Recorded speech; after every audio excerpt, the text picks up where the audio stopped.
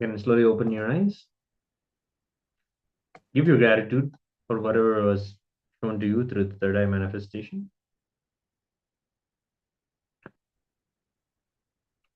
Write down whatever was revealed to you, and we'll now project what was shown, what we were showing during your power manifestation.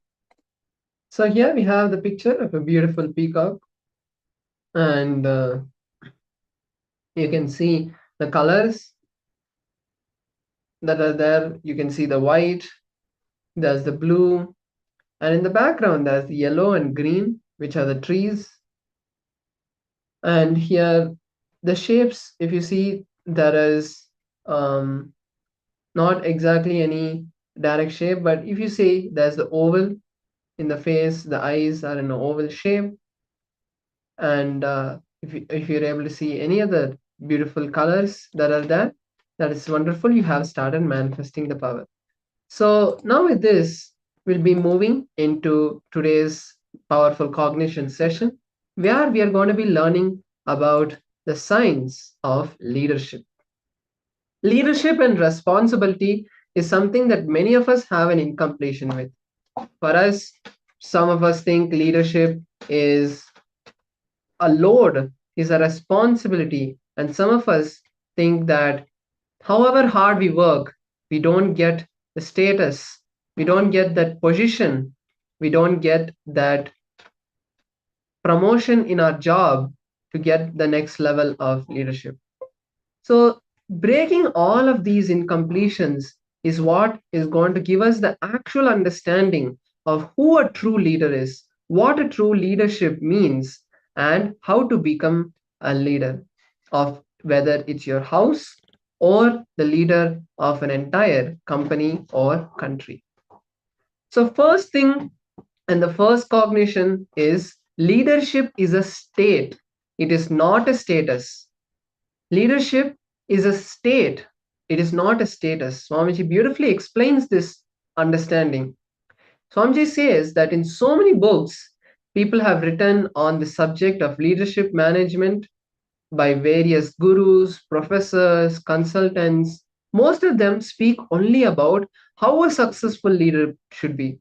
There are even courses by various universities and companies that teach people how to become leaders. So once Swamiji's disciples explained to Swamiji about a leadership program that many of them have attended in the past. They told Swamiji how the corporate world trains them to become leaders. And they also told Swamiji that how the course has been helpful, and the effect of the course tends to wear off within a short period after completion. Swamiji was also told about the weekend boot camps where they went to raise their team spirit and build a sense of friendship by climbing ropes, playing games, and all of that activities. Swamiji understood, and the gist that he picked up from his disciples was that these training programs are only working on the outer attribute, but there is very little that is being done to the inner software of the individuals. So the leadership can radiate from that, because leadership is a space that you hold. It is not a state. It is not a status. It is not something external. It is a state that you hold. So leadership quality is not a quality, but an experience that can radiate from an individual who has experienced personal growth and transformation. Let us now look at some of the explanations of how leadership is described traditionally.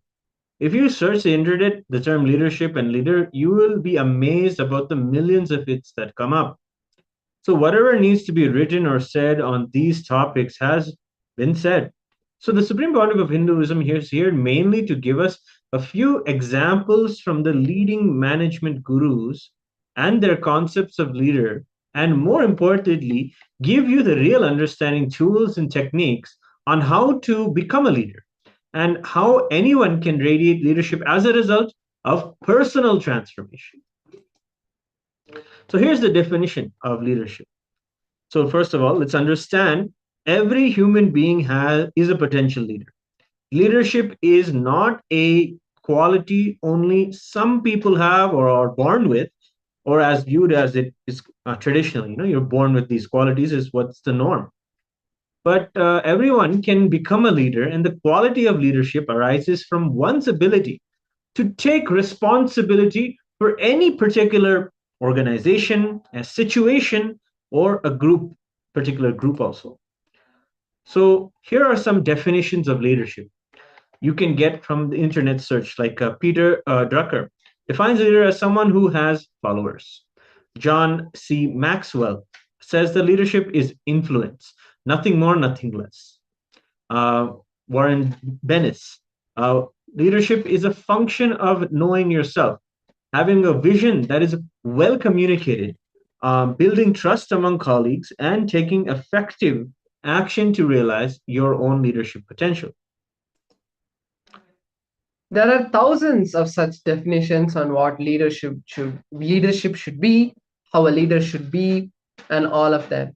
So we are not going to go into too much of detail, but we wanted to show and share with you some of the points and what the outer world or what these professors call as leadership.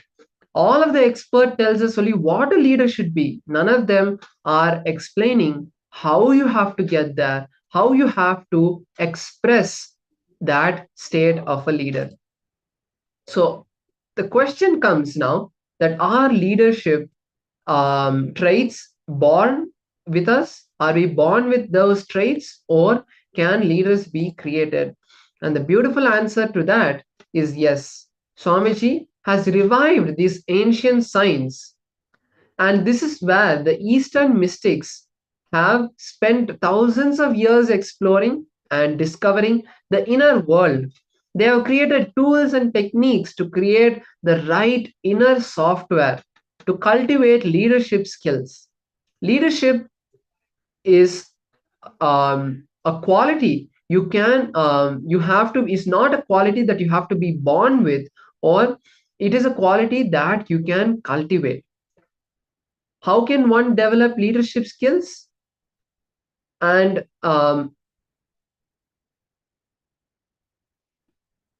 so also there's a question that can persons truly lead an organization if he or she is caught up in personal struggles and confusions?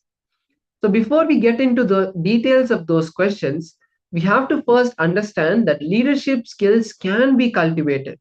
It is all about achieving the state of consciousness of a leader and not the status achieved by becoming a leader. The process that Swamiji, the Supreme Pontiff of Hinduism, is going to take us through is a time-tested, proven science for personal transformation. It is a product of more than 10,000 years of research and development from the Eastern system, from the Hindu tradition of inner science. So what does this mean? Let's understand that now. Firstly, we have to understand that every civilization has focused its energy in certain fields. For example, the West, they focused on discovering and creating products and services to improve the quality of life and comforts. These outer world scientists have discovered so many products and services that have greatly benefited the humanity and improved the quality of life for humanities or for the humans for humanity all over the world. Most of our discussion on leadership will be focused on giving an understanding of human emotions, the mind, and how we can use these simple understandings from the inner scientists to help us lead a successful and fulfilling life. In most organizations, those who have become leaders have achieved the status of the leader. They may not have necessarily achieved the state of a leader. It's a saying that you're able to have the communication skills to be able to put your vision forward, but are you able to have and retain the state of a leader that is absolutely at peace and settled with himself?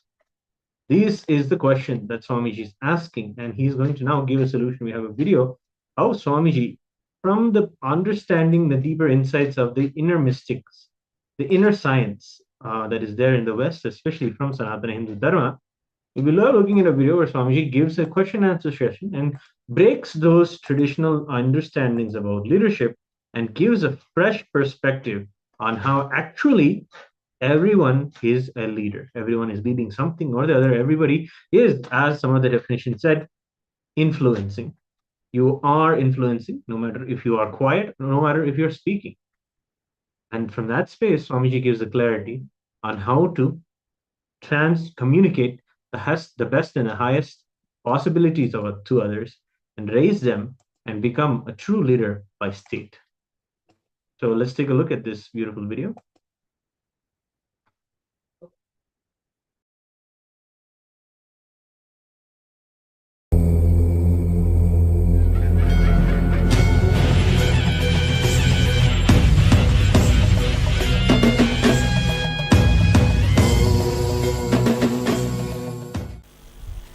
See, with the right understanding, you can be established in leadership consciousness. Please understand, not just with certain qualities, but with right understanding. See, instead of being stuck in your patterns, ability to flow, that is what I will call as leadership consciousness or being a leader. We will do a small research.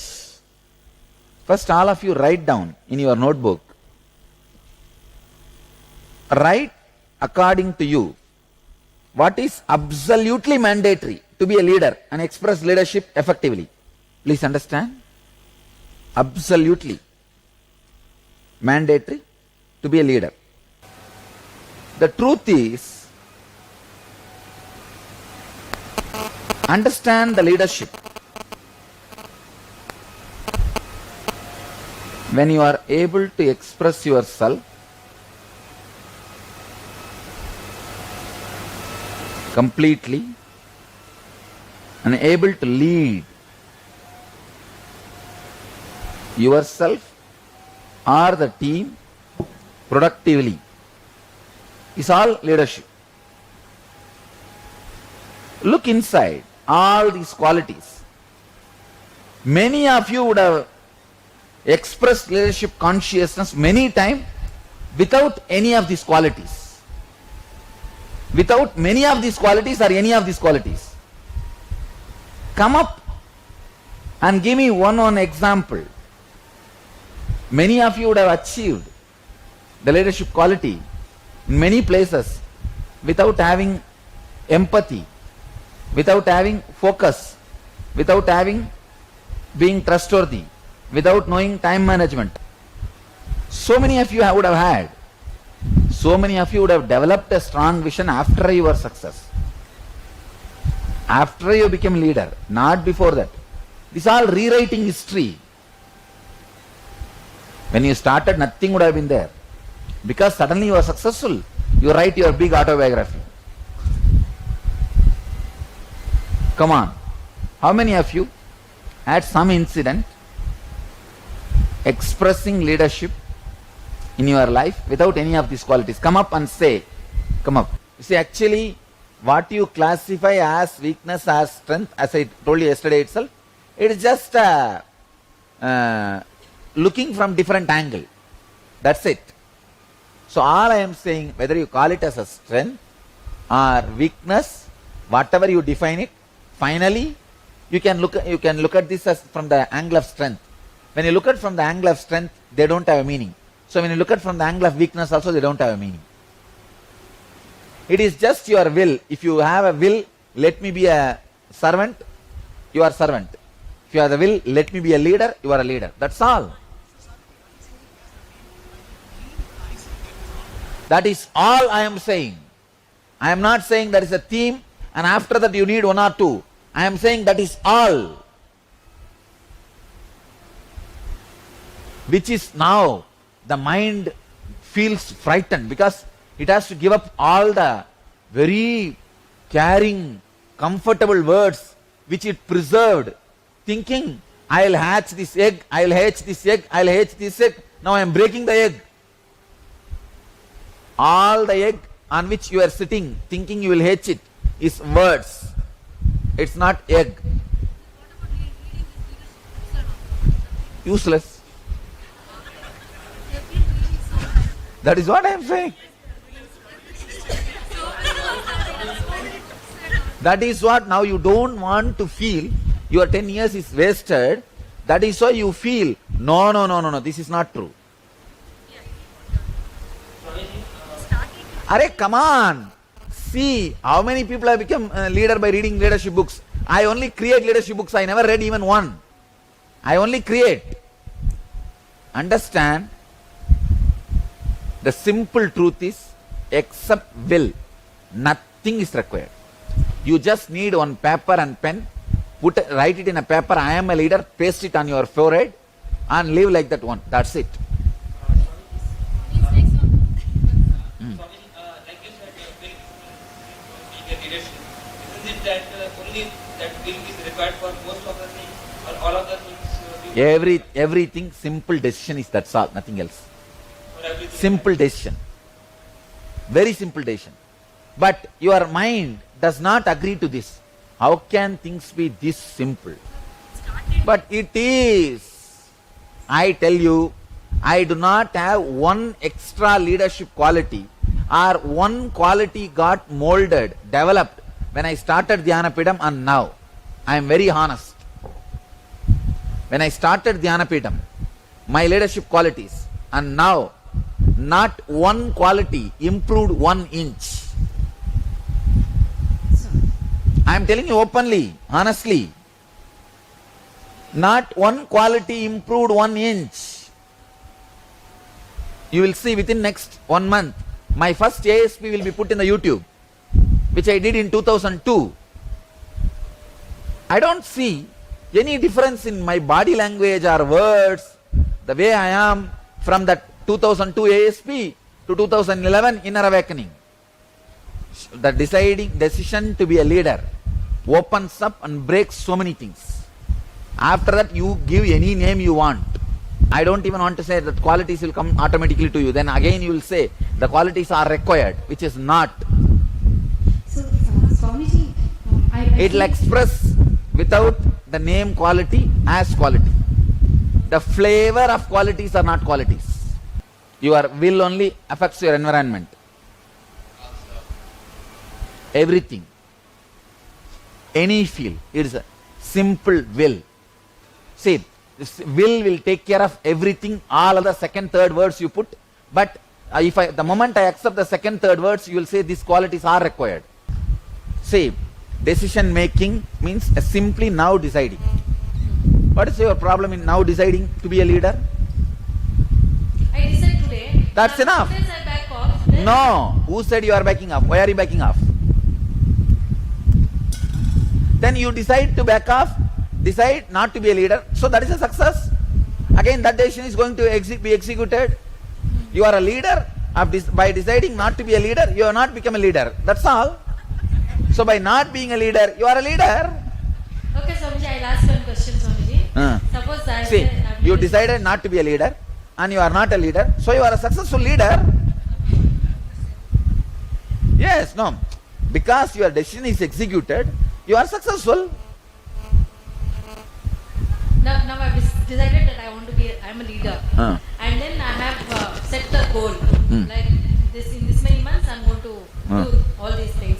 By the end of that many months I wouldn't have done. No, if you are planning now itself, naturally you wouldn't have done. You are a leader.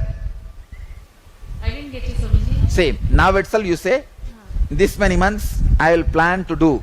I will put an example. 1 crore in next 1 year.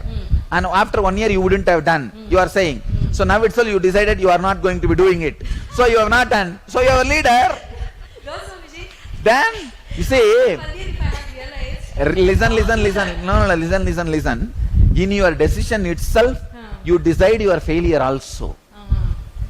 There's a lingering thing. Yes. Back. The Then how linger. to come out of that? No, there is no question of how do we come out. Simply come out. Now I have decided I am not going to have any more lingering. Huh? I I am not going to have any more lingering. Over. Okay. Leadership can happen with and without confusion. Does it have to result in success? I don't even want to say it is a success as defined by you. Success as individuals define. So, your decision is executed, you are a leader. I can't think of any situation where anybody won't be That is what I am saying. Always, all of you are leaders. You got the point. Why should some of you have to be a slave, not being a leader at any moment? Leadership is consciousness. Already you are all conscious.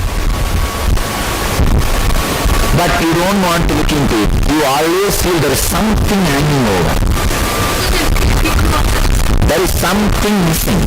Problem is, always if you look, the other person will be successful than you.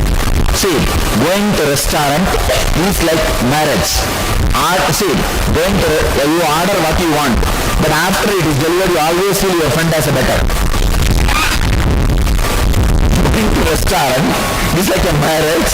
You order what you want, but after it is delivered, you always feel your friend has a better. Your mind, whether it's like positive or negative, that Simply will lives. No leader is a leader. Understand? If you can, use them as ladder, or just forget about them. That's the truth. That's the truth. No leader is a leader. There is no leader. If you feel anybody is like a little more than you, if you can use them as a ladder, use. Otherwise, forget about them. So we can use as a ladder, Swamiji. As long as you feel he can be a ladder. Because That's all. See, when I say simple truth, it hurts you because it is too strong. I am telling you, there is no leader except you consciously deciding. See, it is the pressure you feel inside about what you want is what I call leadership consciousness. Nothing else. See, now I'll give you guys a glimpse of this consciously. A very small practice, very simple practice. Just sit with your pure will without letting the will overflow as a thought or decision. See, your will is like an overflowing pot, full pot. The moment it starts overflowing, it becomes a thought or decision, gets diluted. Let the pure will be as pure will. Just be what you feel as you. That's it. Not becoming anything. Understand? No. Again, in a different way of unclutching. Just what you feel as you, sit with that without letting that turn into any other idea or concept or expression, future or any things you carry about you. For example, now I am me. I may have a goal by 2012, I should do this. Let me not allow that me to take a turn or a different form, the 2012 me. Me this moment, me at 2012. The me at 2012 is what you think as leader. For you, I am giving you example. You at this moment, you at 2012. You think you at 2012 is a leader. So you always try to take the form of that in the mind. Now, sit you at as you now. This is what I call will without overflowing or without getting turned into anything. Like a milk becomes a buttermilk without that getting churned, without milk becoming buttermilk, without 2011 leader becoming 2012 leader. Sit as a 2011.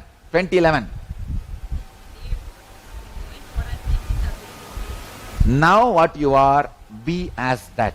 Be in the present. Don't bring that word. That's too loaded. Just be. Be with your will now. Will means you think and 2012 you will be healthy. Now what you think as you think you are sick. Relax from that idea and just be. Why are you again and again taking a will? I am sick now, I am sick now, I am sick now. You are making your sickness. Why don't you say I am, but I don't know whether I am sick or healthy. I might have been sick. It's not classified as like I want to be healthy or whatever. Just relax. Same. The moment you want to be healthy, you already decided you are sick. When I had the fracture, I never thought I am sick, and sickness never touched me. Not only me, even our whole ashram has forgotten I had a fracture. Ask them, do they even remember now? But it was such a big happening. Leader of the organization, whose right hand is only the income source for the whole organization. No, really. See, this hand is the only source of income for almost 1,000 people. 1,000 people eat, clothe, shelter, cell phone bill, traveling expense, just this one hand makes. And this hand is fractured. It has become such a simple event for us.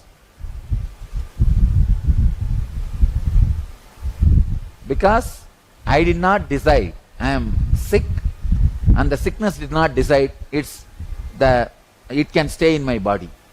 Just see what is happening in me. What is the meaning of the word blood pressure? What is the meaning of this burning? Let me see exactly where it is burning, what is happening. How do I give the title burning to it? Look in. Look in. That is what. Look in and see how many minutes it can stand your scrutiny. Disease is like a guest, stays with you till you scrutinize. It cannot stand your scrutiny. I can say each inner awakening is equivalent to a PhD, ma. I have condensed many PhDs into it.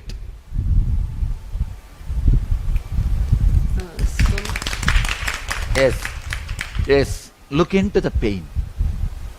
What do you call as pain? What do you label as pain? Look in. Which is not there at all. I tell you, pain is a myth. Yesterday, because you did not look into now, you had pain. Now you are looking into now, it is not there. When tomorrow comes, look in as a now, it will not be there. Understand? Volunteering does not mean you can't be creative. Seva is the ultimate creativity. That will open thousands of possibilities. Seva, you have a freedom to fly and take any shape you want. So, not necessary to earn money. Yes. It is not always the making. It is always how you are living.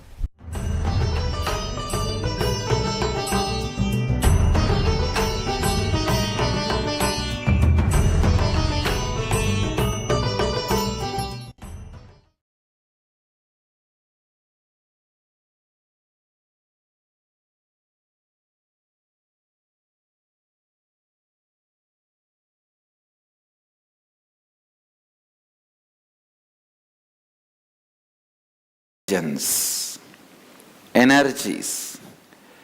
Integrity is intelligence, Vaksiddhi is energy. Authenticity is intelligence, Manosiddhi is power. Responsibility is intelligence, leadership consciousness is a power. Enriching is intelligence, enlightened life is a power. Each intelligence leads to one power. Methodology to reach that power is intelligence.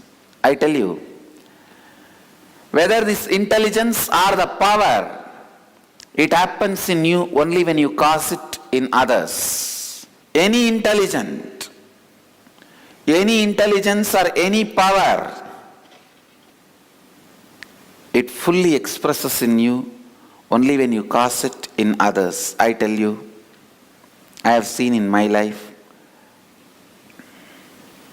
I became enlightened at the age of 12. But only when I cast this into others, my whole Parivrajaka Yatra, spiritual pilgrimage, when I look back, I am able to understand it is just attempt to cast this into others. A matured attempt, not a powerful, a planned, clear, conscious attempt, a matured attempt to cast this into others. Listen, between the age of 12 to 22, I had only tremendous inspiration to cast these experiences into others. After 22 to 25, I started developing intelligence also, means skill, ability to speak into the listening of others, listening of listener. Only when I started casting these great intelligences and energies into others, I saw all that started flowering in me to its peak possibility. Only when you give birth to a child, you are mother. Till then, you are a possibility for mother. In India, any woman is addressed as Ma. Means possibility for mother. Only when you become mother, you are Amma. So all of us are possibility. But only when we cause others, we become reality.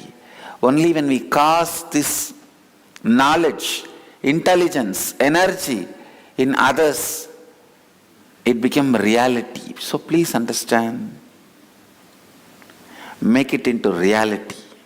Start speaking to the listening of the listener. Start moving others. I tell you, literally I tell you, the moment you learnt about this four great intelligence and power, methodology and power, the moment you learnt about Vaksiddhi, Manosiddhi, Ishwaratva, Jivan Mukti, power of words, power of thinking, power of feeling and power of living, the moment you understood this four, immediately start casting this to others. Each one of you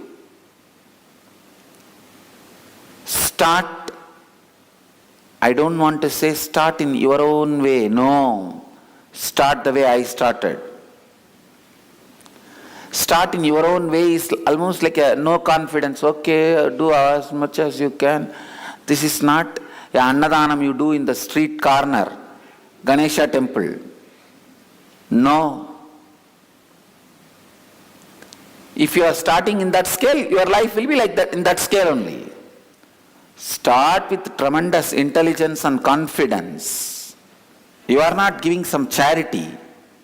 Please understand. When you cast this into others, you are going to expand. If it is directly related to your expansion, will you do it like a charity? It is not that you make little puliyodare, curd rice, and go to the street corner Ganesha temple and distribute to the few beggars who are sitting there or a few visitors who come there. No. It is, you are preparing a feast for the statesman, the president or the prime minister who is visiting your house. Do it with that sincerity. Start casting. The power of words, power of thinking, power of feeling, power of living in others. Sit now and plan how all you are going to cast this in others. Please listen. You can use every possible method available, you can revolutionize the world. Whether your personal behavior or the words you utter, everything should be aligned to cast these four powers into others. I tell you, align everything to cast these four powers into others. You will see these four powers are awakened in you. Not only awakened, constantly grows, expands to its peak possibility. Cause power of words, method to achieve power of words in others, you will achieve power of words. Cause power of thinking, method to achieve power of thinking, authenticity to others. If you have to cast that into others, not only you have to speak, you have to live. If you miss living, they will not be inspired. If you miss speaking, they will not be inspired. You have to do both. Only then the mirroring of neuron activities of your brain will happen in them. When you cast these great powers and truths in others, only then when you cast these powers, only then you experience them in you again and again. Please understand, any truth is given life only when you cast that in others. When you make others Shiva's devotee, you become a great devotee. That starts settling in you, because what you speak, what you inspire in others will start becoming part of you. When you make others great Advaitis, you become a great Advaiti. When you make others, when you cast leadership qualities in others, you become a great leader. When you cast Vak Siddhi in others, you become a Vak Siddha. When you cast Mano Siddhi in others, you become Mano Siddha. Cast all these power of words, power of thinking in others. Cast this power of thinking, power of feeling, power of living in others. Internalize these great powers. When you know how to speak into the speaking of the listener, listen, you also know how to speak into the listening of your listening. If you say, I understand many of this truth, but I am not able to live, means you are not able to speak into the listening of your listening. Ability to speak into the listening of the listener and ability to speak into your listening is one and the same. Speak into your listening. Be active in enriching others. Burn all your self-doubts, self-denial patterns.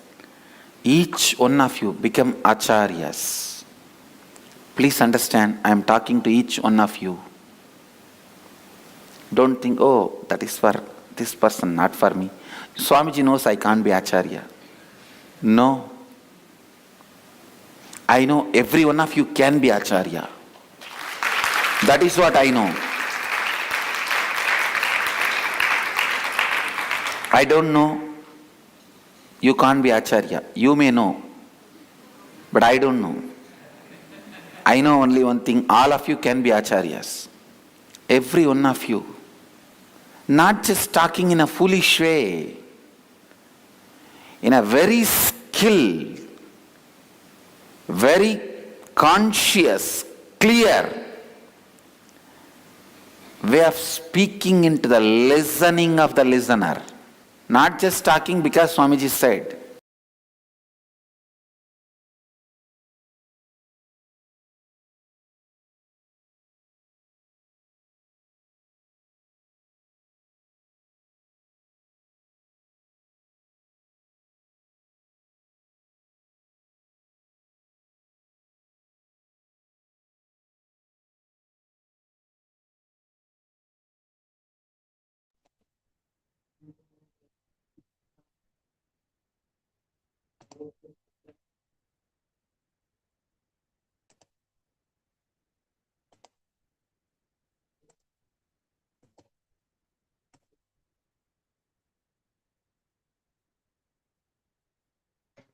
Yes. Let us now do an internalization process that helps us understand the state of a leadership. The first step is to diagnose ourselves. Are we currently expressing leadership or not? List down different areas of your life where you are not currently expressing leadership. Think and pen down how can you express leadership in all of those areas from now onwards. You can take your pen and paper, take a few minutes to contemplate initially all the areas, and then start writing down those areas and then analyzing how you can take responsibility in those areas.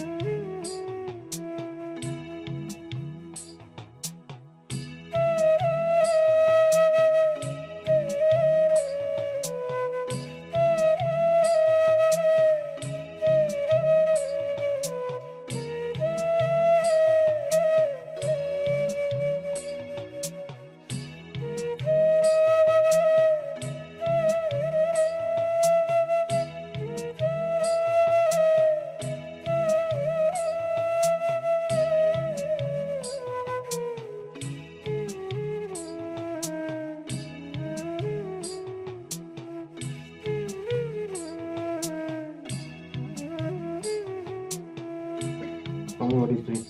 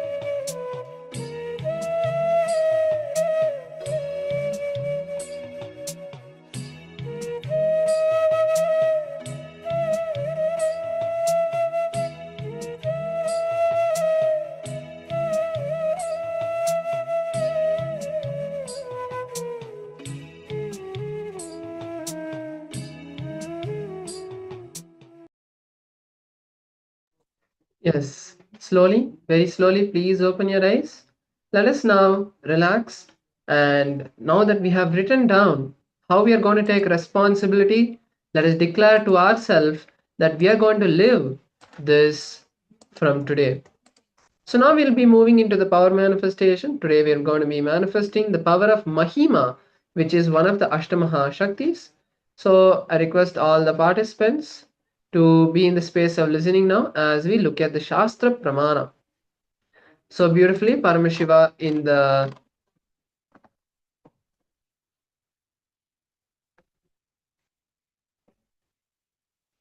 Shiva Samhita gives us the technique to manifesting this power.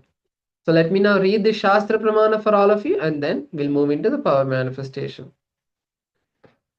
मरणं काद्यते तेन सकेनापि न काद्यते तस्य स्यात् परमा सिद्धिरनिमादिगुणप्रदा वायुस्य न्यचरते देहे रसवृद्धिर्भवेत् ध्रुवम् आकाशपङ्कजगल पीयूषमपि वर्धते.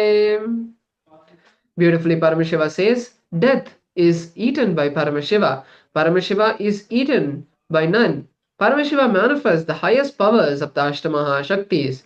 The wind energy moves equally through his body, and the juices of his body increase and decrease as he manifests these powers, the rasa vriddhi. The nectar overflowing from the ethereal lotus, Akasha Pankaja, also increases in him. So beautifully, Paramashiva tells us that when we go beyond the space of death, then we manifest this power. Beyond the space of death is where Paramashiva is, which is the space of liberation. After the rejuvenation is liberation. So when we move into that space, in the oneness of Paramashiva, that time we manifest these ultimate powers. So let's now begin the manifestation of the power of Ashtamaha Shakti. So the guidelines is very simple. Choose a particular object that you want to manifest. It can be any object, whether it's a small pen or it is anything else, that is perfectly fine. You can use that to manifest the power of the Ashtamaha Shaktis. Choose that particular object and then place it on a piece of paper and take the measurement. Or you can even use a scale to measure the size of the object.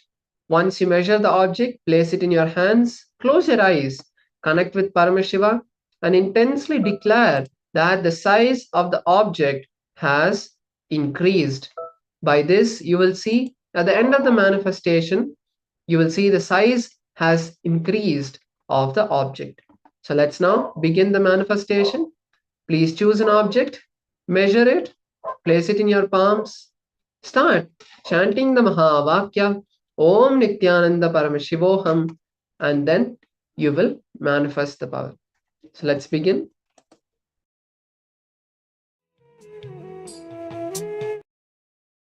Paramashivoham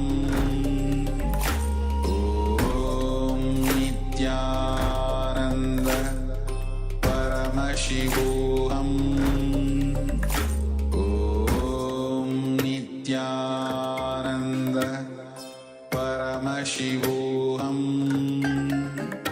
Om Nithyananda Paramashivoham Om Nithyananda Paramashivoham Om Nithyananda Paramashivoham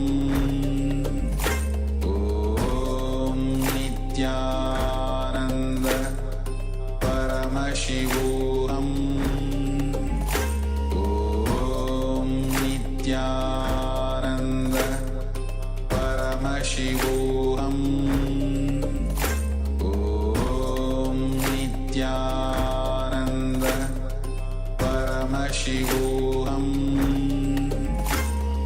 Om Nithyananda Paramashivoham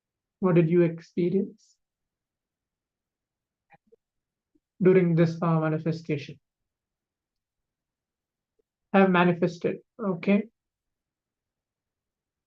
Wonderful. Any other participants?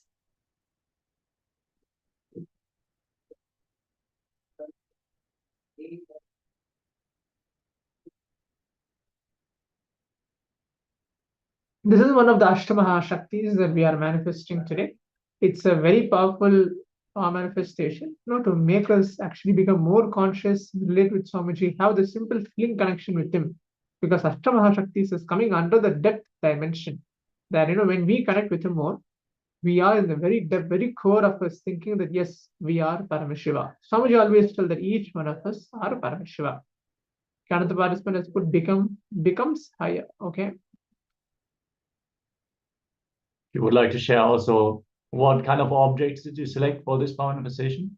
You can share this as well in the Zoom chat as we are getting ready for the next session of the day, where we are going to learn the difference between the status and the state of a leader. We're going to watch a short video with the Supreme Pontiff of Hinduism, where Swamiji will reveal the deeper truths about leadership consciousness. So requesting everyone to please be on camera and tune in. Yes. So another participant has put, during superpowers exercise, I felt my spine warm and my 3 eyes were constantly moving. Okay, wonderful. So now let's move on to the next session. And we're going to listen directly from the Supreme Pontiff of Hinduism, the state and versus status of a leader.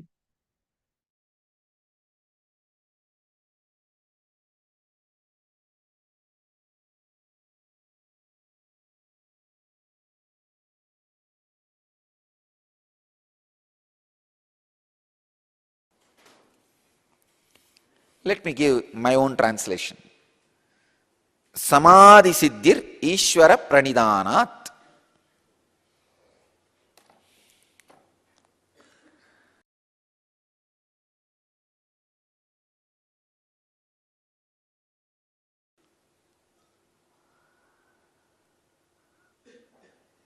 All the words in the sutra are technical terms. Samadhi, Siddhi, Ishvara, Pranidhanat. All 4 words are technical terms. All 4 words needs a clear new definition. Samadhi means falling in tune with the origin, Adi, the original source. Sama means falling in tune or vibrating in the same frequency. Adi means the origin. Samadhi means vibrating in the same frequency of origin, from which you originated, vibrating in the same frequency. Please understand. When you start a spiritual practice, slowly you divert from the original mood.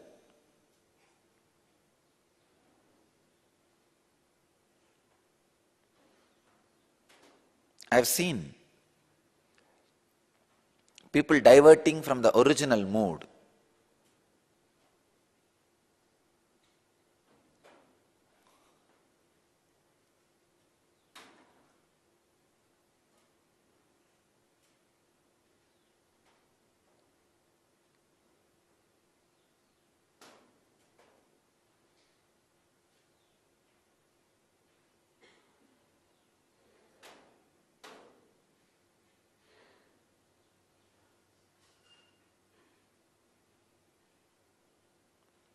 When they start, the inspiration they have, the energy they have, and how this divert. In any plane, if you get back to the origin state, fall in tune, vibrate in the frequency of the origin, you will achieve the success in any plane.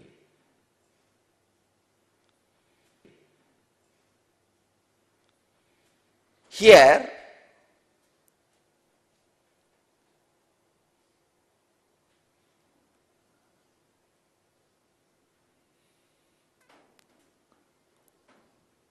originally, you are the leader.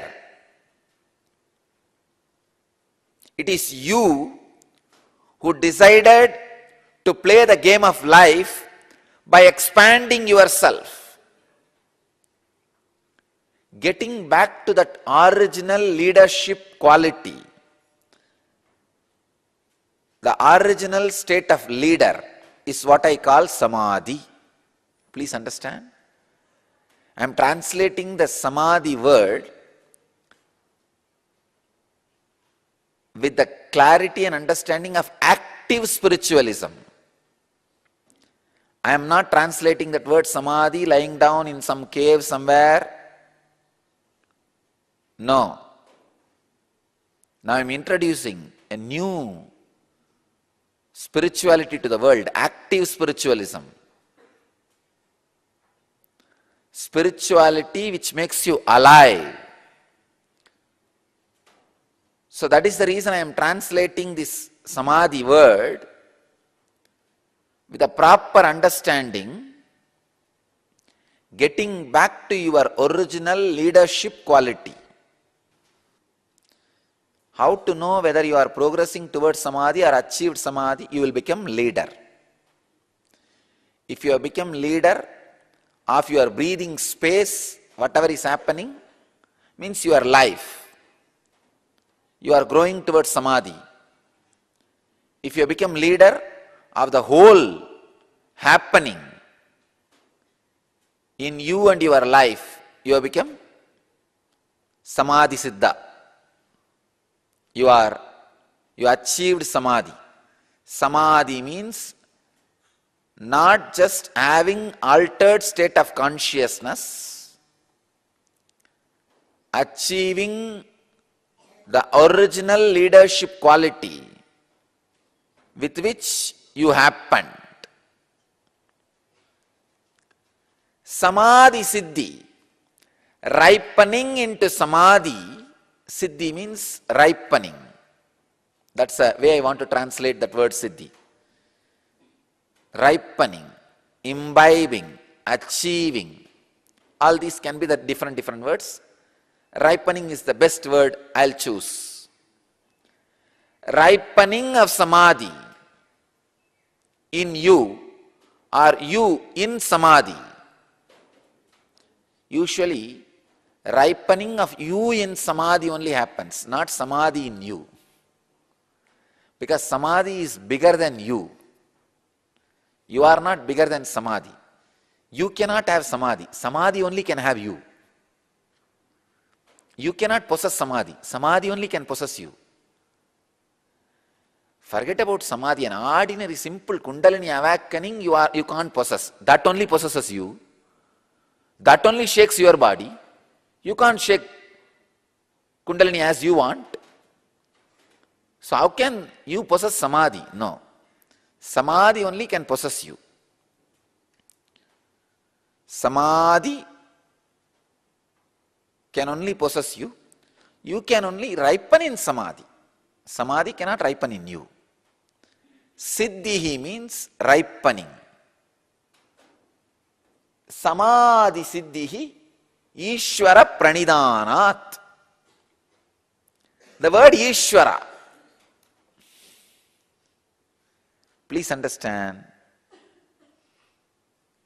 why Patanjali is using the word Samadhi and Ishvara together in same sutra. He could have just finished Samadhi Siddhi, Sharanagati, or Pranidanat. He is using the word Ishvara Pranidanat. Ishvara means the ultimate experience expressing in the plane you can relate. Please understand. If you feel you are just body, the energized deity which responds to you in your plane is Ishvara. If you feel you are just a mind, the sacred scriptures which puts you in tune with Samadhi is Ishvara. If you feel you are little more than mind, incarnation who is in the body, who can just put you in Samadhi is Ishvara for you.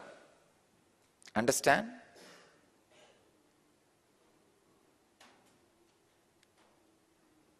Patanjali is using a very powerful word, Ishvara Pranidanat.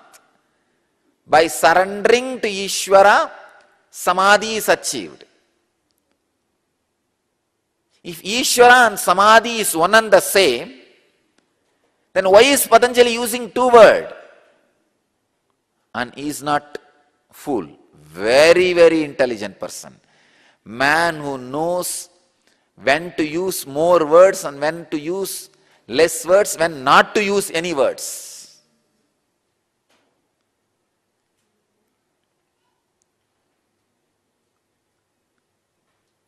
I have not seen more intelligent person than Patanjali, especially when using words concerned.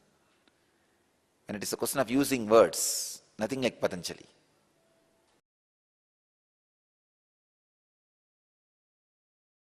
Understand, a right leader will always project himself as the part of the team, not head of the team. You should feel you are head of the team, but you should project only as a part of the team. Anybody who projects themselves, anybody as the ahankara of head of the team, you are a failure. Because the greatest enemy of anyakara is ahankara. Understand, in this whole scene, only ahankara and anyakara fights. Mamakara is like a husband. Ahankara is like a daughter-in-law. Manyakara is mother-in-law. The fight is always between daughter-in-law and mother-in-law. Husband is hiding in the bathroom, shutting the door and opening the shower and imagining as if he is not hearing any sound.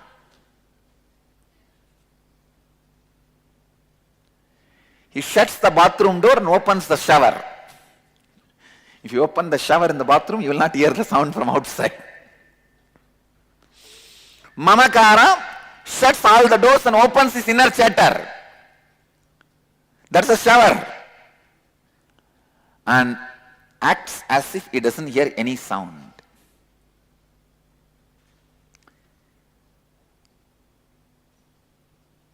If the ahankara projects as the head, anyakara is going to immediately reject it and raise the level of the fight, conflict. So a right leader is a person who projects himself as part of the team, whether it is a decision in your life or in your profession or in your career. Leader is a man who makes decision without losing his options, who has and eats the cake, is leader. Leader is a man who makes the decisions without losing his options. And leader is a man who makes decisions. The decision does not reduce his choices, it multiplies his choices. The more he decides, more possibilities open in front of him. Follower is the man, by making decision, he loses his choices. He becomes more and more bound. I think many of you are not able to understand what I am saying, because you are taught only one side of life. If you decide, for example, you are standing on both legs. Now you have a freedom to lift one leg. So the moment you make the decision of lifting the right leg, now you are bound. You can't have a freedom to right the left leg also. You are taught only this logic. This is what you call as decision making. But leader is a person who makes decisions only which gives him more and more choices and possibilities and freedom. If you are going to be stuck in the position that you will not have a freedom to raise the other leg also, don't even raise the first leg.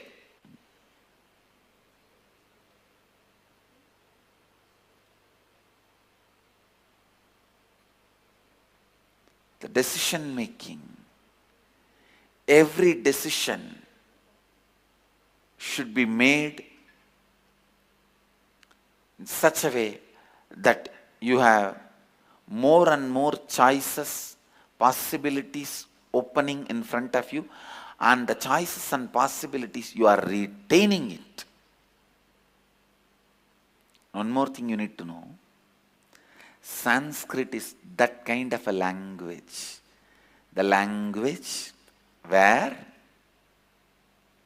listen, the language where the possibilities are continuously available, completely available. For example, if you want to make a statement with 10 words, even if you completed the 9th word, 10th word you have a freedom to change the meaning of the whole statement.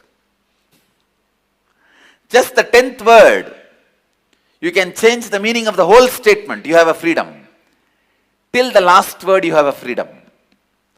That is the power of this language. That is why it is called most refined language. Well done. Refined speech. That is why I sincerely request everyone, especially Westerners who wanted to learn spirituality, please come to the original source. I know, naturally you will feel little comfortable to learn from a person who has mapped the whole Hindu Dharma into these Western words.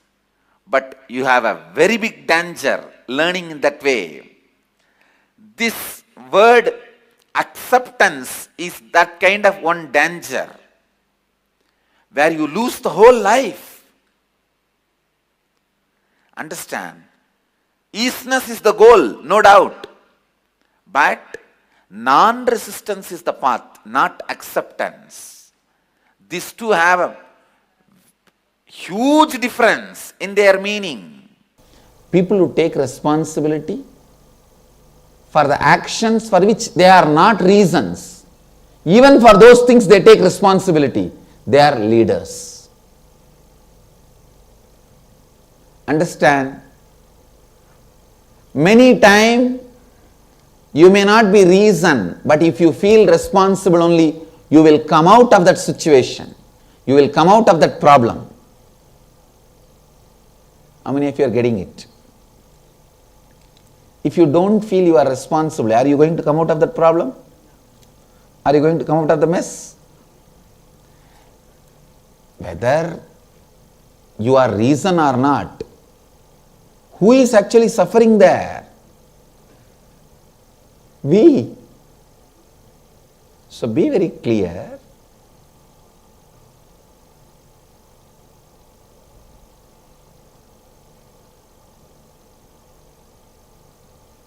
Life, whether you want it or not, believe it or not, like it or not, whether you take it as a good news or bad news, you are source of everything. Whenever you understand that, you cognize it and process,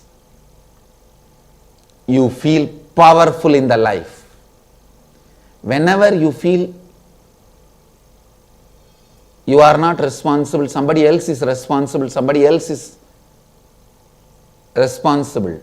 you become powerless, that's all. Truth empowers you. Ignorance makes you powerless. How many of you want to live a powerful life?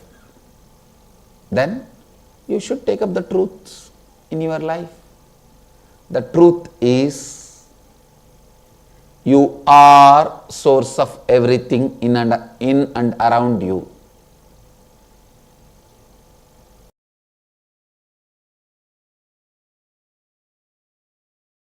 A corrupt official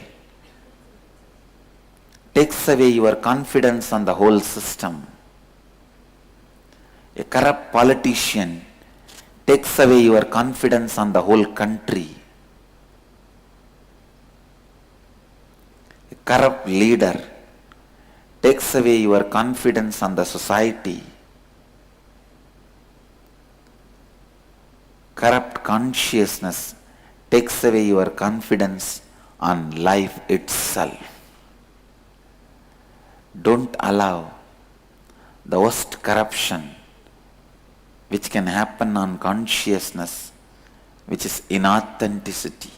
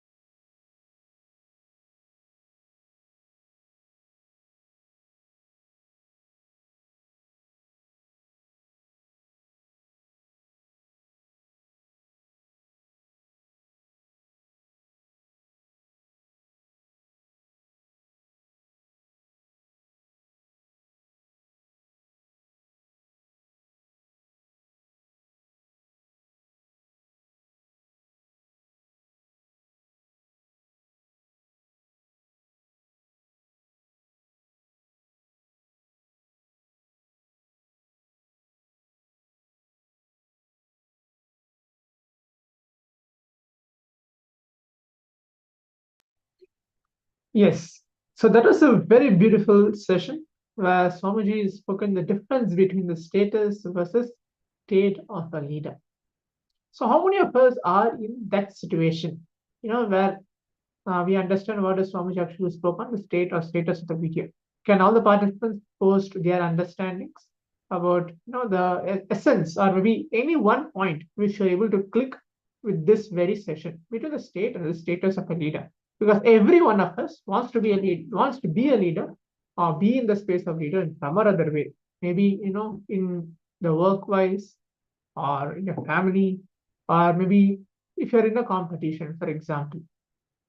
You want to lead that, or you want to win that. In some or other ways, we want to be the state or a status of a leader. But what Swamiji is defining the state and status of a leader is completely different.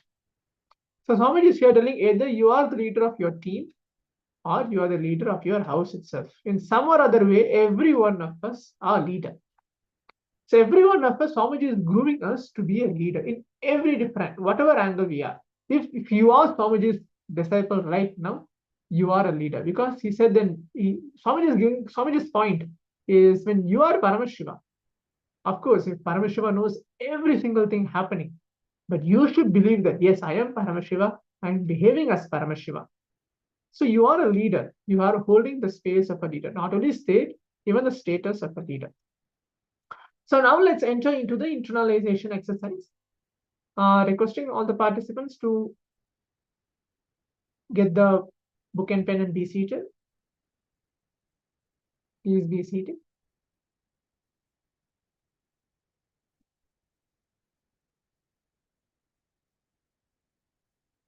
Yes, we're now going to enter into the exercise. Pen down. Yes, the participants are ready.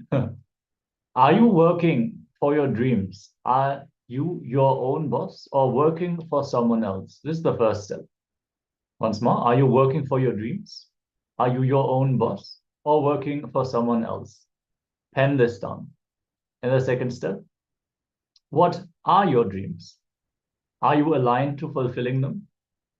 Your understanding of your dreams or purpose can evolve over time, but at least according to the present understanding you have, are you aligned to fulfilling your dreams? Third step, are you giving life to your time or just energy? Once more, are you giving life to your time or just energy? Number 4, the end will affect only you. Are you taking the full responsibility of what you are doing? And the final, number 5, what wakes you up in the morning? Is it inspiration or something else? So requesting everyone to get your pen and paper ready and start penning down these steps that we have mentioned. We're going to project the slide as well. If you have any questions about any of these points, do let us know. And let us now enter into this exercise.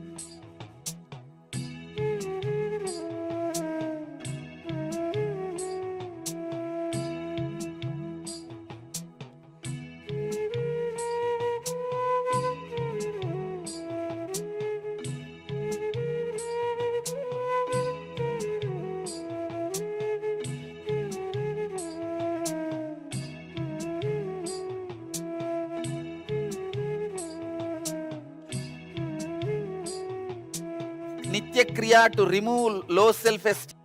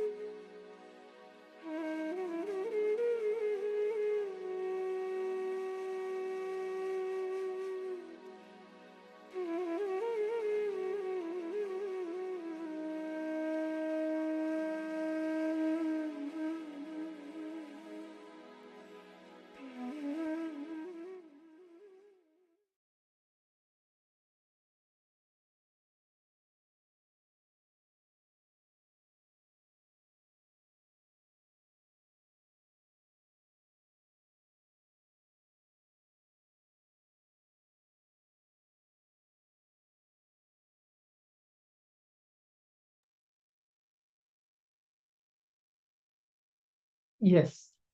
So that was a beautiful exercise that we did.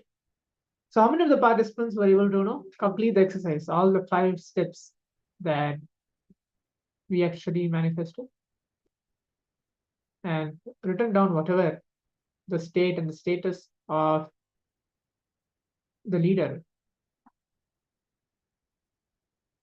Because we're going to move on now to a power manifestation.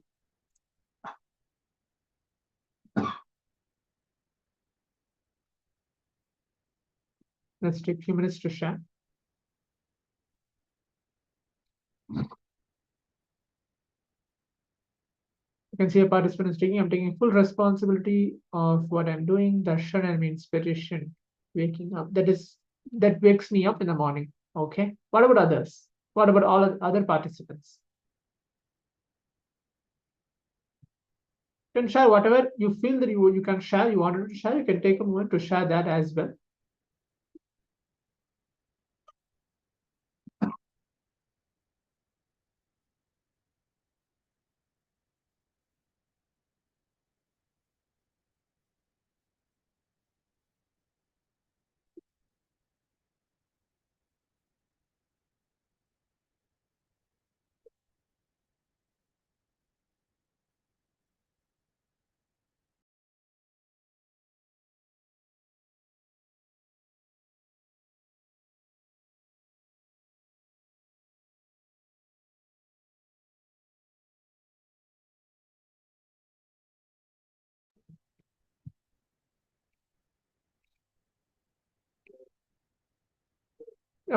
So now let's enter into the power manifestation. So what I'm going to do is we're going to have an object, keeping it onto our palms. Okay, just on top, any object, keep it on top of the palms. We're going to increase the size of that object. That's going to be the power manifestation, which we are going to do. Okay, this round is specifically for that. So if around you some object is there, if you have maybe a pen, pencil or eraser or something which is there just in and around you, you can just take that, keep it on your arms and just be seated.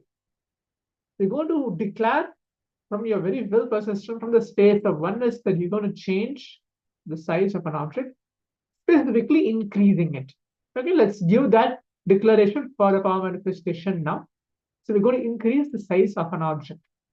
So let's sit straight. Remember Swamiji and Vatoda. You're going to play the oneness capsule as well for all the participants to connect. See Swamiji and connect. It does not need to be that you have to see the object and continuously command.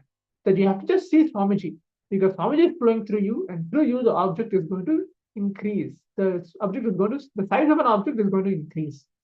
So just watch the oneness capsule as comfortable as you are. Just see. Remember Swamiji, chant the Mahavaki internally. Om Nithyananda Paramashivoham. Remembering that you are Paramashiva. Paramashiva is manifesting through you right now during this power manifestation. That's why Swamiji has kept this power manifestation in every session. It's very important. So it continuously reminds us, after we listen to the powerful conditions, we internalize what Swamiji has said, try to implement that in our life. At the end, declaring as you are Paramashiva. Every one of us are Paramashiva through this power manifestation. Because, of course, when the power is not manifesting, or you feel the power is not manifesting, you will obviously think, Swamiji, or obviously, go to Paramashiva, think of Paramashiva, chant Mahavakya at that particular point of time. It's very important for each one of us. So let's focus now. Let's sit, chant the Mahavakya, keep that object onto your palms. If you feel that you want to change your palms in between, that's not an issue. Just quickly change it and just keep it back again. And continue to see the oneness capsule, which we are playing, and chant the Mahavakya internally. And let's begin now.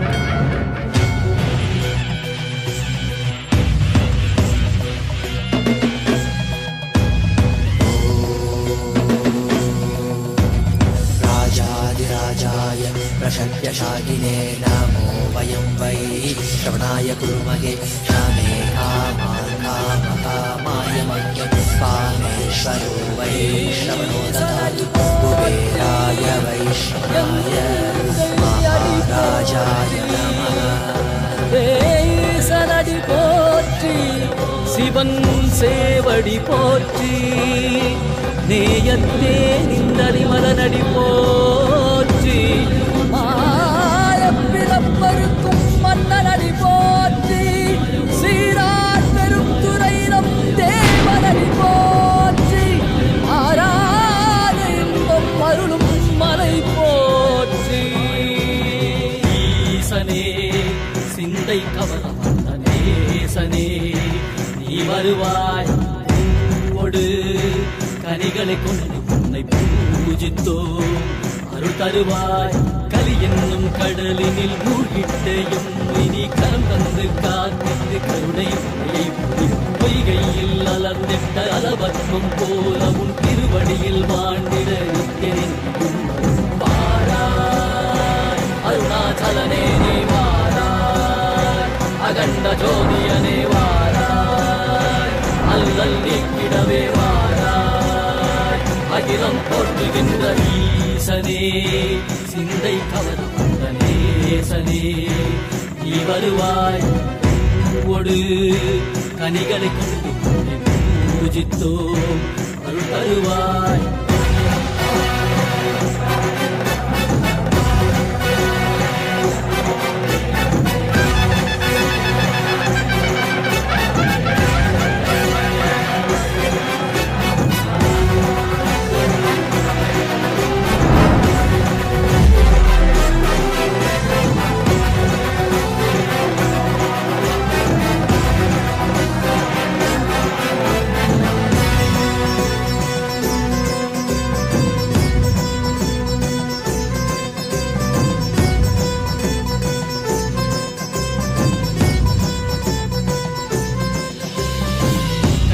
சூலமும் மெய்யினில் வில்வமும் நிறையா கடல் நீர் குடியோடு தரிசனம் அருளவா செம்பொன் மாட சிற்றவை தனிலே சிந்தை கவர்ந்த உன்னை சிக்கன பிடித்தேனே வந்தும் புகழ் பெறும் நான் வரை நாயகா மதியில் நிறைந்திடுவாய் மதி உணராதவர்க்கு மதி உணர் செய்திட வான்மழு நீ ஏந்திவா அறவாடிட சூழ்ந்திட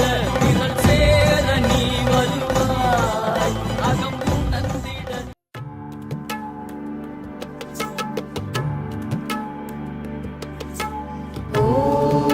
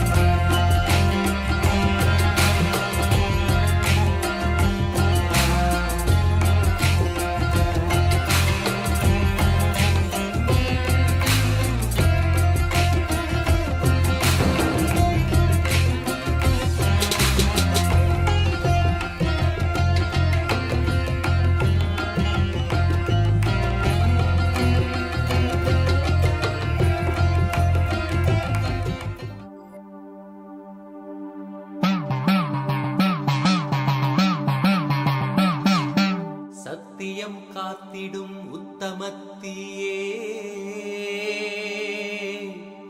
சத்குருவாய் வந்த நித்திய தாயே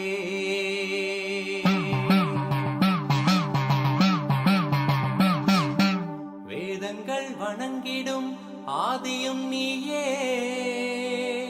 ஜோதிமலையிலே அவதரித்தாயே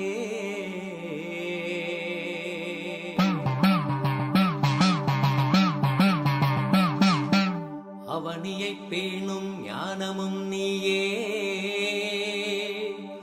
அக்னி வடிவிலே அருள் புரிந்தாயே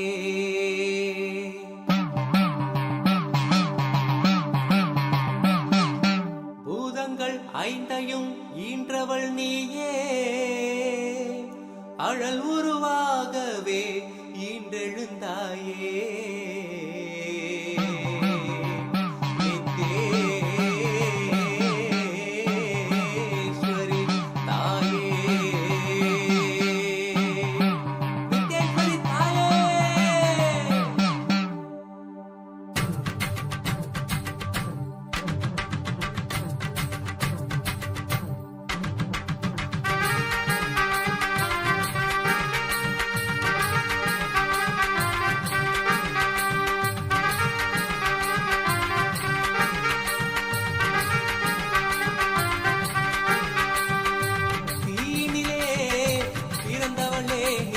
ஆனந்தத்தியே நித்யானந்தேஸ்வரி தீனிலே பிறந்தவளே நித்ய ஆனந்தத்தியே நித்யானந்தேஸ்வரி கருமங்களை கொன்றிட வந்தாய் நித்யானந்த தர்ம மண்ணில் வென்றிட வந்தாய் கருமங்களை கொன்றிட வந்தாய் நித்யானந்த தர்ம மண்ணில் வென்றிட வந்தாய் தீனிலே பிறந்தவளே நித்ய ஆனந்தத்தியே நித்யானந்தேஸ்வரி தீனிலே பிறந்தவளே நித்ய ஆனந்தத்தியே நித்யானந்தேஸ்வரி நித்யானந்தத்தியே நித்யானந்தேஸ்வரி நித்யானந்தத்தியே நித்யானந்தேஸ்வரி நித்யானந்தத்தியே நித்யானந்தேஸ்வரி நித்யானந்தத்தியே Nithya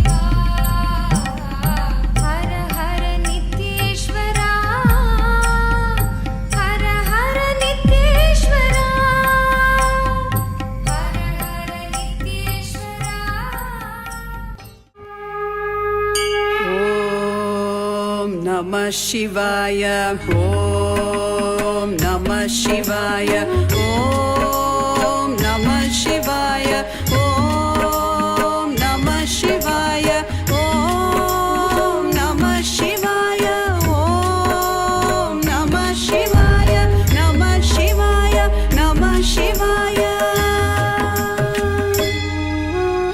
Gangadhara Lingeshwara Shambho Mahadeva, Gangadhara Lingeshwara Shambho Mahadeva, Gangadhara Lingeshwara Shambho Mahadeva, Gangadhara Lingeshwara Shambho Mahadeva, Jatadhara Jambho Lingeshwara, Om Namah Shivaya.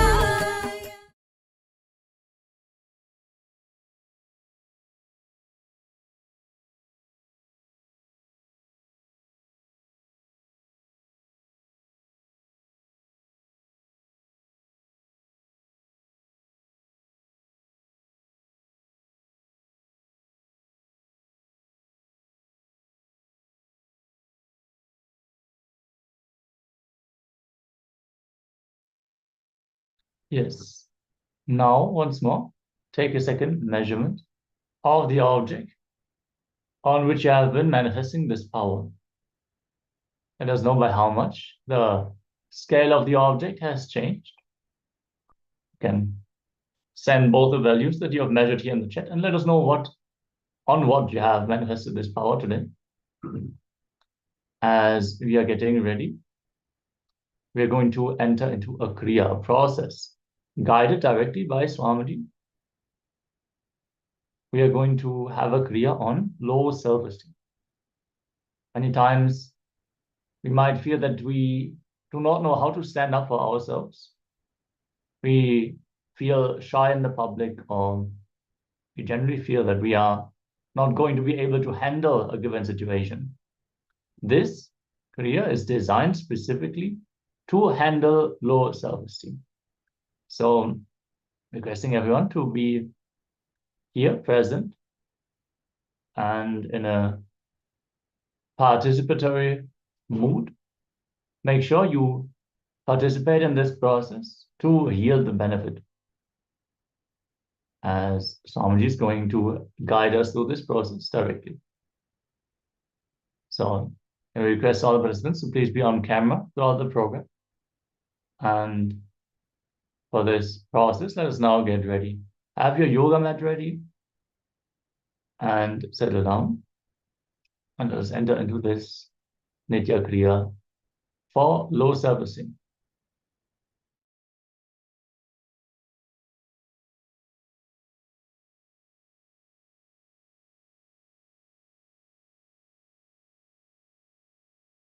Nitya Kriya to remove low self-esteem, to cure low self-esteem, to heal low self-esteem.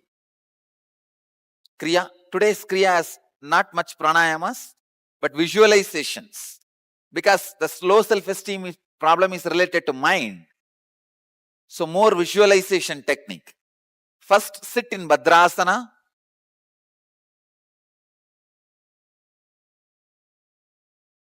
Please settle down in Bhadrasana 30 seconds.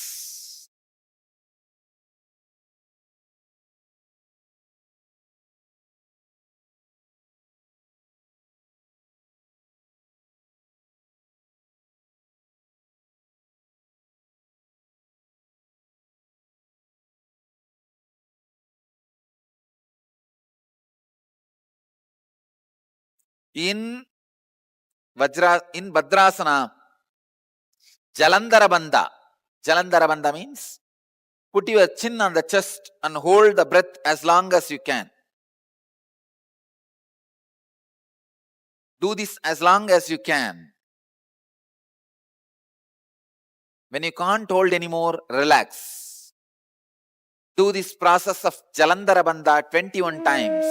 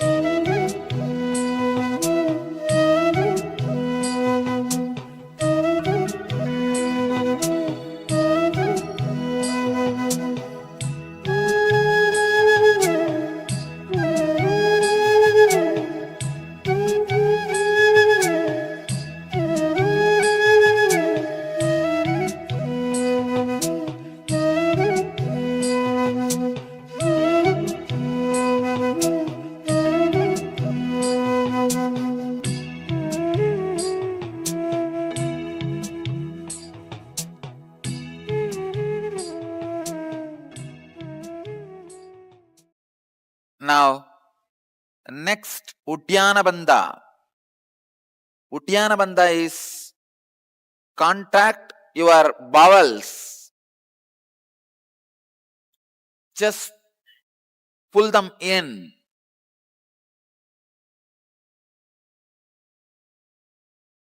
As much as possible, rest your chin on your chest, raising the shoulders. Do this 21 times. Raise your shoulders. Pull your bowels inside, in and up. Raise the shoulders, hold the chin on the chest.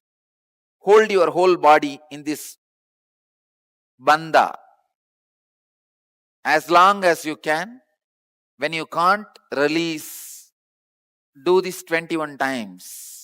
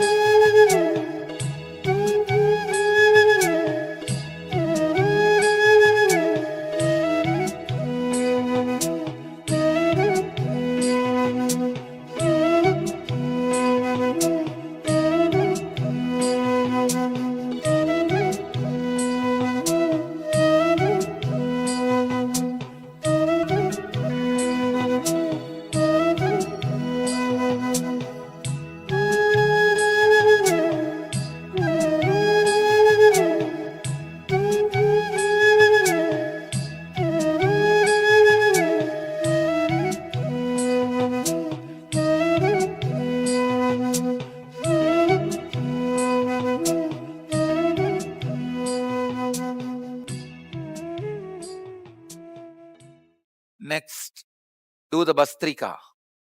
Bastrika means breathe out while you pull your lower abdomen in, like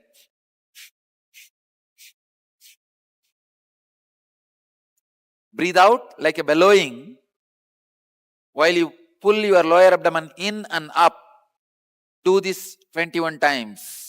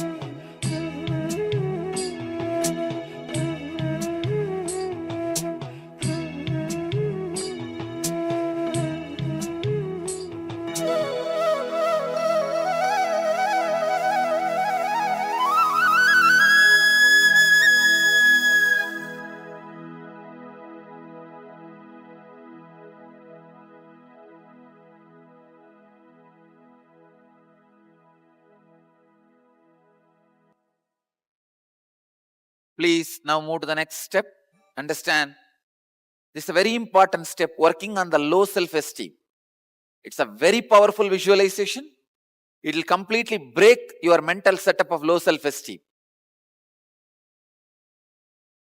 Sit in a relaxed way. Visualize you are at least 5 times more than what your size is. Feel that you are like a huge 20 feet tall, 15 feet wide, sitting.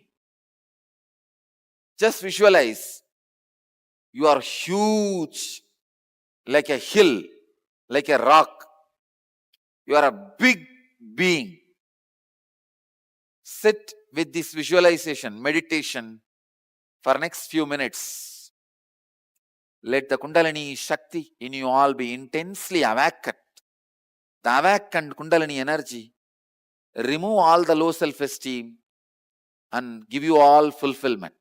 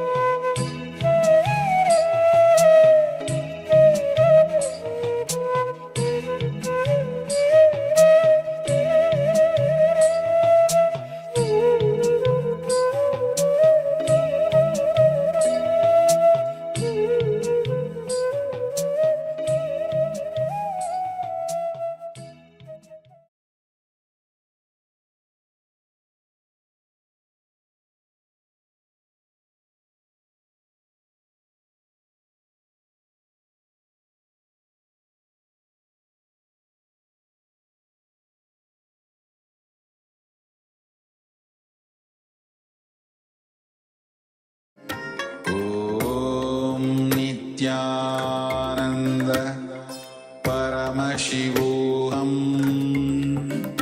Om Nityananda Paramashivoham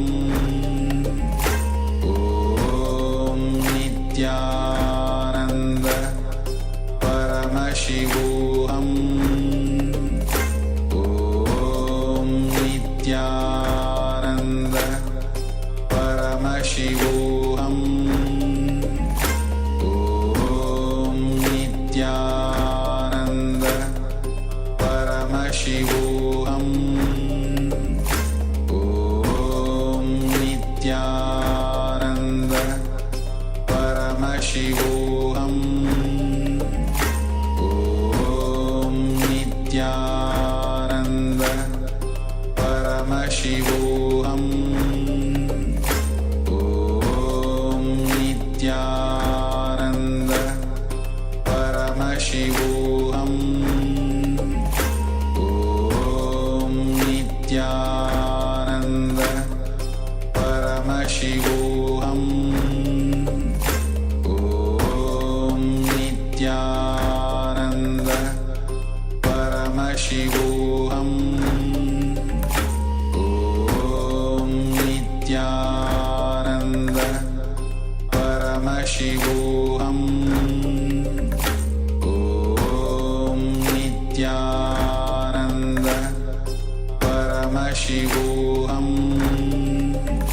Om Nityananda Paramashivoham Om Nityananda Paramashivoham Om Nityananda Nityanandam, after that powerful Kriya, let us now settle down. Come back to the space of listening. Let's just hear from you a few words. How the Kriya was. What was your experience in going through this Kriya? We cannot say it is practicing because it is a very alive, live Kriya technique that we are going through. The presence of the Supreme Pontiff of Hinduism elevates any practice that we do into a process. So let us quickly hear from you how your experience was in following this process, during this process, and how you feel now towards the end of the process. Kriya is a clearly formulated process, a sequence which is specifically designed to awaken our energy for a specific purpose.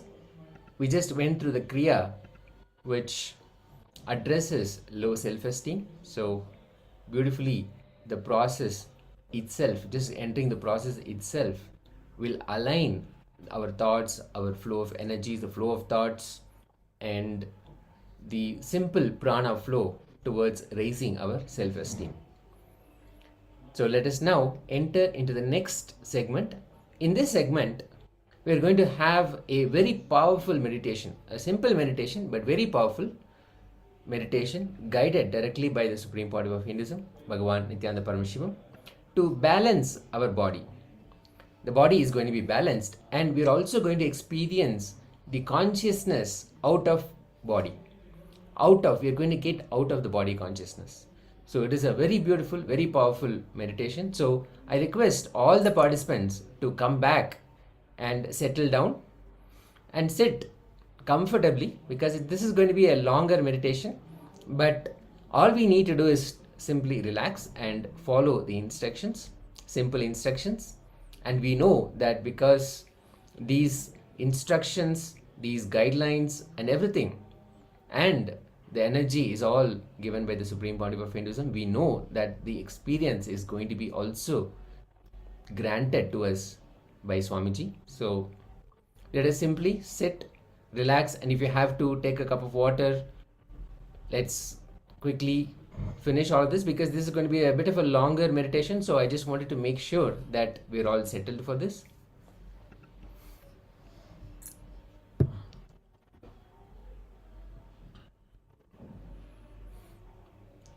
Okay, thank you so much. Now we'll enter into the meditation process.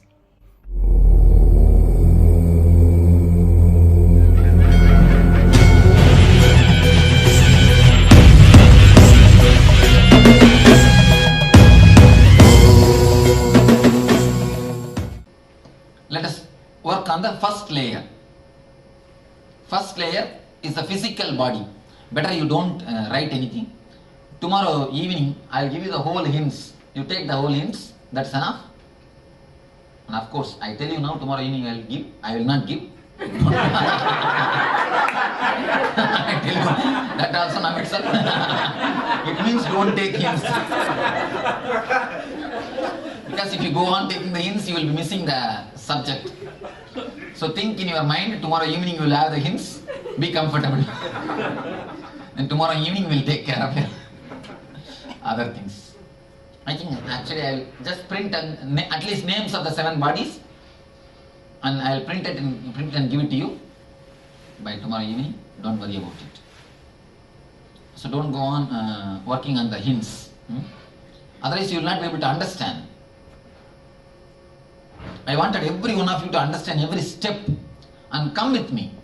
You see, you understand, it's more like a holding the hands of the master and traveling. I wanted you to come with me. In ASP, if you miss one session also, no problem. The next session you can come. One chakra will be open, one will be closed, no problem. Anyway, you have the key. You can go to the house and try something and open the door. Here it is not like that. It's a layer by layer. You need to go. Even if you miss one layer, next layer you will not be able to penetrate. That's why if you miss one meditation, the next layer next meditation you will not be able to have the experience. I wanted you to come. And not only I want you to do the meditation, I want you to have the experience. You understand? Meditation should not be done like that, like a dull, dead ritual. Most of our cases, just because, oh, Swami says, let me do. It should be like more like an affair. You see, it should be more like a bubbling, vibrant.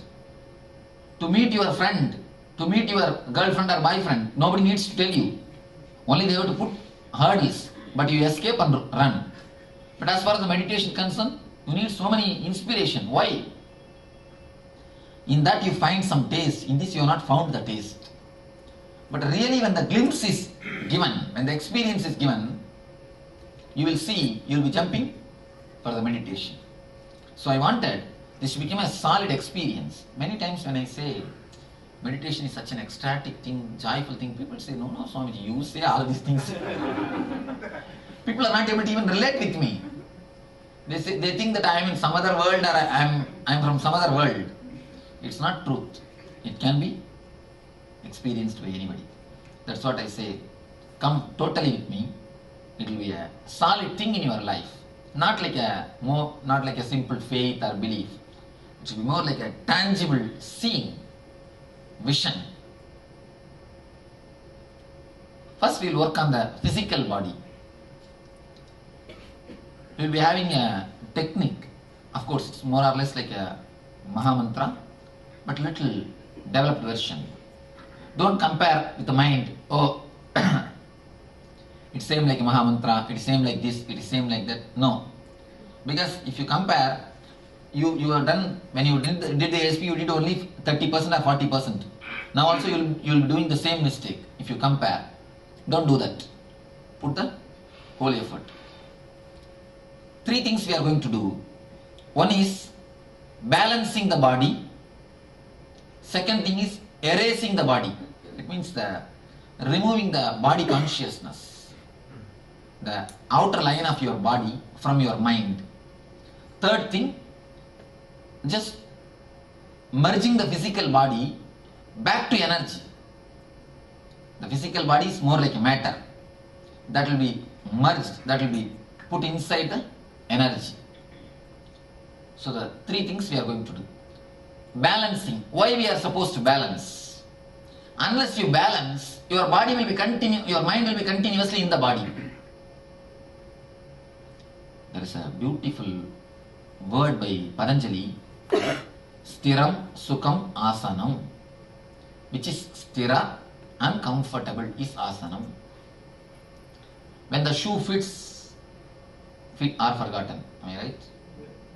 When the belt fits, belly is forgotten. When the chain fits, neck is forgotten. When the ring fits, finger is forgotten. If the ring doesn't fit, you will be continuously remembering the finger. If the chain is not fit, you will be continuously remembering the neck. If the shoe is not fit, if shoe is either tight or loose, you will be continuously remembering the leg. What is the scale, whether it fits or not? If you have forgotten the leg, you can be sure that the shoes are fit. If you have forgotten the belly, you can be sure that belt is fit. If you have forgotten the neck, you can be sure the chain is fit. If you have forgotten the finger, you can be sure the ring is fit. When you forget the body, then only you can be sure your body is comfortable. Whenever your body is not comfortable, you can never forget comfortable. Purposely I told to remove the chair for the first session because I wanted you to get a little accustomed to sit on the ground, to get ready for the first session of forgetting the body. First, if you little bit balance and get ready, then you will be able to forget the body, you will be able to enter into the second session. First thing, you need to balance your body to forget it.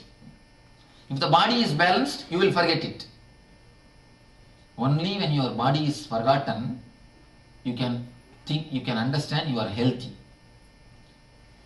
You see, you forget your eyes if you don't have pain in the eyes. You forget your head if you don't have any headache. If you have headache, can you forget? That is why the spouses always give headache to others.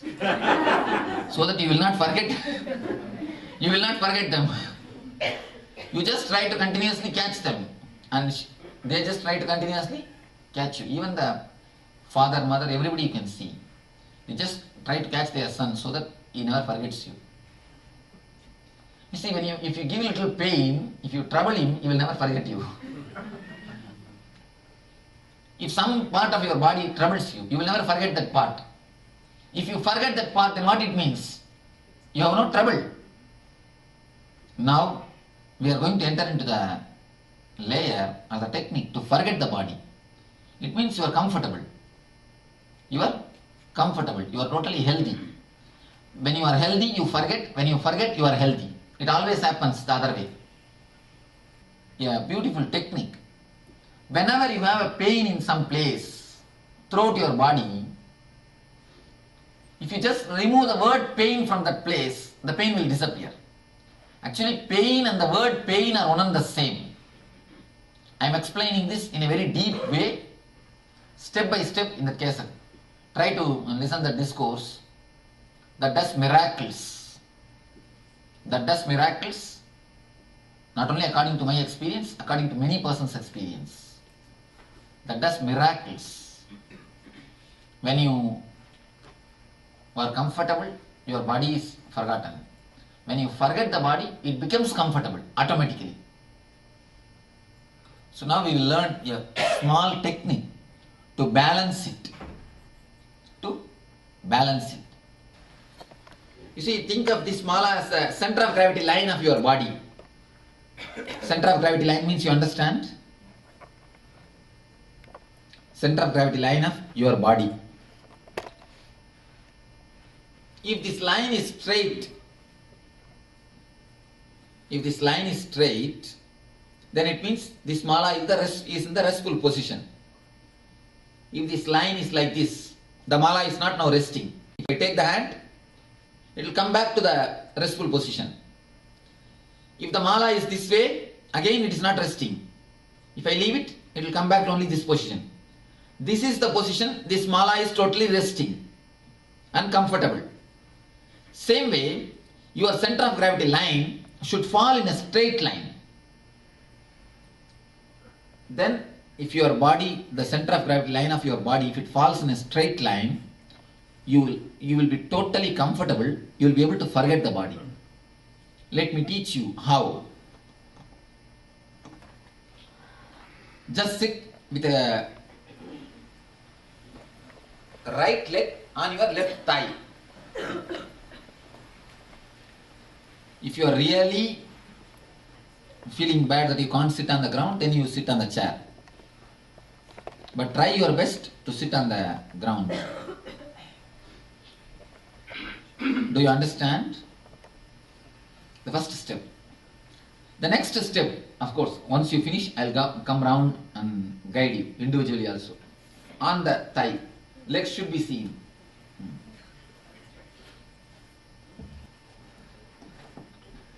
If your legs are really under your control, understand, if your legs are really under your control, you must be able to do the Padmasanam without touching the leg. That's all. Then only your legs are under your control. Otherwise it is somebody else's control.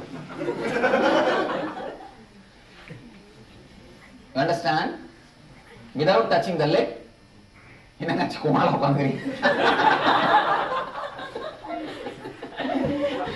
I think each one is sitting in their own way. If you really feel bad, get a chair, no problem. At least in the chair you start balancing. Huh? You start balancing because you see the one thing, it is not that whole day you need to sit like this in your house. No. Once you know you have balanced your body, whole day you will be comfortable. Automatically you will sit only in the balanced posture.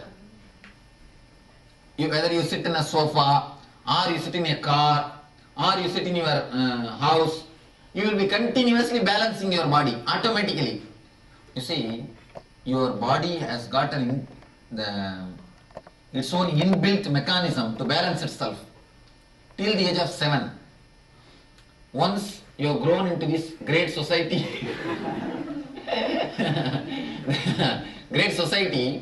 it has contaminated you. It has you have forgotten the original balancing technique. Now I am just giving the original balancing technique to your body back. Once you learn it, it is not that you need to sit always like this. You don't even need to sit straight. Even if you sit in this way in ordinary days, your body will balance itself. Once it knows the technique, it's like when you start riding the cycle, you need to sit straight and hold properly and then pedal. Once you have mastered, the knack of balancing needs to be learned. That's why I tell you, it's just 5 minutes, actually only 5 minutes it is going to take. So, sit with the right leg on the left thigh. First thing you understand, for one moment, put your whole body in front side. Let me finish and then you can do. Put your whole body in front side and feel the weight of the body. Naturally, you can feel the body is being pulled by the gravity, the gravitation force. Slowly, slowly, slowly, inch by inch, if you raise and make your body straight, at one point you will feel weightless. You see, when your body is like this, you will feel the weight, heaviness. Your body is being pulled by the ground. Step by step, very slowly. Then you will see the weight is becoming lesser and lesser because the center of gravity line is becoming straight. At one point, you will feel totally you are weightless. You are totally weightless. That is the point, or that is the line, and that is the point in which the center of gravity line falls in a straight line. You understand the technique? Then again do it from the back side. Push the body back side, feel the weight, very slowly. Bring it back to the straight. Just be in a straight line. At one point you will feel you are totally weightless, relaxed. You will see this side when you do and this side when you do, both will be at one point only, automatically. You see, if you are a little fat person with a belly, you will see little, it will be like this. Or if you are a person very thin, it will be like this. Actually that is what, according to your weight, the center of gravity line changes. It will fall. At one point, people with a little big belly, even for them, even in this point, they will feel they are totally weightless. It's perfectly alright. Don't bother about whether you are sitting straight or bending, that you don't bother. Only one thing to be understood, your center of gravity line should be in one line. You need to feel the weightlessness. At which point you feel you don't have weight. At which point you feel your body is light. That is the point. Your center of gravity line falls in straight line. Any doubt? Yes. Can the thigh go up? No, thigh should not go up. It should be totally fixed. You see, the hip portion should be totally fixed. It should never be moved. That is totally fixed. Any doubt? Can we try? So we should use only one leg? Yes, one leg on the... Now sit, ma. Start balancing your body. Close our eyes. Yes, close your eyes. Or even without closing your eyes, you can balance. If you don't close your eyes and balance, I can guide you. Anybody who is not properly doing, I can guide them.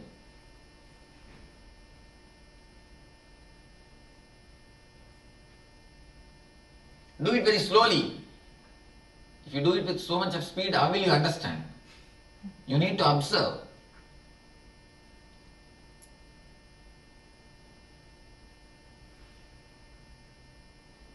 So this is the first thing you need to learn. Actually, you don't need to sit the same way in the house. But now the meditation you are going to do it in this posture. Once your body learns the language of comfort, it will teach your body the language of comfort, balancing itself. Once the body learns the language of comfort, whenever you sit, automatically you will sit only in this posture. If you observed me, you would have observed. Always, wherever I sit, whenever I sit, you will see that my body will be very straight. Only with the instruction I have to bend myself. But for you, whenever you sit, only it is bent. Only by instruction, you have to bring it up.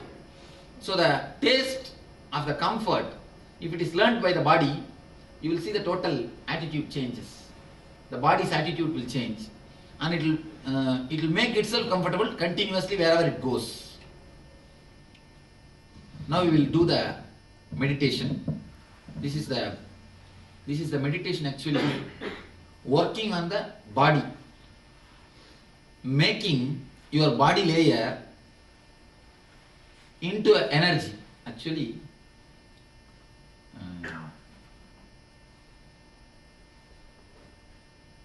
as on now, you are a solid matter. You are just solid matter, making you totally porous to the energy. Somebody was asking me the other day, Swamiji, how are you managing the cold? You are just comfortable with the same cloth, and in the evening time also I come out from the house, go for a walk with the same way. Just I come out, then Achi will be shouting, oh Swamiji, you come out without sweater, without this, without chappal. Somebody was asking me, how are you managing the cold? You see, because you are a solid, egoistic being, you resist with the nature. Actually, in the skin area, where the cold touches you, where the cold air touches you, in this boundary, if you don't resist and just allow the cold air to pass through you, or the cold temperature to pass through you, you will never have any problem with the nature. I don't know how you will believe, with the same dress only I lived in Himalayas. Ice cold. With the same dress only I walked in the Himalayas on the snows. Of course, no chappal. No chappal. This is the way I lived in the Himalayas, in the snows. Of course, I am not telling you to go and live in the snows. At least you can be comfortable with the small things in your house. You will not catch cold continuously, you will not have the cough. Continuously, you will not be falling sick. If you have these simple basic understandings, if you have this simple basic relationship with the nature, you will not fall sick continuously. At least that much you can manage. So, this balancing will help you. And moreover, becoming energy will make you porous to the nature. This is the technique to make you porous to the nature, porous to the energy. Let me teach you the technique. It's like a more, it's actually called the energy circle, the Shakti Mandala. They call it Shakti Mandala. Mandala word is not it cannot be translated as a circle. No other way. I am translating translating that word as a circle. Mandala means, do you see the 3 lines? If you don't see, come and have the healing.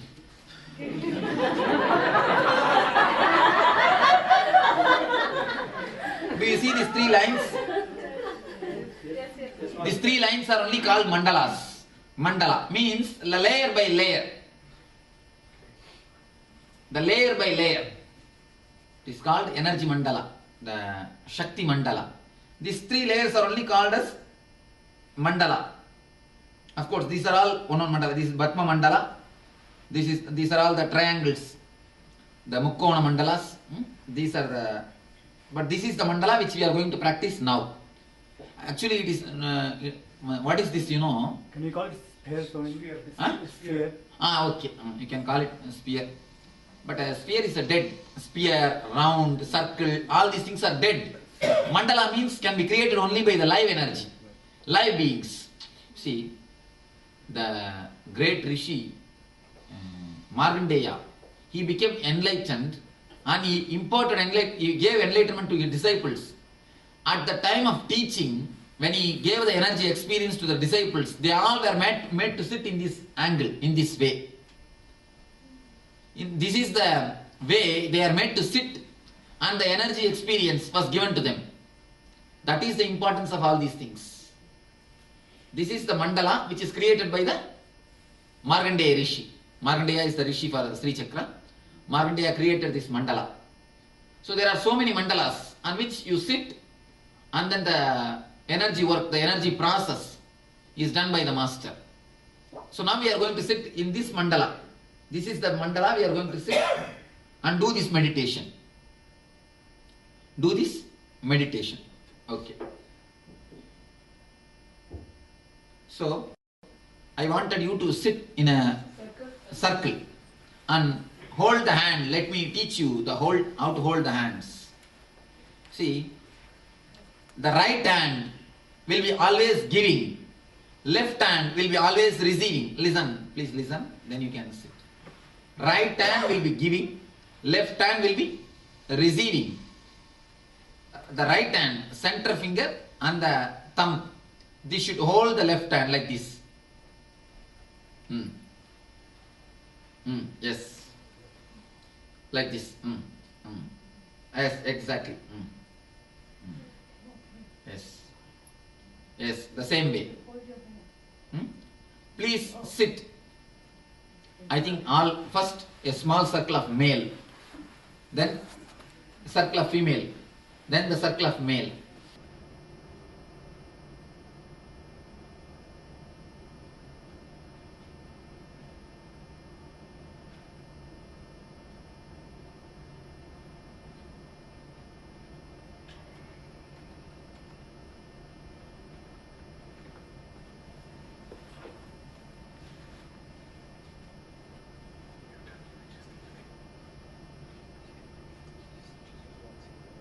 When you have balanced your body, now let us do the next step. In your mind, you have the outline of your body. The body outline Just visualize, imagine, consciously wipe the outline of your body. Consciously just wipe the boundary of your body as you wipe the board with a razor. Ordinarily, how you use the eraser and wipe the board, the same way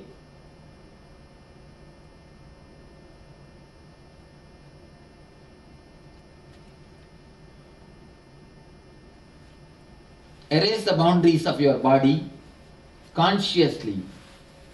With full consciousness, just erase the boundaries of your body.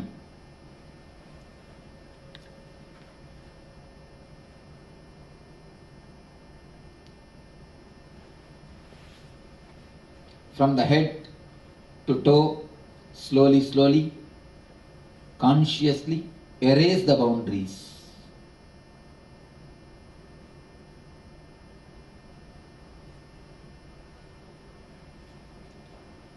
Your form in your mind will be more like a line diagram in the board. In a blackboard, a chalk line. Your form will be just like that.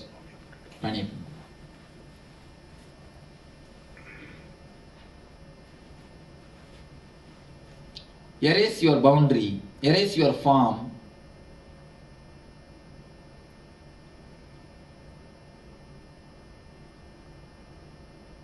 With the duster, with the eraser. Should we be holding hands? No.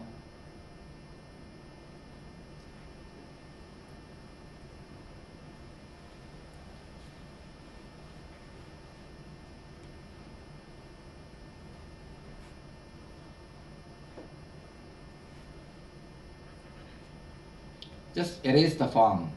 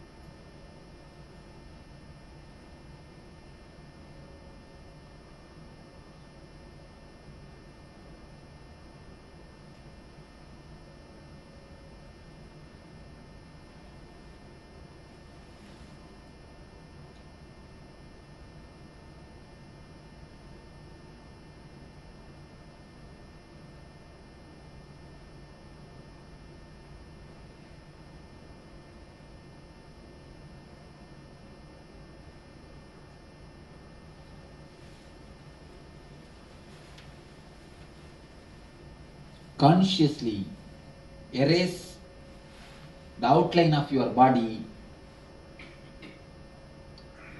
in your mind.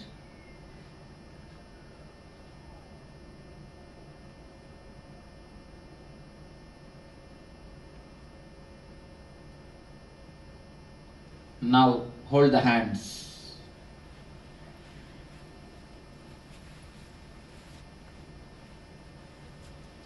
Start humming as deeply as possible, as loudly as possible, as totally as possible. Think yourself as a hollow vessel and start humming. Think yourself as a hollow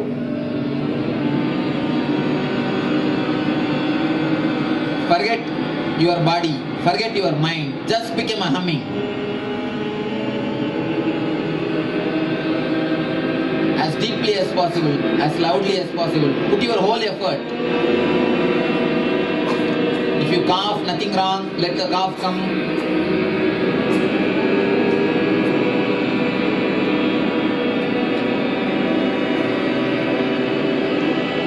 Let the gases be released.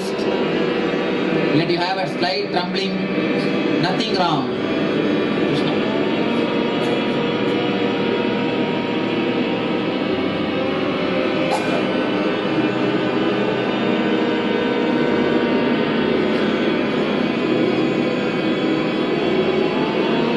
Continue as deeply as possible. Forget everything else. just became the humming.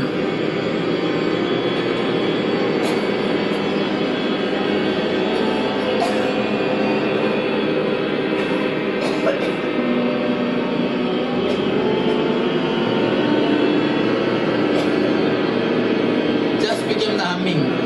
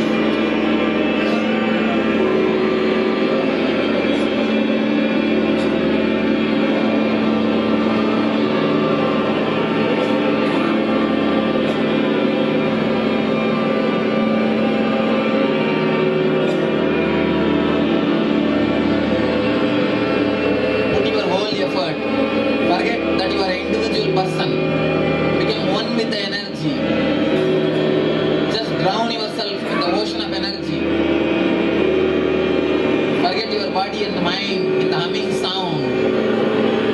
Let you disappear in the humming sound.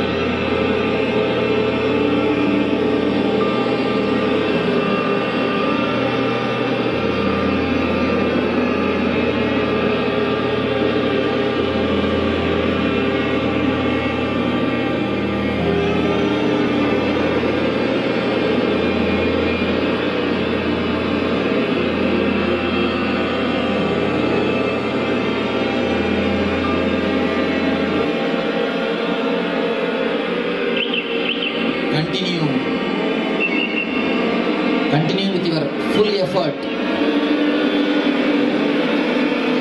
Forget your body, forget your mind. Just become energy. Disappear into the humming. Disappear as an individual self. Let you disappear in the energy. Let you just become the humming. Forget the body and mind in the humming. Just become the energy.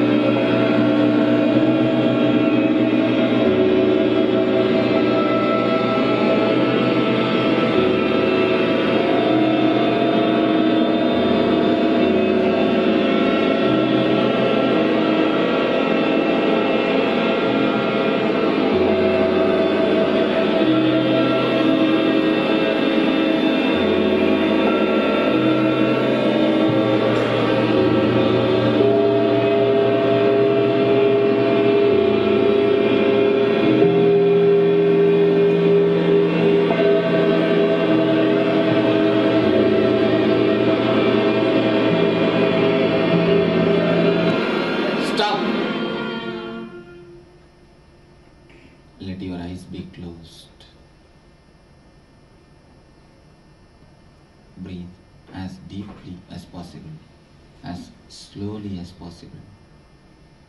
Watch your breath going in, coming out.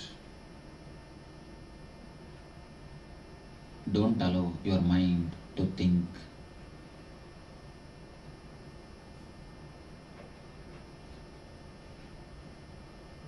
Just witness all your thoughts. Don't suppress. Don't condemn. Just see whatever happens inside your body and outside your body. Whatever happens, let it happen. See throughout your body. Witness whatever happens.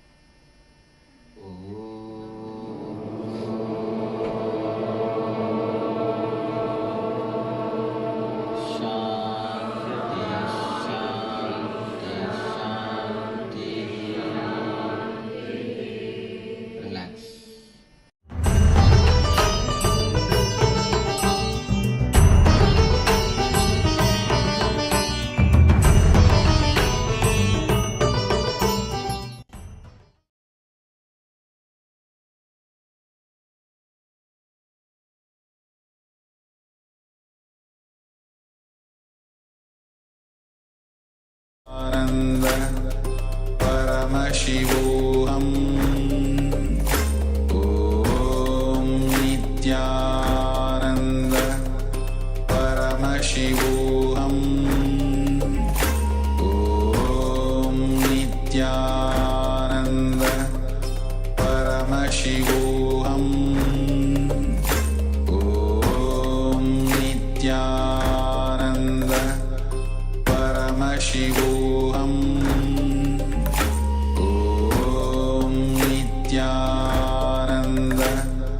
Paramashivoham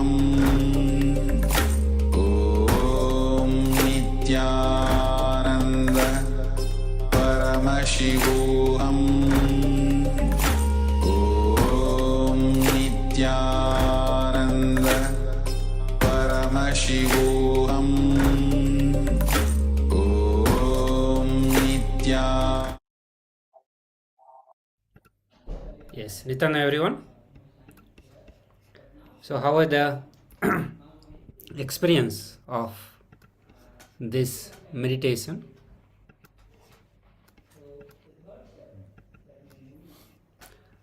So this meditation, as Swamiji was explaining, help us to balance the body, means remove all sorts of imbalances that can happen in the body, and also completely making it irrelevant. That means going beyond the body or experiencing the out of body consciousness, going beyond the body consciousness and experiencing the real consciousness as who you are.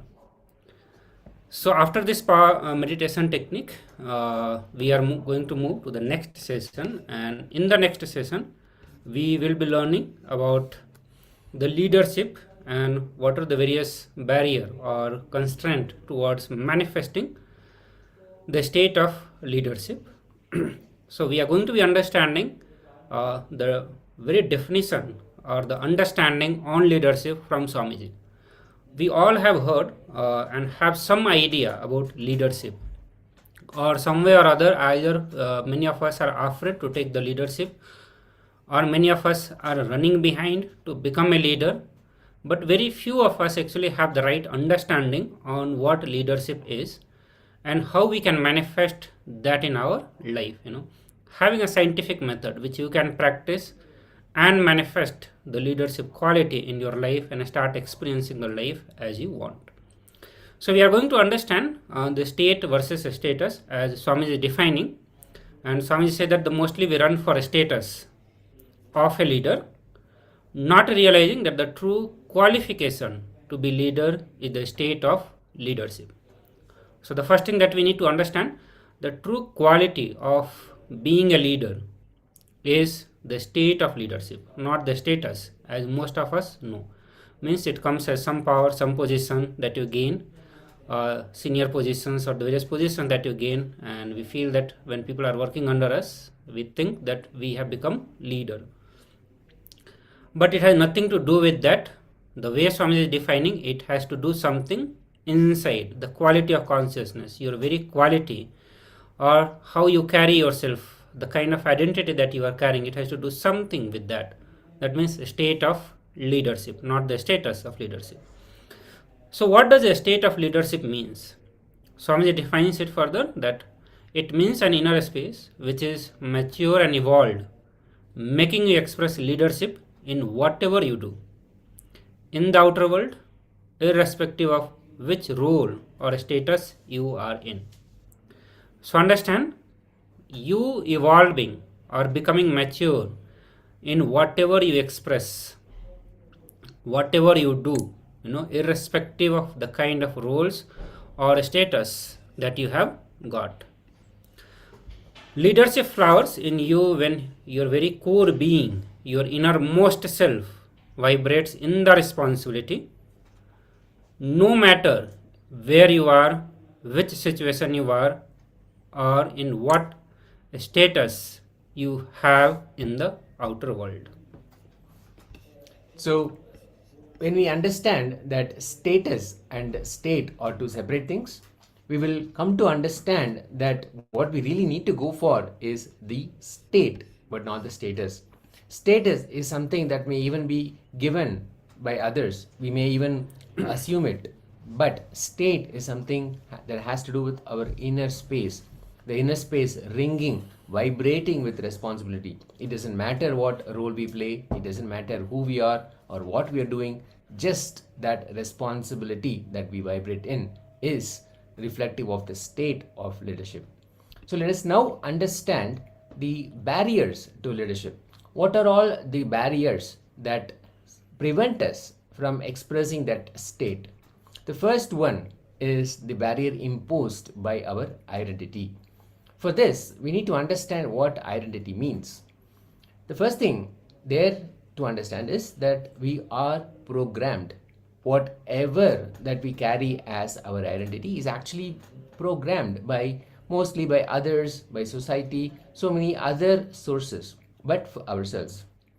The second thing to understand is all our weaknesses, our strengths, everything, whatever we consider as us, is nothing but a result of our engrams, which are the engraved memories. Whatever we have compiled and accumulated over time is what we call and we carry as our identity right now.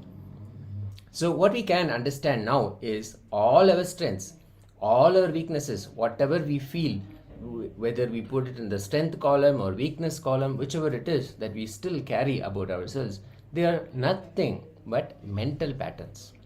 Our cognition defines the way we look at any situation and our response to it as well. How we approach it, how we cognize, how it occurs to us, that is what defines the way we look at the situation and, more importantly, our response to it as well. It is based on our cognition that the ones that we have adapted, the patterns as strengths and weaknesses and patterns and weaknesses, whatever it is, all of those things combined together, they define how we will respond to any situation in our lives. So this is the first thing to understand. Then the identity, which is based on strengths and weaknesses, whatever we have compiled all our life, is not real. It is just built up over the years based on conditioning. Like we said, we may have received it from parents, teachers, society, all other sources, but ultimately we are the ones who carry those identities. But ultimately we have to understand these identities are not real. They are simply mental patterns that we carry. While having strengths is good, but they also bind us. Whatever we feel is our strength is also binding us. As an example, Swamiji explains that maybe being calculative is our strength. It may help us win in certain situations in life, but it will fail in many other relationships, many other areas. For example, in our relationship, it may fail. We may not be able to succeed when we are being calculative in our relationships. So whatever we feel as our strength, having that as a strength to achieve a certain purpose, to achieve some results in certain situations is good, but even those, whatever we consider as strengths, will actually fail us in various other situations. Being free from the limitations imposed by both weaknesses, both strengths and weaknesses, is true freedom and is the first step to being a leader. So the first step is that leadership, the first thing to understand is that leadership begins by leading ourselves. It is to be free from all the constraints, all the barriers imposed by our identity. So let us now listen from the Supreme Pontiff of Hinduism directly about how this leadership quality can be cultivated inside us and how we can become a leader in life.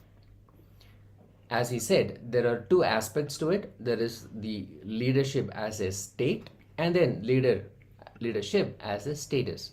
Now, the most important thing for us to cultivate is the leadership status inside us. So how we can achieve this? Let us now listen to the Supreme Pontiff of Hinduism. First few words about this leader consciousness. What do you mean by the word leader consciousness? See, we all work to achieve the status of the leader, but we forget something called state of the leader. status of the leader is related to society. If there are so many people under you, you became leader. Status is not something related to you. State is something related to you. Status comes from the society. State comes from within. Unless we achieve the state, just achieving status will harm you and others. See, all problems in the corporate world, in the personal level or the interpersonal level. The personal level, stress, too much of depression, unnecessary worries, insecurity, everything.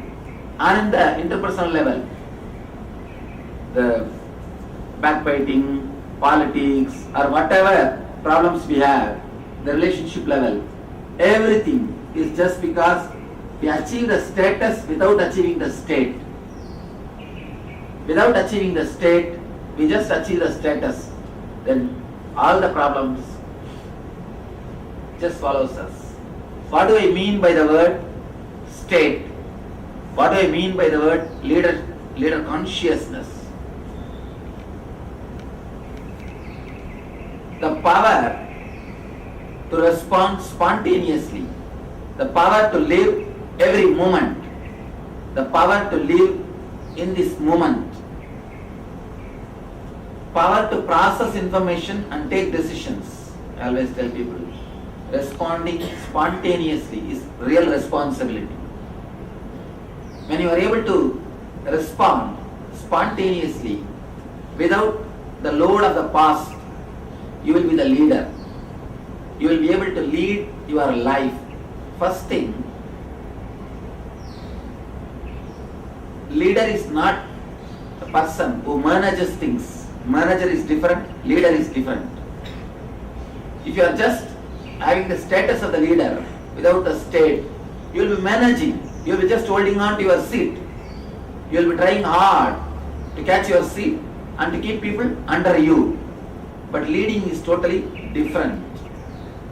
Leader consciousness is totally different. Let me give you a simple explanation or a presentation from yoga science, how our mind works, how we can achieve the leader consciousness.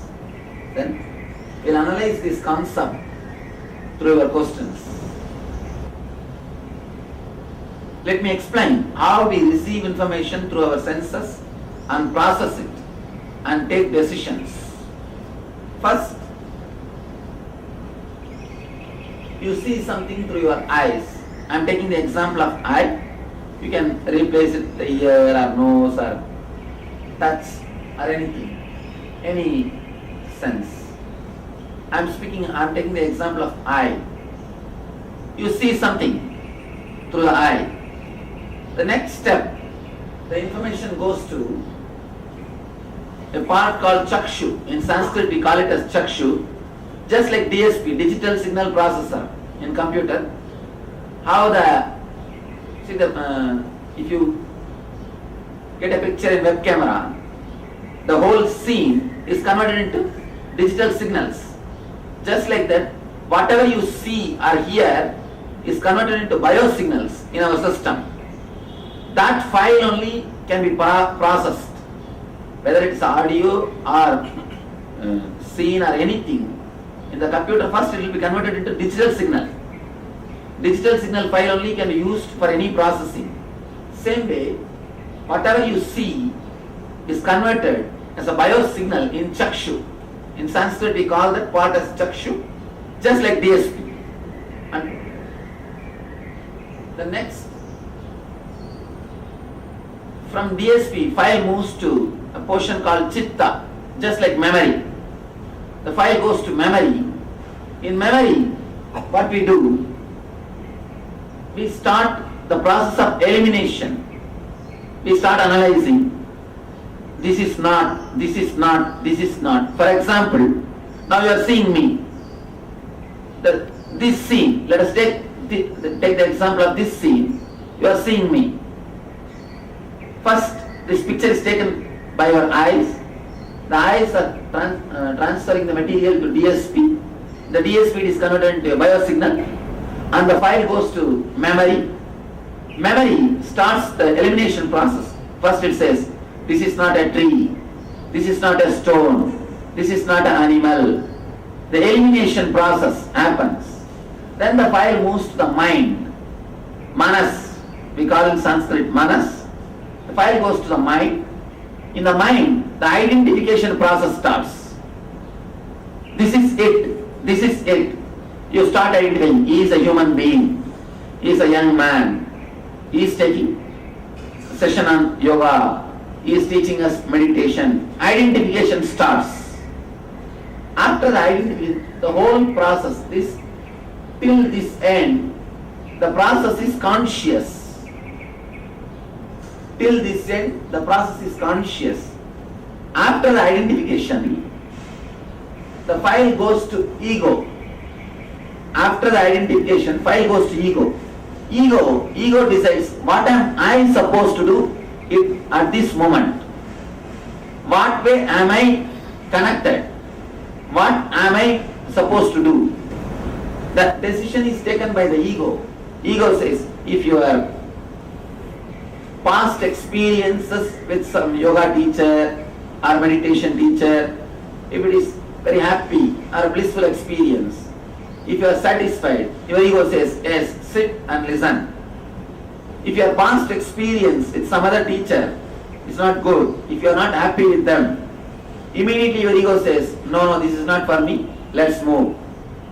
This is not for me. What you are supposed to do, that decision is taken by ego. See, the file moves from I to the Chakshu, DSP, from DSP to memory. Memory does the elimination process. From memory it goes to mind. Mind starts identifying. From mind it goes to ego. In the ego, you start deciding, what am I supposed to do? How I am supposed to respond at this situation. And once the ego decides, you start executing. You start deciding. If the process is simple like this, there will not be any problem. But process is complicated when you start storing past memories, the engraved memories. Sometimes, if you are hurt by somebody who was wearing white dress, even that can just come up. For example, if you are hurt by somebody in a particular place, when you cross that area next time, even if that person is not there, the same feeling, the same depression will rise in you. When you are suffering with engrams, when you are suffering with engraved memory, you will not be able to take the decision so straight. The files which is getting processed in your unconscious will get twisted. Constantly, you will be taking different kind of decisions. See, intellectually, if you analyze, you know smoking is injurious to health. Whatever data you collect through your senses, you know smoking is injurious to your health. According to your memory or mind, you know smoking is not good for your health. But suddenly the file takes a quantum leap to ego. From ego, command comes, let me smoke. Immediately you start smoking. Why? The decision taken by conscious mind is opposed by the unconscious zone. When the file takes a quantum leap from mind to ego, when a file takes a quantum leap from mind to ego, your engraved memories also play a role in your decision. If you decide in a very plain way, without the engraved memories, your life will be completely conscious. You will have the leader consciousness. If your decision making is affected by your engraved memory, you create more and more suffering for you and for others. Consciously you know smoking is injurious, but suddenly you decide from unconsciousness. A small story. One person came to me and he told, Swamiji, 1 week ago I read a book which explains how smoking disturbs our health, smoking disturbs our mental setup and everything. From then I dropped. I asked, Oh, that's nice. You dropped smoking. No, Swamiji, I dropped reading like these confusing books. I just don't want to read these confusing books. When you are caught with the engrams, the decision by your conscious mind and the decision by unconscious mind will be totally different. The engrams takes away your intelligence. The engrams twist your decisions. When the engrams are more, it's like a file passing through so many tables. Each person puts his signature, writes his opinion. By the time file reaches the ego is completely confused. What decision it should take, it doesn't know. Constantly, if all the files have to move through the engram, you will never be able to decide. You will never be able to decide. Naturally, you will be suffering with dilemma and stress.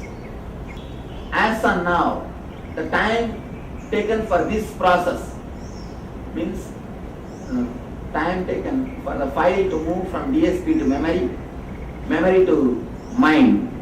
This process is processing time, TP, conscious process. Time taken for the quantum leap, unconscious process.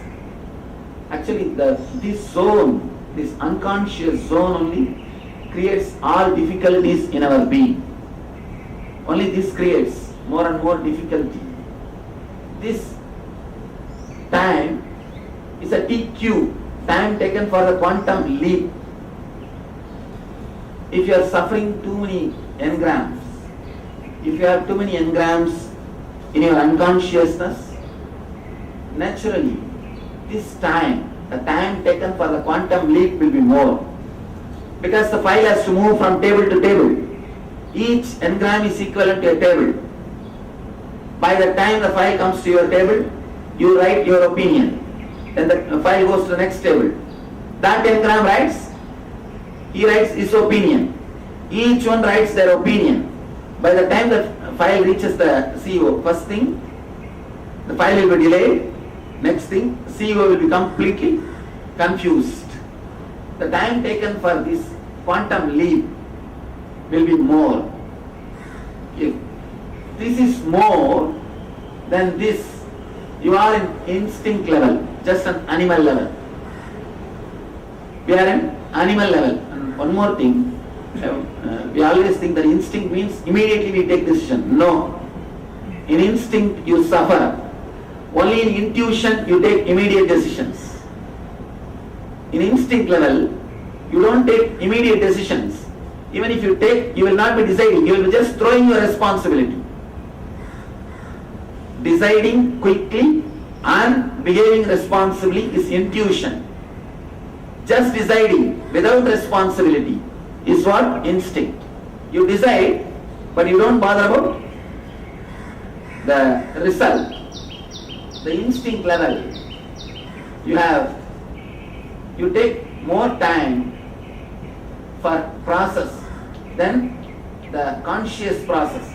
The unconscious process takes more time than the conscious process itself. So this is, if this time is more, the unconscious process time is more, you are in instinct level. If the unconscious process time is equal to the conscious processing time, you are in intellectual level. You are in the level of man. If the unconscious processing time, if it is less than the conscious processing time, you are in intuition level. We speak so much about intuitive management. Constantly we are hearing the word intuitive management. But unless you remove your engrams, you will not be able to experience what I call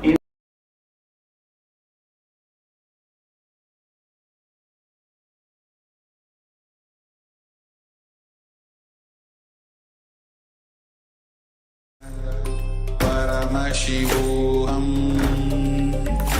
Om Nityananda Paramashivoham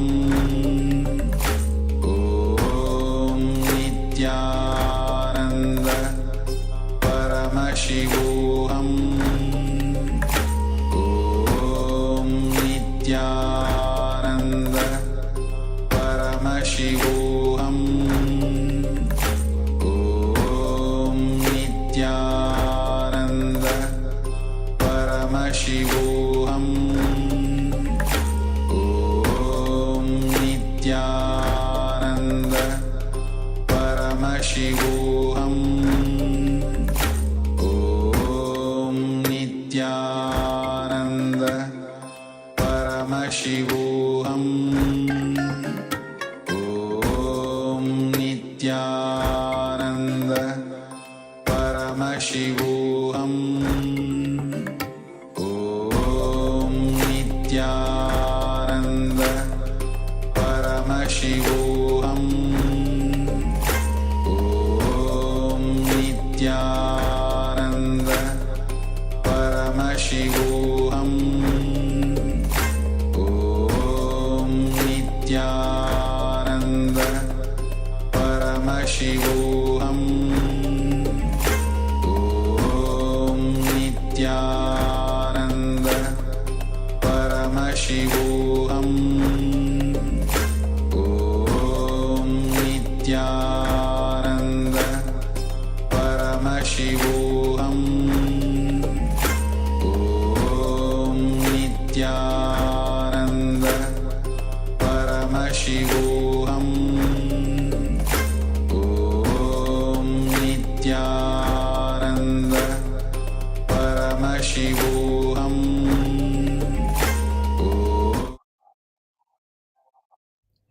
Nityananda, let us now internalize and internalize the powerful cognitions, the cosmic truths about leadership revealed by the Supreme Pontiff of Hinduism. Let us now settle down and come back to the space of listening. Please pick up a pen and a notepad. The first thing that we will do is let's write down all our strengths. Let's list down whatever you consider as a strength. It may be that I am smart, I am street smart, I am calculative, whatever you feel as your strength. Do not leave out anything. List down all aspects of you that you consider are your strengths. Now, once you have written down, for each of those strengths, identify the incident.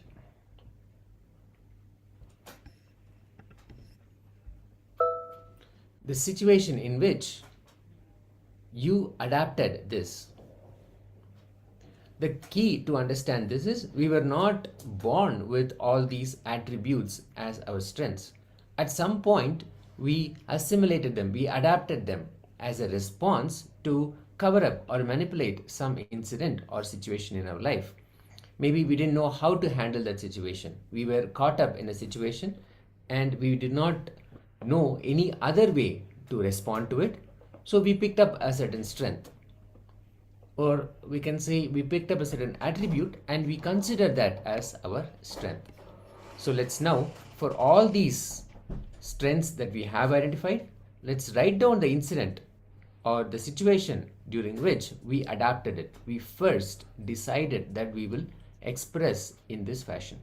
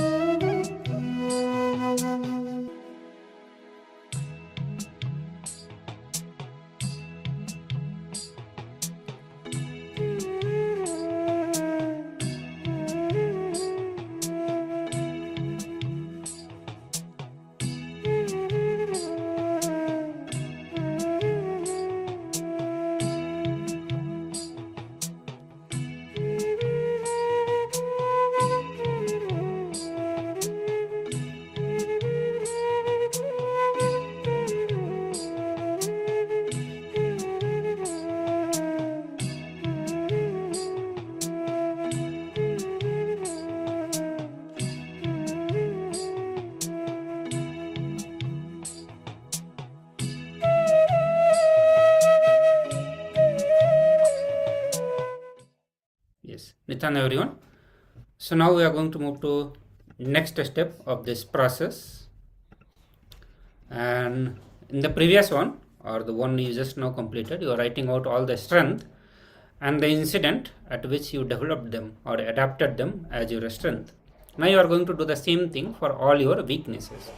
So you have to write down all your weaknesses, and for each of the weaknesses you are going to recollect that in which situation you of your life you consider them as your weakness or you adapted them as your weakness. Again, the Swami is saying that none of us are born with any of the weaknesses, or none of us are born with any kind of strength. It's we who adapt them at some point of time in our life when we are not able to handle the life as it is happening. When we are not able to handle ourselves or the life that is happening to us. That is the time we decide and adapt certain things as weakness and strength. So please focus on writing down all your weaknesses, and for each of the weaknesses write down the incident at which at what point of your life you adapted them as your weaknesses. So let's start now.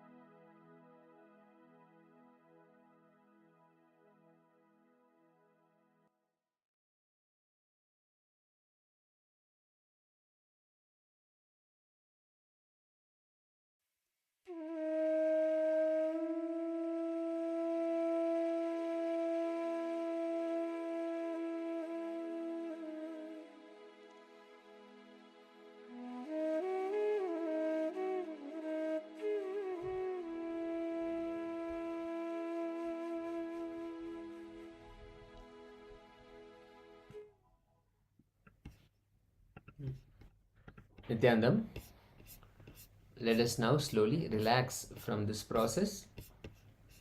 If you have any deep insights, any cognitions, or anything that clicked with you when you went back and analyzed all your strengths and weaknesses, you can quickly share with us before we enter into the power manifestation session. Let's just take a few seconds to share what exactly that you are able to identify and the powerful cognitions, clicks that happened when you sit down and look back at the origin of the strengths and weaknesses, what we consider as our strengths and weaknesses. So let us start. Let's take a few seconds and share before we enter into the power manifestation.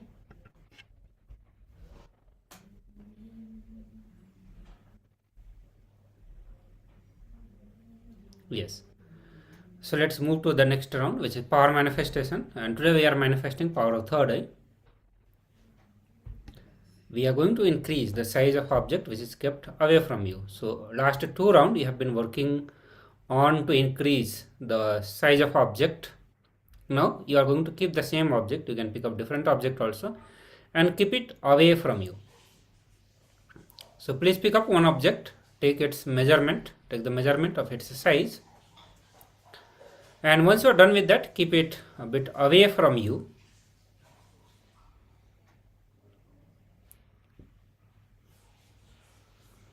Now chant Mahavakya to connect with Swamiji in the space of oneness. Mahavakya will directly put you in the space of oneness with Swamiji.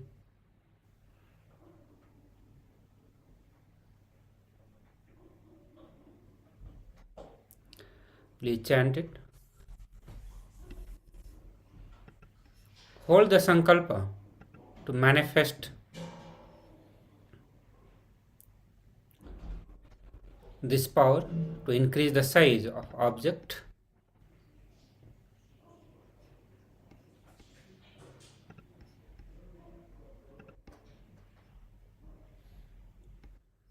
So please start now. Continue to chant Mahavakya.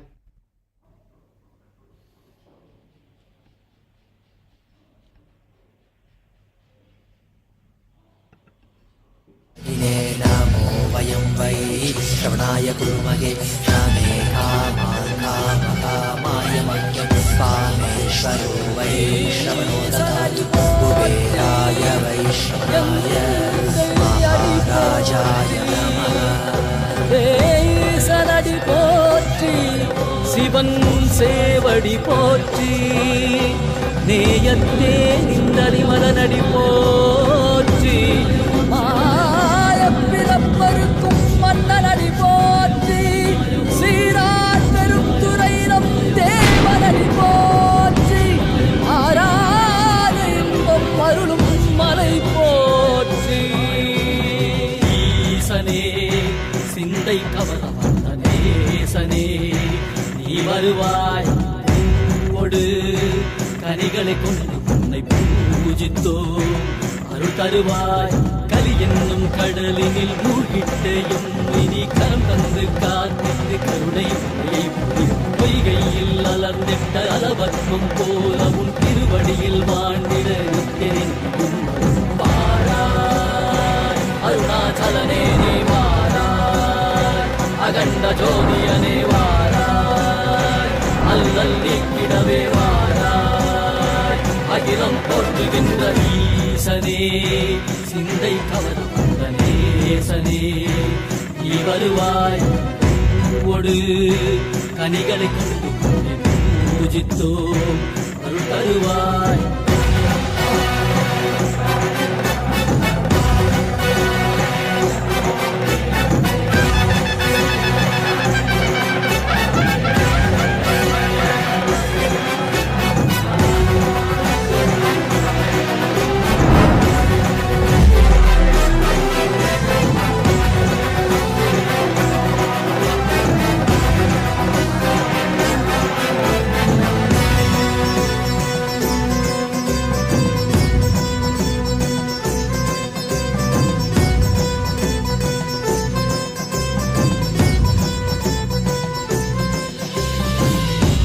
சூலமும் மெய்யினில் வில்வமும் நிறையா கடல் நீர் குடியோடு தரிசனம் அருளவா செம்பொன் மாட சிற்றவை தனிலே சிந்தை கவர்ந்த உன்னை சிக்கன பிடித்தேனே மண்ணும் புகழ் பெறும் நான் வரை நாயகா மதியனில் நிறைந்திடுவாய் மதி உணராதவர்க்கு மதி உணர் செய்திட வான்மழு நீ ஏந்திவா அறவாடிட கை சூழ்ந்திட திரள் சேர நீ வருவாய் அகம் உணர்ந்திட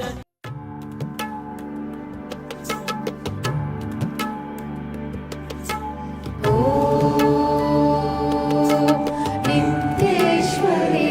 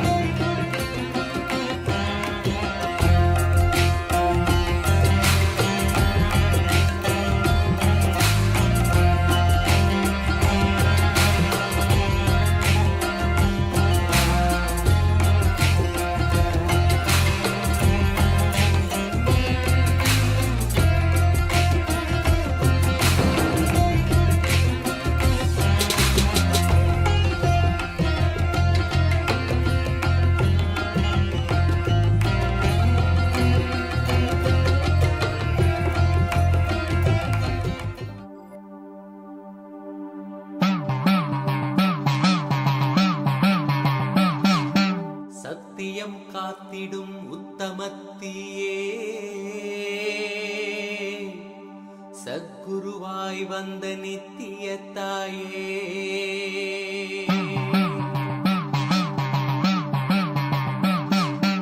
வேதங்கள் வணங்கிடும் ஆதியும் நீயே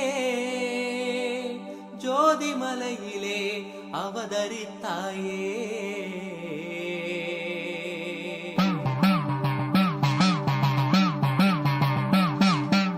அவனியை பேணும் ஞானமும் நீயே அக்னி வடிவிலே அருள் புரிந்தாயே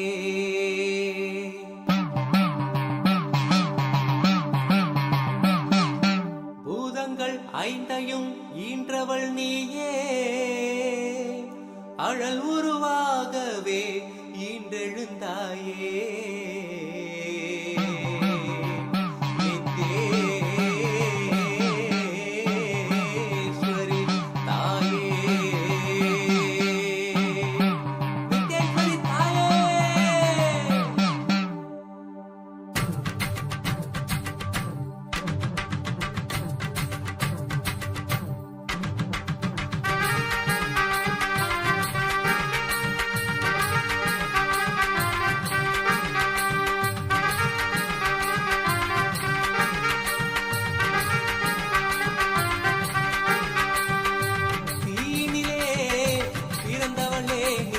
ஆனந்தத்தியே நித்யானந்தேஸ்வரி தீனிலே பிறந்தவளே நித்ய ஆனந்தத்தியே நித்யானந்தேஸ்வரி கருமங்களை கொண்டிட வந்தாய் நித்யானந்த தர்ம மண்ணில் வென்றிட வந்தாய் கர்மங்களை கொண்டிட வந்தாய் நித்யானந்த தர்ம மண்ணில் வென்றிட வந்தாய் தீனிலே பிறந்தவளே நித்ய ஆனந்தத்தியே நித்யானந்தேஸ்வரி தீனிலே பிறந்தவளே நித்ய ஆனந்தத்தியே நித்ய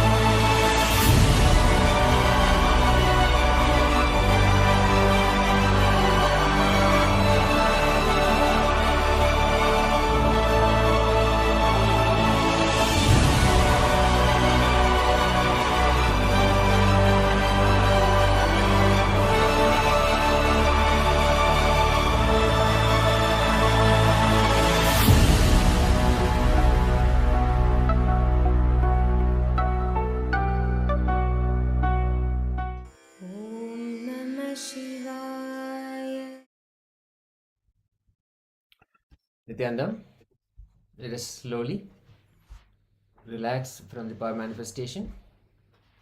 Now, compare the result of the manifestation. See how the object that you were working on has changed, transformed. Let's take a few seconds and check how the result of your manifestation is.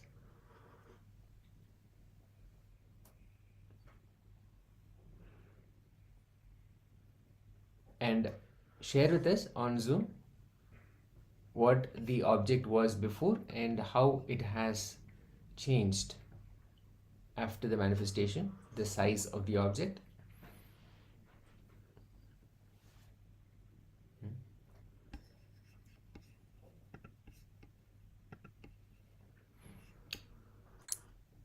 Thank you so much. Now let us enter into the next segment. In this session, we'll be understanding powerful truths and cognitions, cosmic truths directly from the Supreme Pontiff of Hinduism, how we can achieve a life beyond all limits.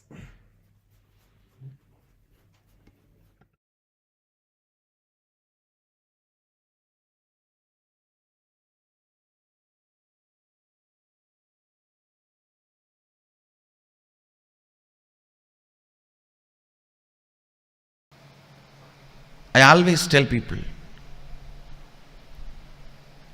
your reason should be reasonable. The reasons you find should be reasonable. It should be useful for you. It should be about future. Please understand. I'm giving you an example. Say, even if you feel like I am not interested in writing, I am not convinced why should I write, I am bored, all these things I heard again and again, and I am not interested in all these things. Some people even say, oh, I am not interested in all these doing what you say. Can you just directly do something and clear the mess I created for myself without asking us to do anything? Understand, when you want your freedom, you need to take responsibility. I can do it for you. It is possible. It's not that it's not possible, but you will never enjoy your life. You won't feel complete about who you are.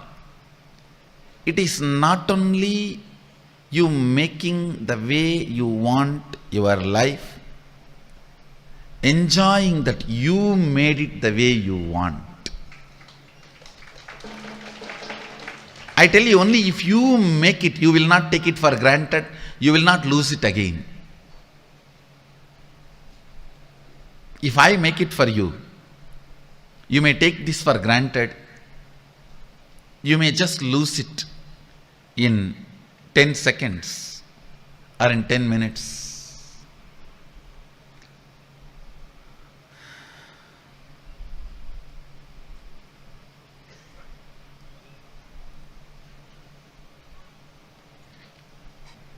I am giving you an example. Somebody is suffering with depression. If you want him to get healed, the very diagnosis and the context with which diagnosis is done itself should be towards the goal of curing, healing, completion.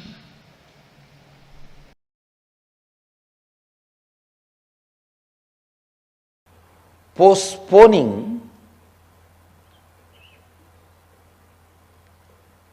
is the pattern which makes you not to see the stark reality as it is and gives you a kind of a consolation. Be very clear. If you don't do now, when are you going to do? What is going to move you tomorrow If you can't be moved today, I have seen even in the people's decision towards the spiritual initiation, for example, to attend the inner awakening, everyone knows they have to transform, and everyone knows inner awakening is the path, but just by postponing, they console themselves saying, after all I am watching the satsang every day, what is there? I will go later on, next month, next year, next week. Don't think if you are postponing inner awakening, it is an inaction. If you are postponing inner awakening, you are supporting inner slumber. You are continue to support inner weakening.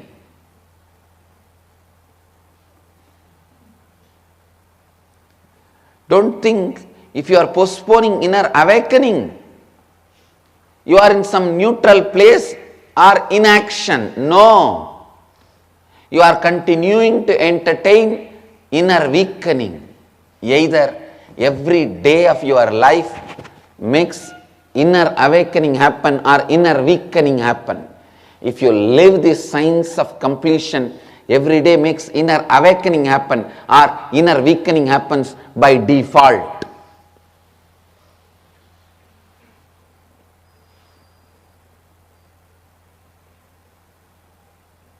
By postponing the surgery, don't think you are in the space of inaction, you are in the space of unaction.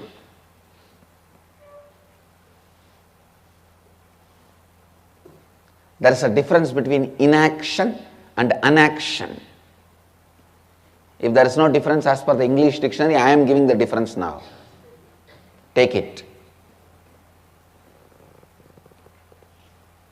When you need to decide whether to have surgery or not, and you are not deciding, is not inaction, it is unaction. Means you are deciding not to decide. So naturally, till you have the surgery, the disease is not going to keep quiet.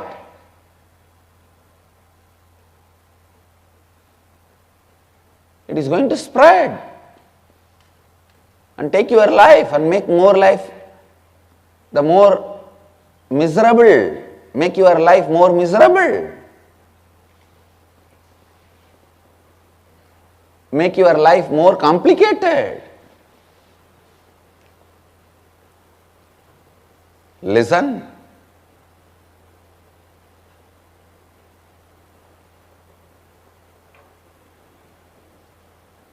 I tell you, same way your vasanas, before they make your life complicated. For example, if you are having gas trouble, before that leads to serious complications, use kadka pudi and clean it. If it becomes serious complication, after that just kadka pudi cannot help.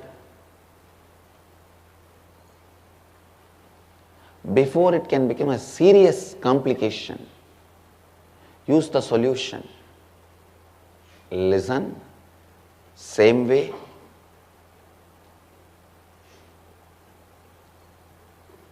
Same way.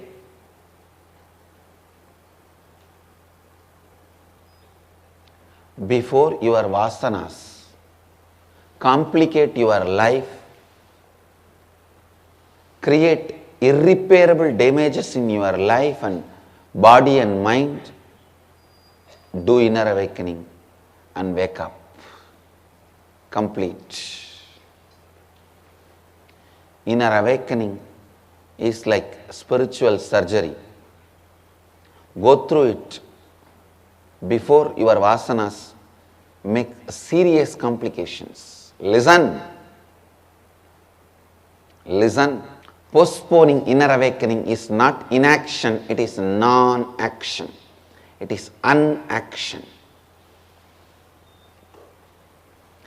When you postpone inner awakening, don't think your patterns and vasanas are just going to keep quiet. I read a one-liner.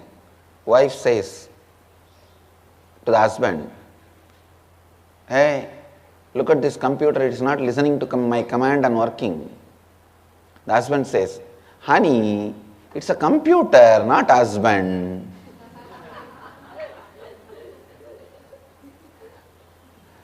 So don't think when you are postponing inner awakening, your patterns are just going to keep quiet. No. So they are going to continuously do their work. All the difficulty on the planet Earth is good people postpone what they want to do and bad people don't postpone, act immediately. Terrorists act immediately. Good people always postpone what they want to do. See, that's the worst thing for the planet Earth, for the world. If you see, always these good people postpone. I wanted to start a school, but I thought I'll do next year. I wanted to start a Bal Vidyalaya, but I'll do after 2 years. I wanted to go for inner awakening. Maybe I'll go in December cruise. Or till you go for December cruise, all your patterns are going to keep quiet. Is it a vacation or what? All your 9 holes are burning. You don't understand. Look at the stark reality.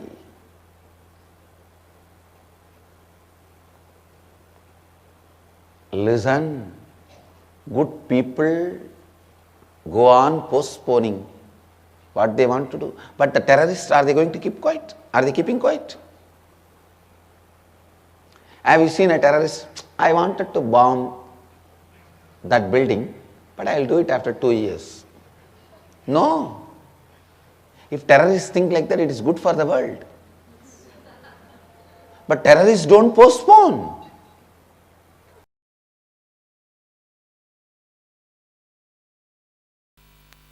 Next question. What are different types of karma? Listen. The thought pattern which you don't enjoy, which you already feel it is outdated and which is constantly suffocating you, shrinking you, is sanjita karma. And the thought pattern in which you feel you are stuck, but you are able to cause few things as your reality in your life, that is agamya karma. But because you want to cause 1 or 2 things in your life as reality, the thought pattern you accept brings untold, unimagined, unexpected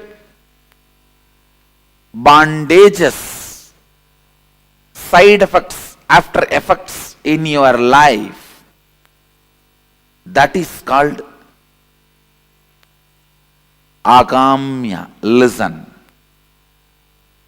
Husband is a person who stands by you during all the troubles, tortures, sufferings, pains, which will not be there in your life if he is not there.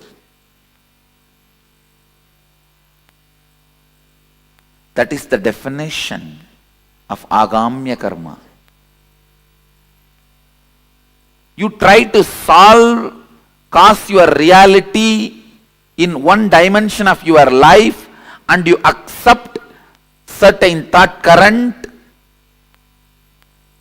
thought pattern into your lifestyle, which causes multiple other suffocations and bondages, unimagined, unexpected, untold, unbriefed.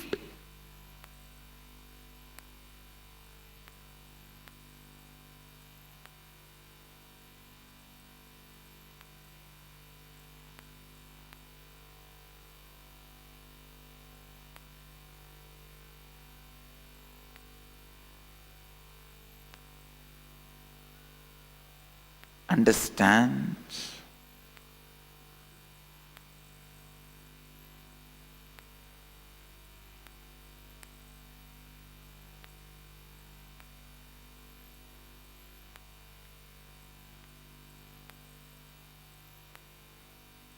Just because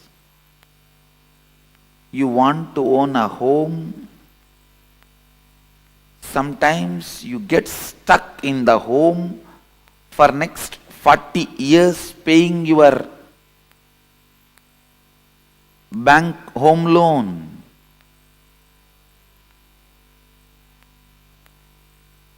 You want home. That's the reality you want to cause.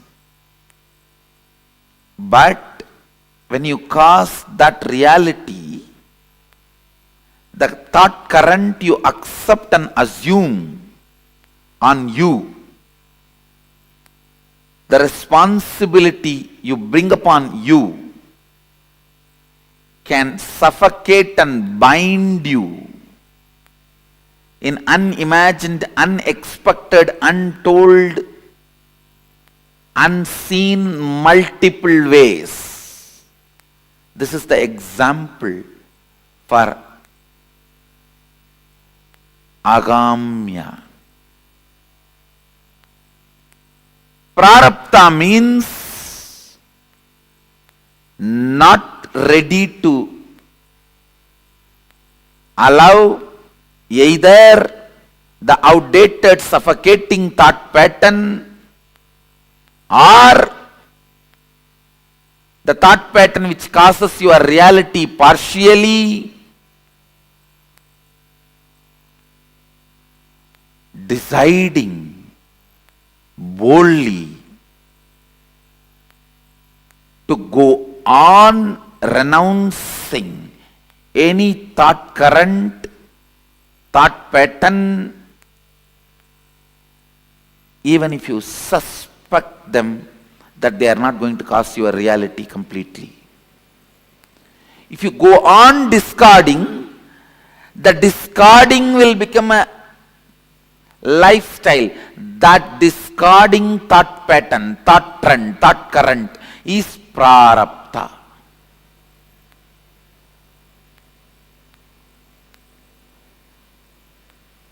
Means only exhausting.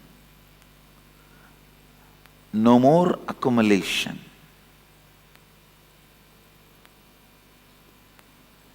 Waking up to the reality. Any thought current, any thought trend cannot cause all my realities as reality. Coming to that understanding and waking up to that reality is enlightenment.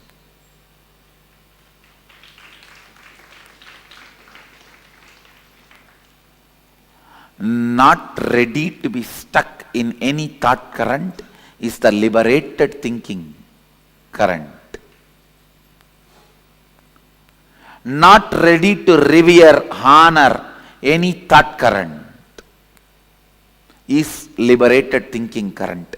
Not ready to honor, revere any thought current is completion. Not ready to honor, accept, revere any thought current is perpetual completion. Not ready to accept any thought current as a lifestyle is perpetual completion.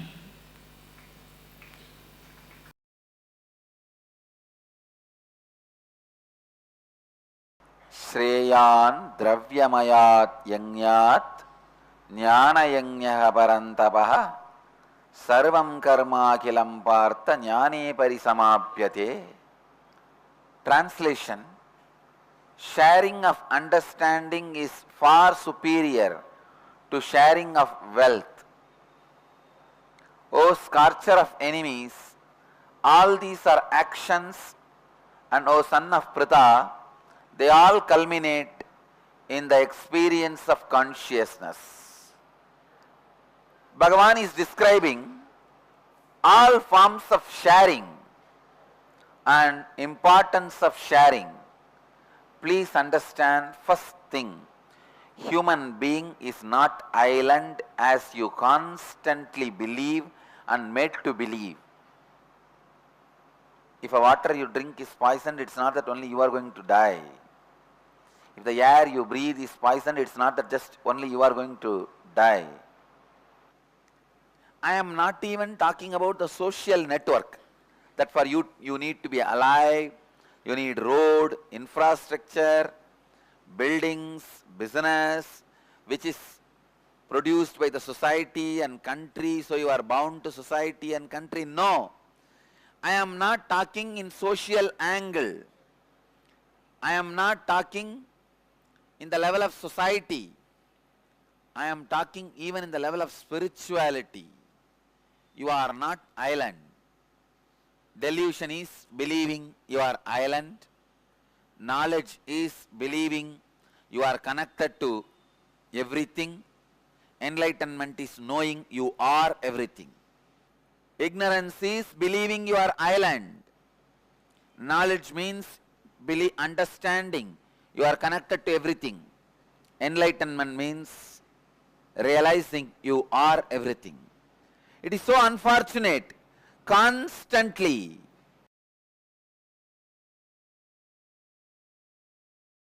for example, let me touch only one part of your physiology, the spleen. Normally how a man's spleen functions, if he is given the social conditioning of fight or flight response, how the spleen functions. If he is given the spiritual response, I can say yogic psychology, the way to face the reality, if he is given that understanding, how his spleen functions. Spleen does not need outer situation to make you feel suffocated or threatened.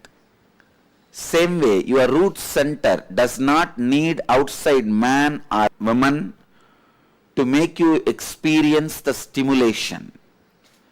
They are independent of external expression because the strength of your reproductive organs and the spleen is stronger than any other organ of your body, especially the organ through which you perceive the jnanendriyas, like eye, ear, tongue, smell, touch.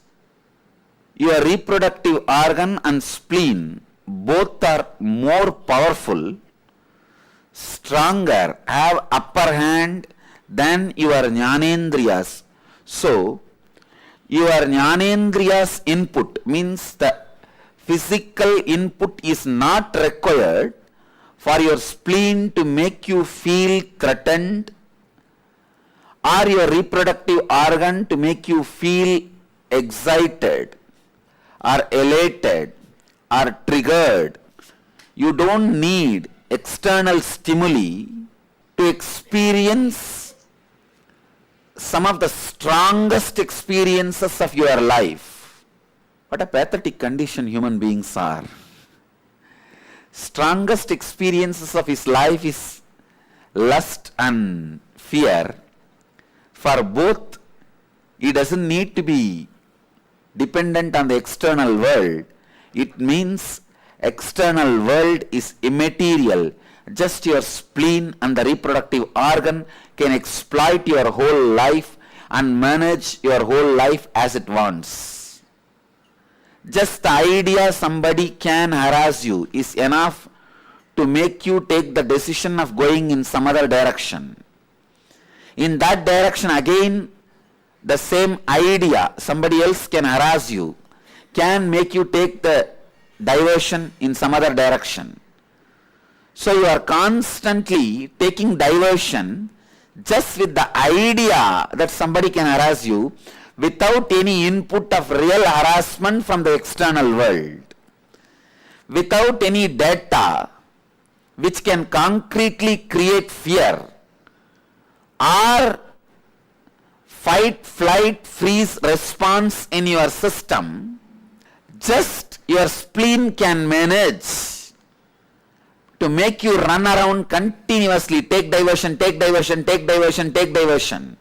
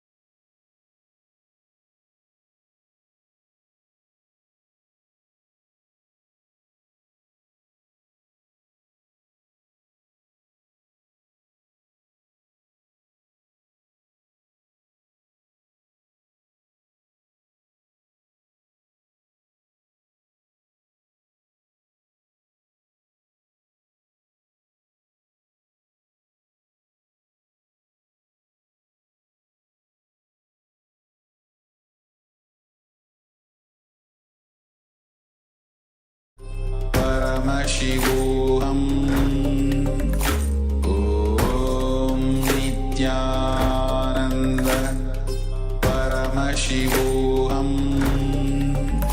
Om Nityananda Paramashivoham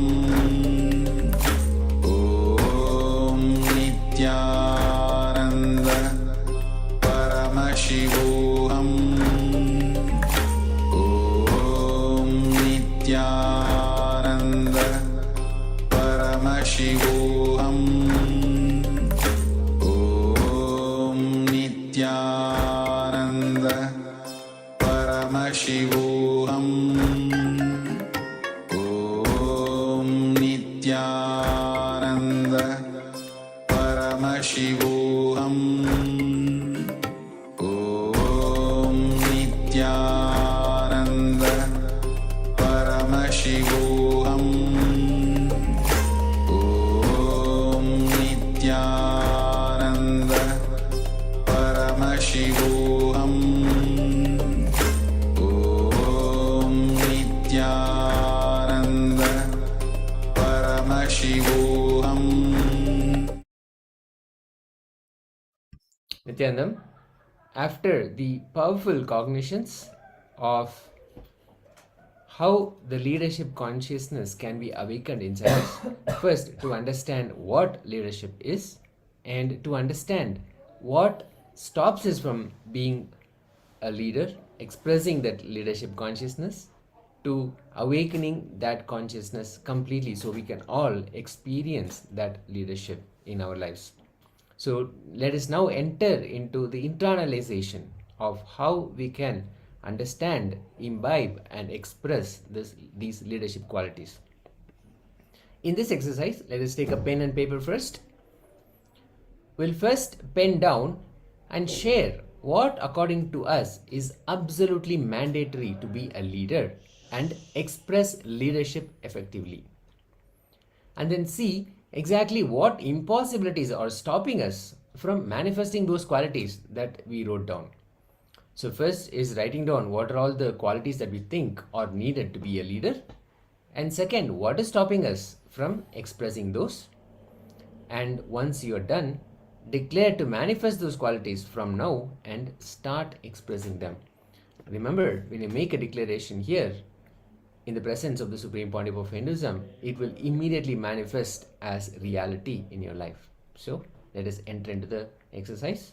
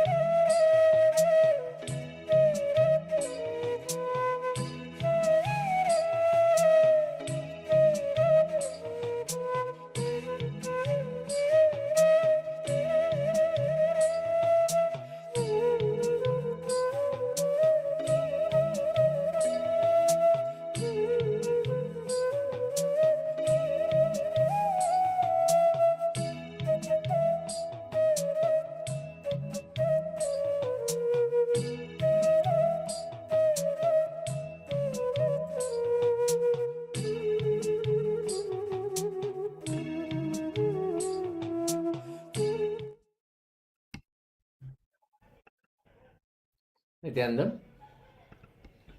Let us now relax from the process of making the declaration of all the capabilities, all the possibilities that we think will achieve complete and total leadership.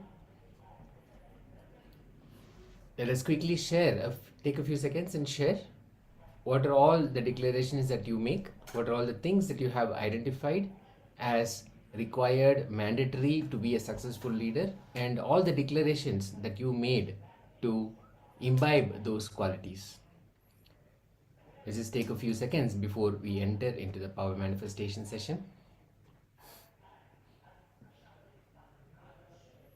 In the next session, we'll be manifesting the power of increasing the size of an object, the object being held in the palm of your partner. The partner can be online as well. So let us quickly enter into the process. First, let us sit straight, coming back to the space of power manifestation, manifesting oneness with Swamiji, and declare the change in the object, the size of the object that your partner is holding in their palm. Let us start. Let us enter into the space of oneness with Swamiji. We'll be watching and listening to the oneness capsule, which will directly put us into the space of oneness.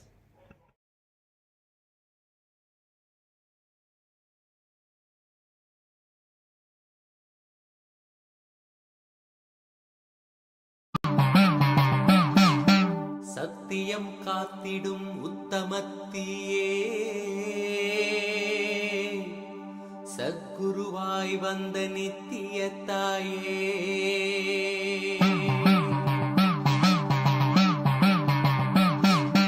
வேதங்கள் வணங்கிடும் ஆதியும் நீயே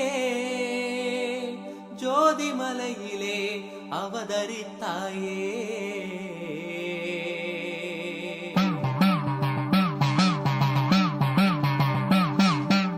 அவனியை பேணும் ஞானமும் நீயே அக்னி வடிவிலே அருள் புரிந்தாயே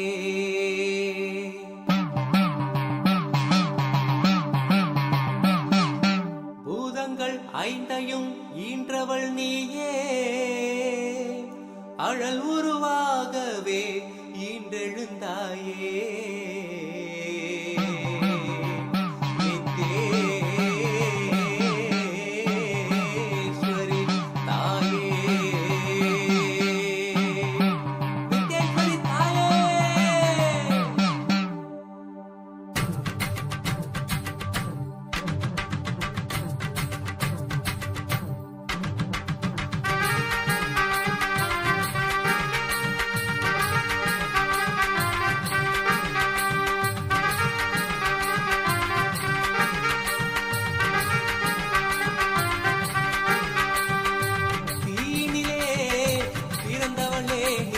ஆனந்தத்தியே நித்யானந்தேஸ்வரி தீயினிலே பிறந்தவளே நித்ய ஆனந்தத்தியே நித்யானந்தேஸ்வரி கர்மங்களை கொன்றிட வந்தாய் நித்யானந்த தர்ம மண்ணில் வென்றிட வந்தாய் கர்மங்களை கொன்றிட வந்தாய் நித்யானந்த தர்ம மண்ணில் வென்றிட வந்தாய் தீயினிலே பிறந்தவளே நித்ய ஆனந்தத்தியே நித்யானந்தேஸ்வரி தீயினிலே பிறந்தவளே நித்ய ஆனந்தத்தியே நித்யானந்தேஸ்வரி நித்யானந்தத்தியே நித்யானந்தேஸ்வரி நித்யானந்தத்தியே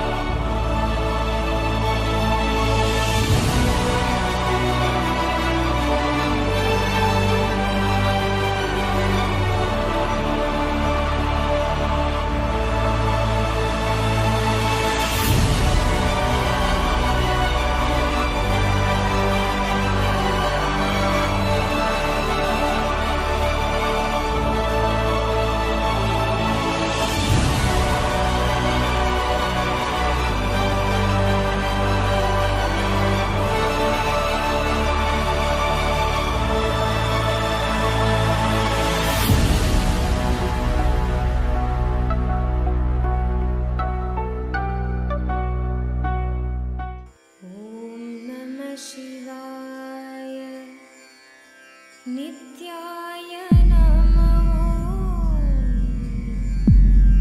ॐ नमः शिवाय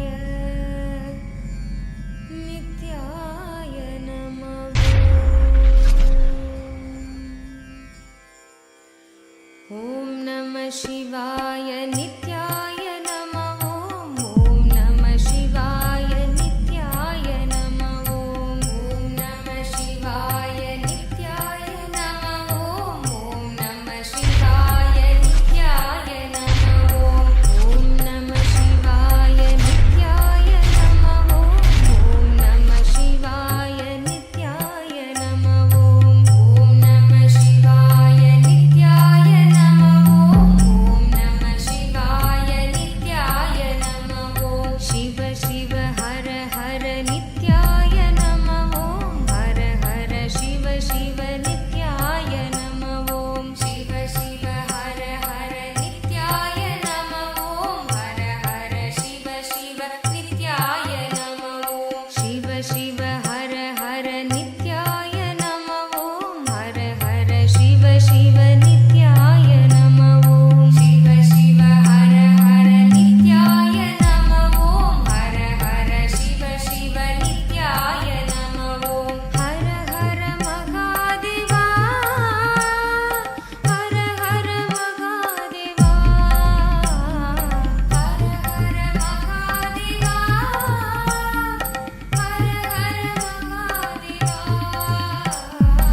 हर हर महादेवा हर हर महादेवा हर हर महादेवा हर हर महादेवा हर हर नित्येश्वरा हर हर नित्येश्वरा हर हर नित्येश्वरा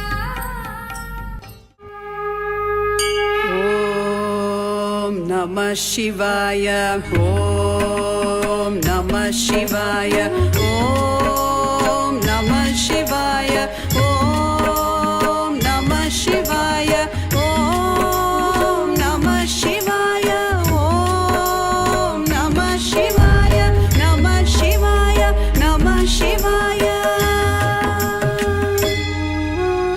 गंगाधरा लिंगेश्वरा शंभो महादेवा गंगाधरा लिंगेश्वरा शंभो महादेवा गंगाधरा लिंगेश्वरा शंभो महादेवा गंगाधरा लिंगेश्वरा शंभो महादेवा जटाधरा जम्बुलिंगेश्वरा ॐ नमः शिवाय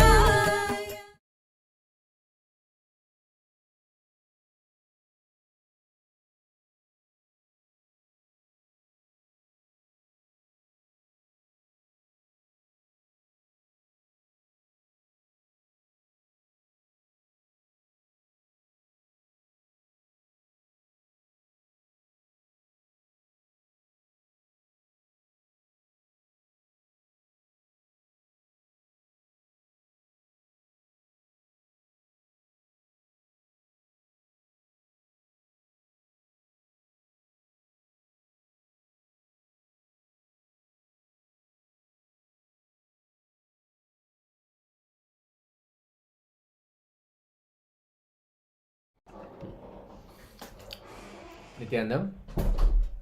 Nityanandam. So let us relax from the power manifestation. Quickly share with us how the manifestation was, what happened with the object that your partner was holding in their palm. Let's quickly share, take a few seconds and share.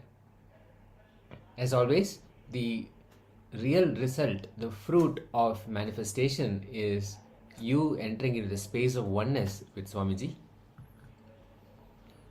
So whatever happened or did not happen to the object, the manifestation, you sitting in oneness with Paramashiva, oneness with Swamiji happened. So always celebrate after the power manifestation.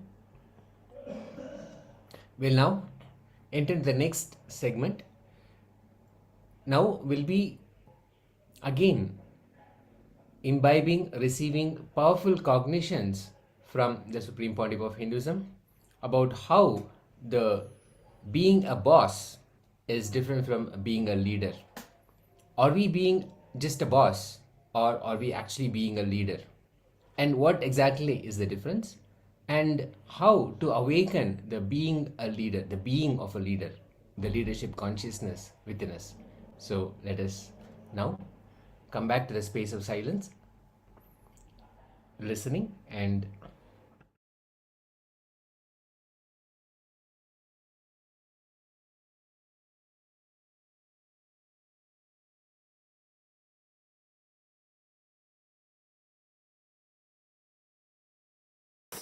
Please listen.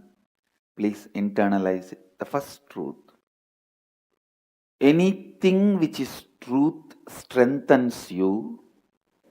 Anything which is overlapped on the truth, believed, whether it creates greed in you or fear in you, weakens you even while you are believing. Not only after you are disillusioned, even while you are believing, it weakens you. Please listen. Anything which is truth goes on strengthening you. Even while you are working with it, while you are practicing it. The great truth Nithyanandoham, Shivoham, I am the ultimate possibility. When you work with this truth, understand, when I say I am the ultimate possibility, I mean you are the ultimate possibility. When you are working with the truth, even while you are working, it strengthens you day by day. But anything which is believed, which is not truth,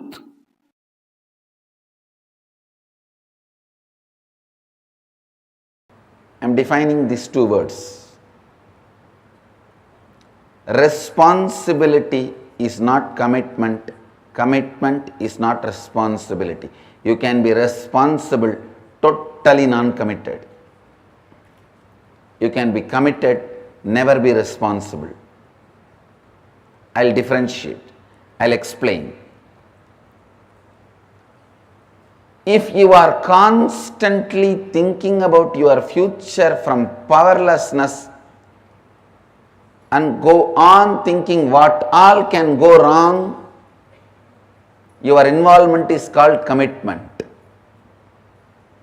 If you are constantly looking at your future from the space of completion and go on looking at what all can go right, your involvement is called responsibility.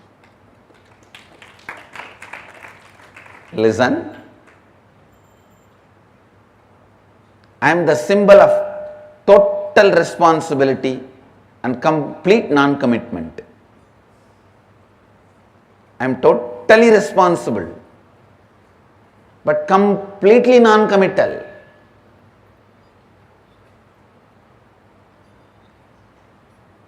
If just a devotee who has attended some free program sometime, if he is bitten by a snake, or if he is caught into some accident, or if he is in emergency,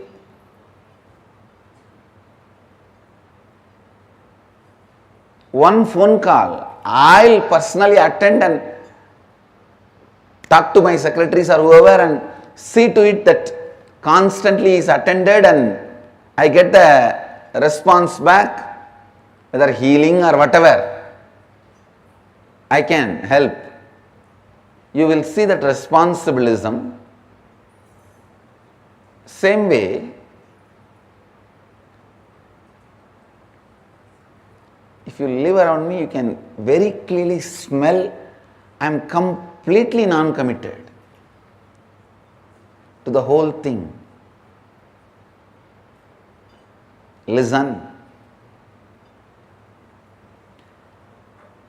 any future plan which erupts out of the pattern, what all can go wrong is commitment.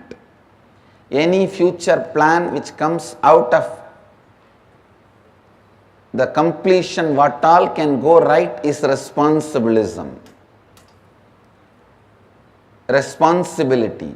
He asked me again, then what is accountability, Swamiji? I said, if you are constantly thinking from what all can go wrong, even if you are committed, you may be accountable, but you will not be accountable. You may be accountable, you will not be accountable. You will just stand and say, yes, this is what I am, what can I do? This is where I am.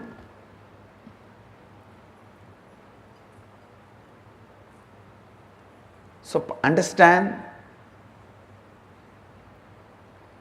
this subject is very, very, very confusing and people feel no. At least in responsibilism, I don't want this to be separated. Because in the name of responsibility, you get a little consolation to worry, space to worry. You are so addicted to worrying. I took away all your possibility for worry. If you are integrated, no worry. If you are authentic, no worry. But if you are responsible, you can continue to worry. In the name of responsibility. Now I am purifying the concept of responsibility. Listen.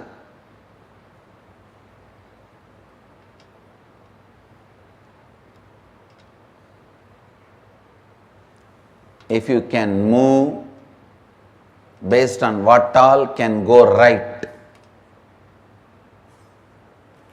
I am not saying don't look at what all can go wrong.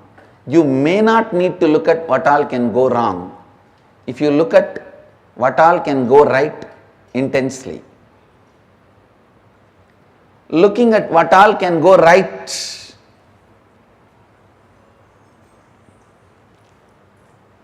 I tell you, looking at what all can go right gives you the ability to start 2000 projects. Even if you win in 20, you will be in the space of unimaginable expansion. The mind which looks at what all can go wrong will not even move to the second project. People constantly say, from morning I was making this call, this. Understand. Even when you are doing some action, is your worrying pattern keeping quiet? Is your lust pattern keeping quiet? Is your fear pattern keeping quiet? Even when you are working, doing your work, all the three are functioning. Same way, instead of lust, fear, worry, why can't your planning, celebration, gratitude function?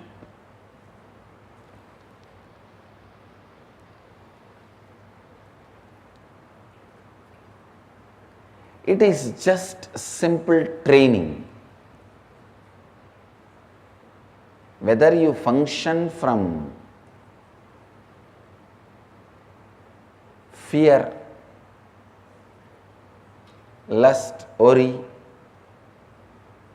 or function from planning,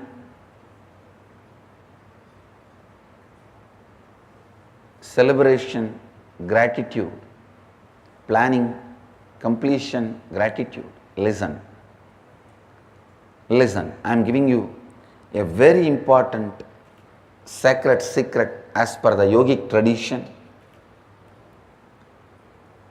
The moment you are born, you reside only in Anandagandha. Anandagandha is the space from which your soul, your consciousness operates in your body. While you are doing all your regular lifestyle routine, either you choose to allow your lust, fear, worry as an involuntary, habitual function, or you can voluntarily build planning, completion, gratitude. Either you can allow involuntarily lust, fear, worry, or planning, completion, gratitude. It is just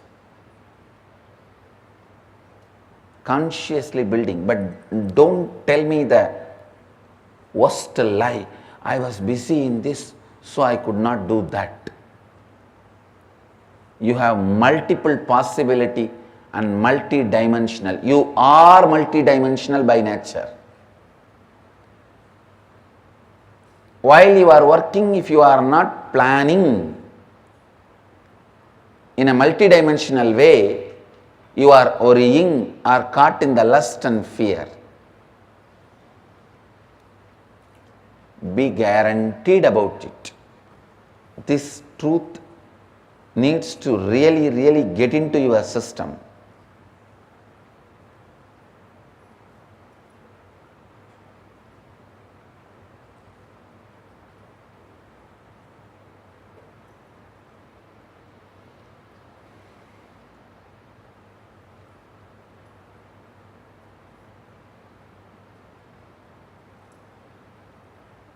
This truth need to really get into your system. Listen.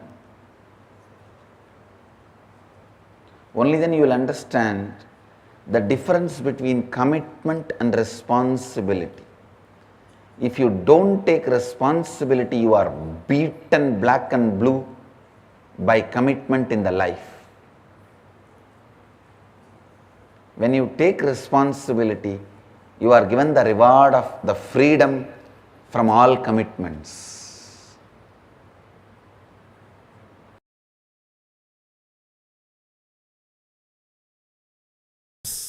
First awakening you need to have. No cunning strategies. No cunning strategies are going to work. Shortest distance between 2 points is straight line. Shortest distance between 2 points is a straight line. Understand? Most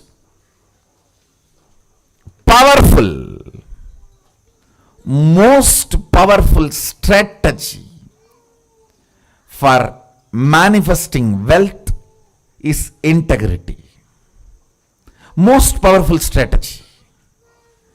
If you want 2-digit, 3-digit level money, maybe 1 or 2 lakhs or 1 or 2 crores, then cheating, stealing, all that may work.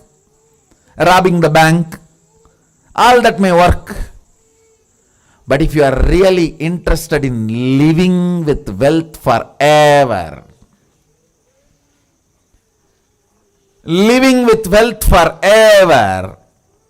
the most easiest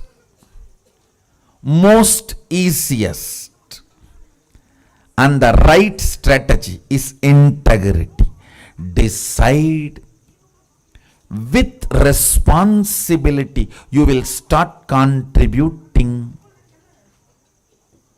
to the humanity. Understand?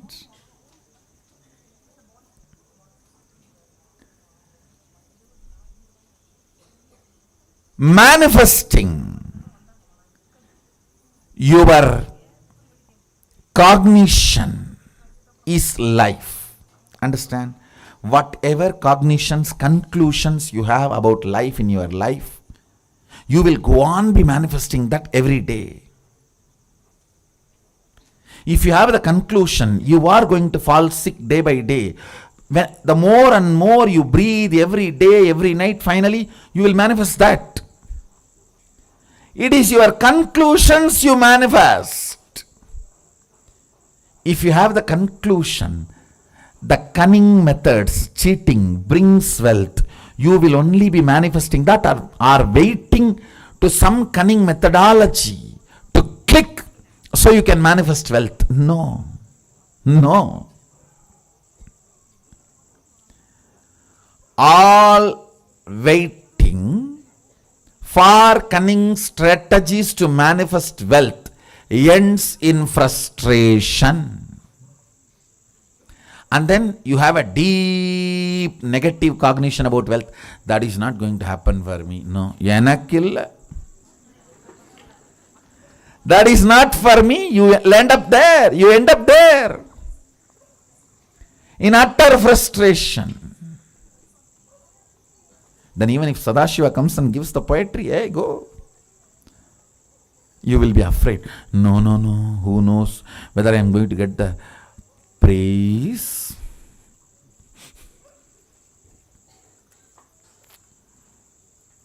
Or beating. Listen. Listen to this. Fundamentally, the first truth of awakening wealth consciousness, I am not giving you this as a teaching, I am giving you this as a software programming. Just internalize and come to this conclusion, that's all. You don't need to practice it, anything. You need to practice. Practice is a 4-letter word for me. Coming to conclusion is all I ask from you. No belief, no faith, no. Coming to conclusion, integrity. The first cognition you need to have, the first conclusion I request you to arrive. No cunning strategy will manifest wealth in your life. You may grab little currency through cunning strategies, but it will never become wealth of your life. I tell you, I am traveling all over the world. I am seeing all the culture, country, every background beings. Still now, I have heard at least about thousands of types of lotteries, but not seen a single man who has become permanently wealthy, rich by a lottery. Understand? I have not seen a single man who really became wealthy, stayed with his wealth through a lottery. No. That's the most funny thing. Then what is happening to all the big lotteries going on? The economy Sadashiva is teaching is neither capitalism, nor communism, or socialism. It is responsibilism.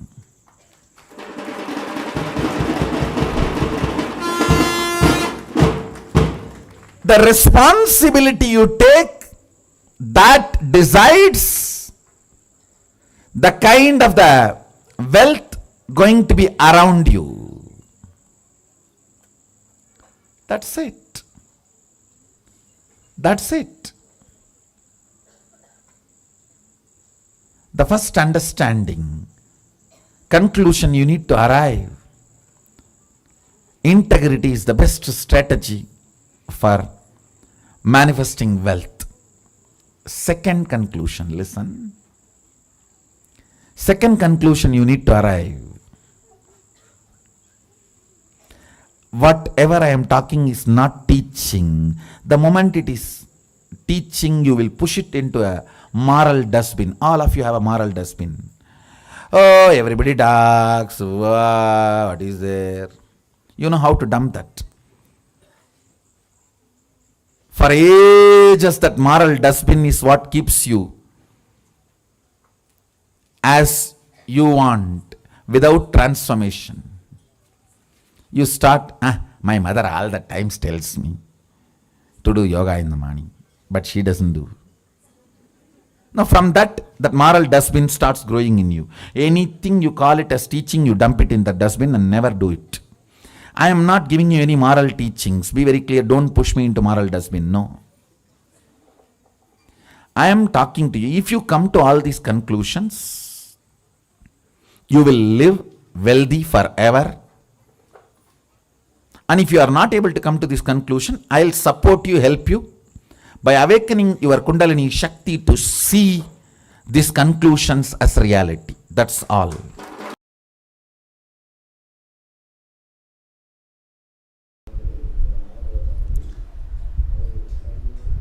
The more power manifestation, more divine you become. Understand? Shakti comes with buddhi. Only siddhi comes without buddhi. Shakti is mother, siddhi is stepmother.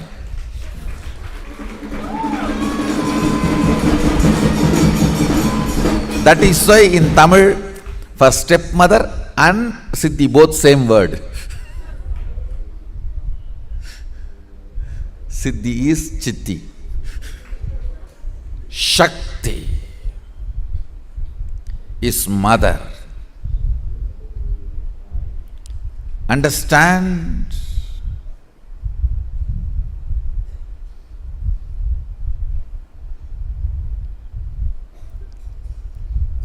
First principle about manifesting powers, it will not strengthen your ego, it will only take you beyond ego. First. Second, manifesting powers means manifesting qualities, state and space of Sadashiva also. Understand? When you manifest powers, naturally the state of Sadashiva and space of Sadashiva starts manifesting in you. I have always seen people who manifest powers have a very high level of integrity and unclutching, because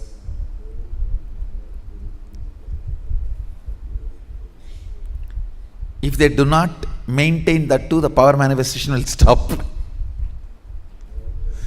Understand?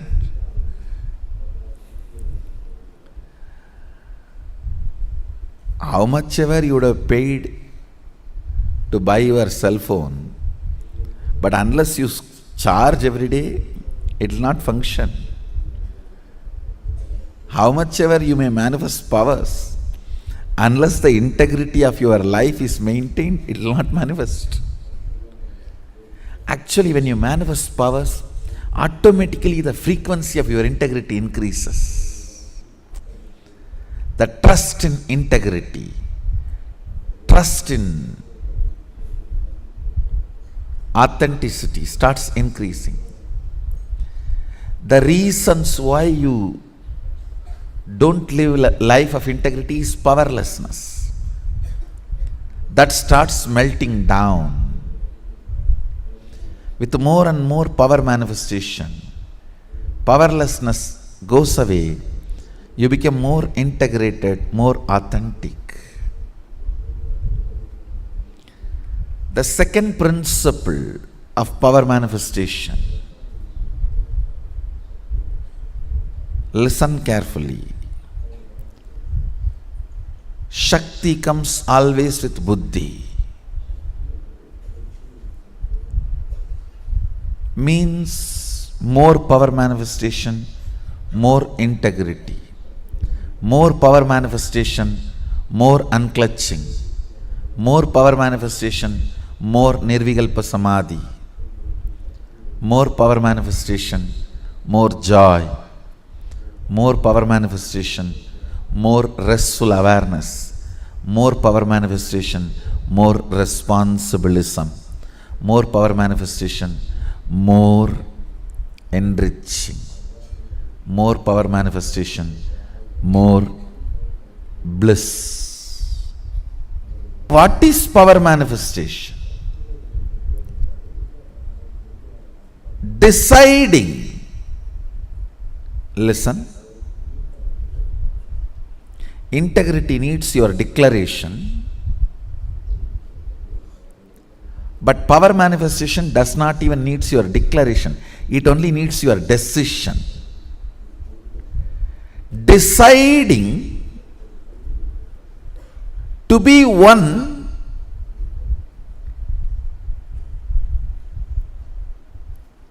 with the original source, Sadashiva, which is you, even when you don't understand.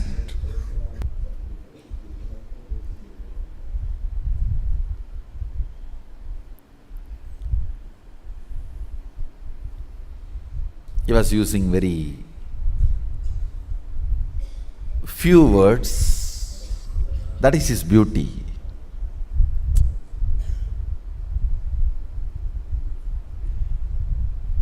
Just with few words, he will make that click happen. You know. First he was trying to tell that everything is one.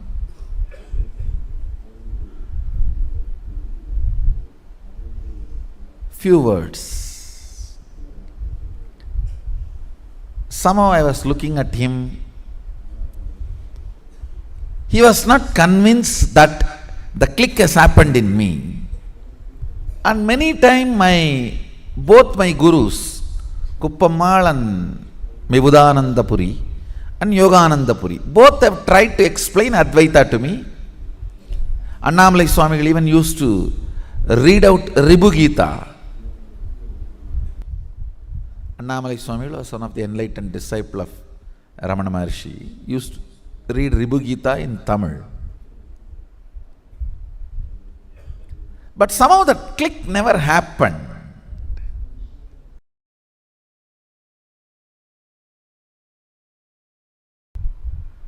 Understand, in cosmos, communism does not work.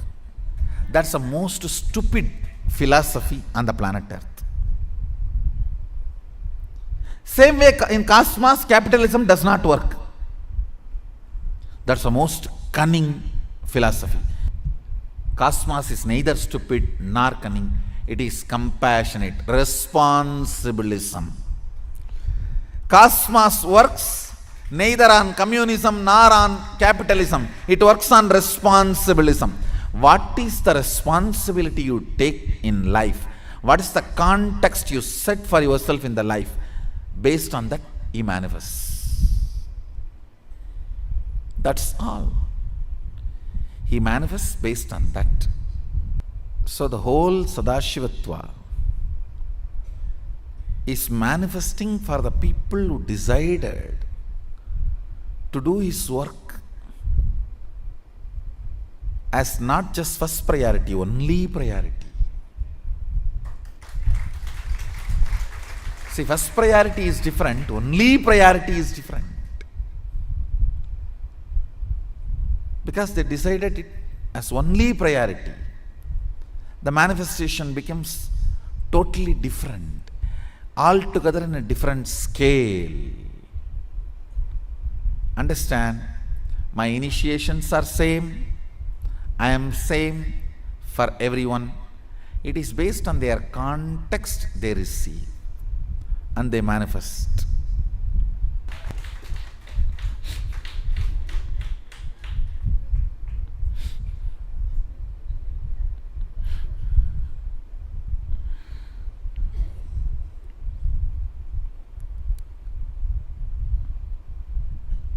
So the context sets the consciousness to a different frequency. So what you are, surely I am available for you as much as you can receive. I am available for everyone. See, I am like Ganga. If you come with a cup, carry me in a cup. If you come with a pot, carry me in a pot. If you come with a lorry, fill me in the lorry and go. If you come with huge container, fill me in the container and go. If you want to make a canal, make it. Up to you. I'll be flowing always. From my side, I neither have favoritism nor have any yes, no, all that. I just flow. Whoever wants to take whatever responsibility. Responsibilism is the law of the cosmos. Whoever takes responsibility, enjoy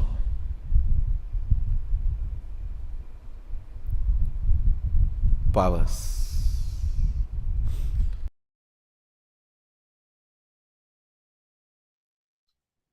Yes, Nityanandam. So, what a powerful revelation by Bhagavan. At the last, Bhagavan himself told, whoever takes responsibility enjoys the power. So, take responsibility and start manifesting powers. The whole throughout the whole video, someone is told your conclusion manifests in life, and the deep negative cognition that you carry about wealth creates a frustration in you, and then you say that you are in utter frustration because you're not able to manifest power, you're not able to manifest wealth. So no cunning strategies will manifest the wealth in your life. So he said he has been traveling around the world and he came to know that even those who have won lottery around the world, they are not able to, the wealth is not able to stay with them. So nobody who has won the lottery, none of them are able to stay the wealth. They are not able to stay with that wealth. So take responsibility. That is only going to decide the power that you are going to carry. So the first conclusion is integrity is the best strategy to manifest power, to manifest powers.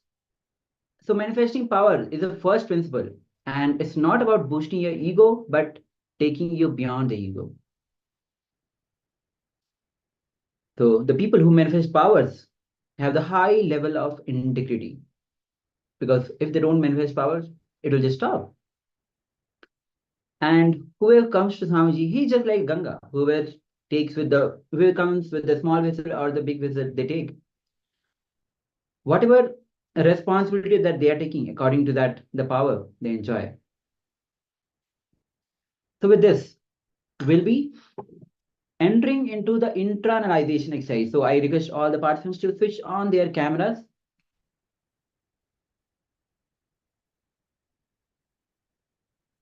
Switch on the cameras, participate in the power manifestation, internalization, be sincere.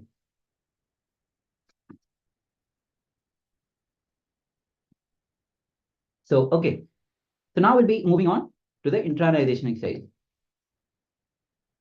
About the completion process. So, sit with yourself in front of Swamiji's lecture. Watch your thoughts and do the completion with yourself.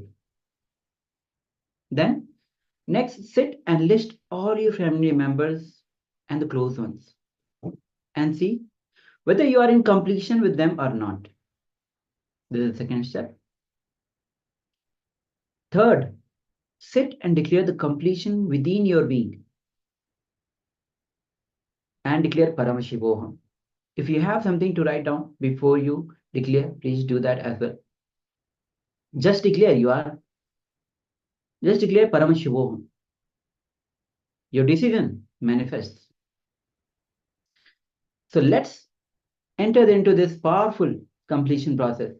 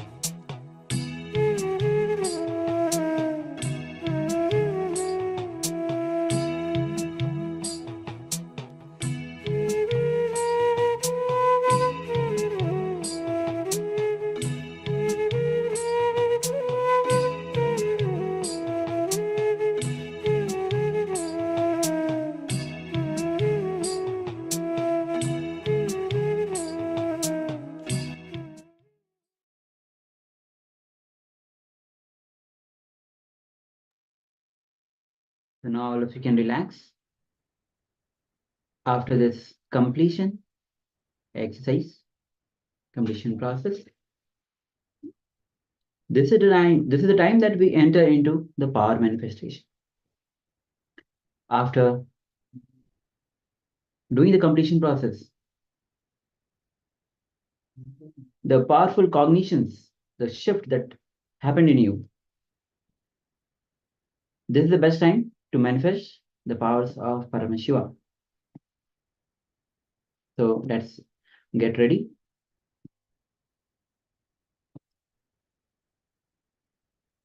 Today we are manifesting the powers of Mahima. So now we'll be moving on to the level 5, increasing the size of an object through a look and through the distance. So just by the look and through a distance, increase the size of an object. Now, so start with sitting in a comfortable posture with your head, neck, and spine in a straight line.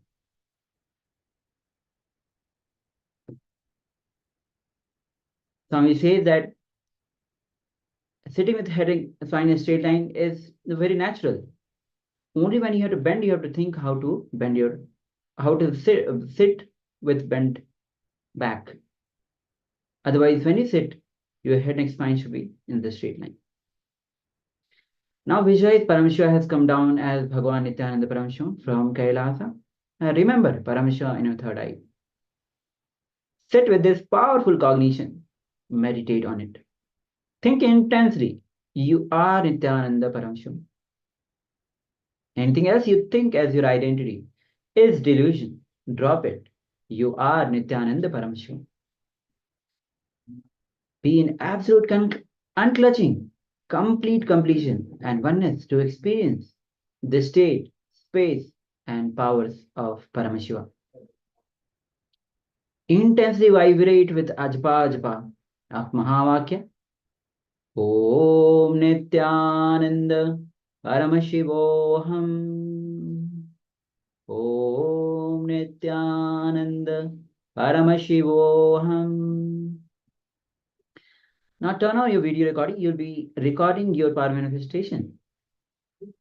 Connect with a partner. Just ask your friends and families or anyone to partner up with you for this power manifestation. Then measure the size of an object which is away from you.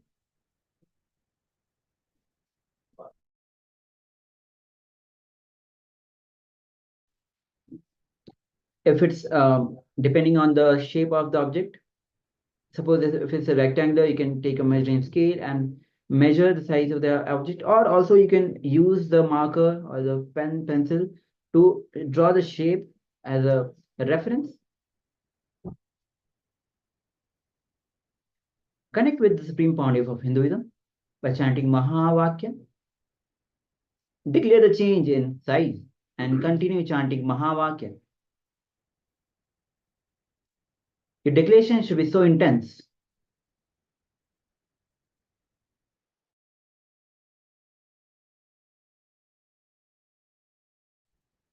You should manifest this power. Drop your logic. The more you are in oneness with Paramashiva, you will manifest this power. So let's begin manifesting this power. I'll be playing the oneness capsule to have the deep connection while manifesting. Let's begin.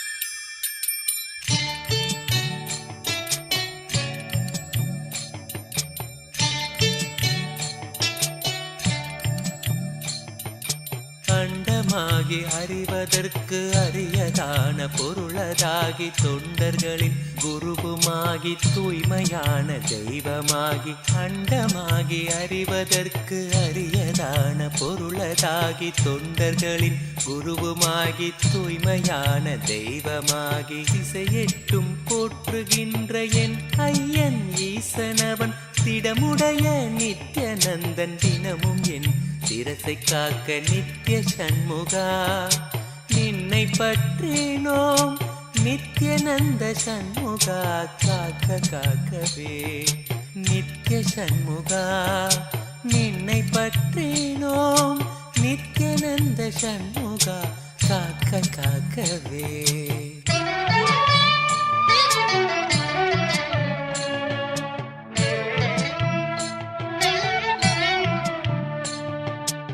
Adhisivan மைந்தனவன் ஆனந்தமாய் நெற்றி காக்க ஆறுமுக வேலவனோ இருநுதலை இசைந்து காக்க ஆதிசிவன் மைந்தனவன் ஆனந்தமாய் நெற்றி காக்க ஆறுமுக வேலவனோ இருநுதலை இசைந்து காக்க ஜோதியான தணிகை ஈசன் நித்யநந்தன் விழியை காக்க நாதனாம் நித்யநந்தன் நயமுடன் நாசி காக்க நித்ய சண்முகா நின்னை பற்றினோம் நித்யநந்த சண்முகா காக்க காக்கவே நித்ய சண்முகா நின்னை பற்றினோம் நித்யானந்த சண்முகா காக்க காக்கவே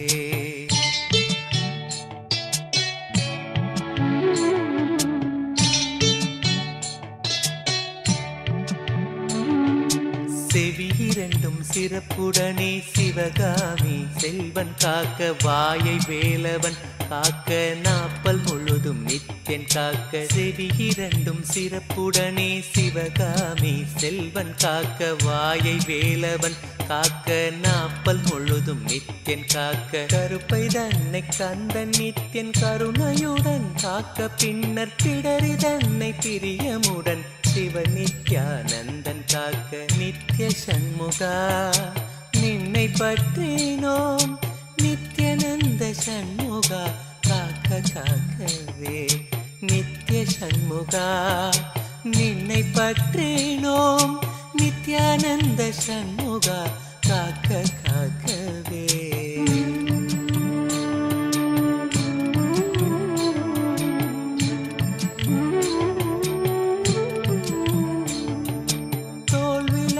திருமகனின் மருமகனோ மகிழ்ந்து காக்க மார்பினை மறுத்திடாமல் மருதமலை நாதன் காக்க முழங்கைதனை முன்னிருந்து நித்ய சண்முகன் காக்க முழங்கைதனை முன்னிருந்து நித்ய சண்முகன் காக்க 12 கையை கொண்டு பிணியெல்லாம் நித்யன் தீர்க்க நித்ய சண்முகா நின்னை பற்றினோம் நித்யநந்த சண்முகா காக்க காக்கவே நித்ய சண்முகா நின்னை பற்றினோம் நித்யநந்த சண்முகா காக்க காக்கவே நித்யநந்த சண்முகா காக்க காக்கவே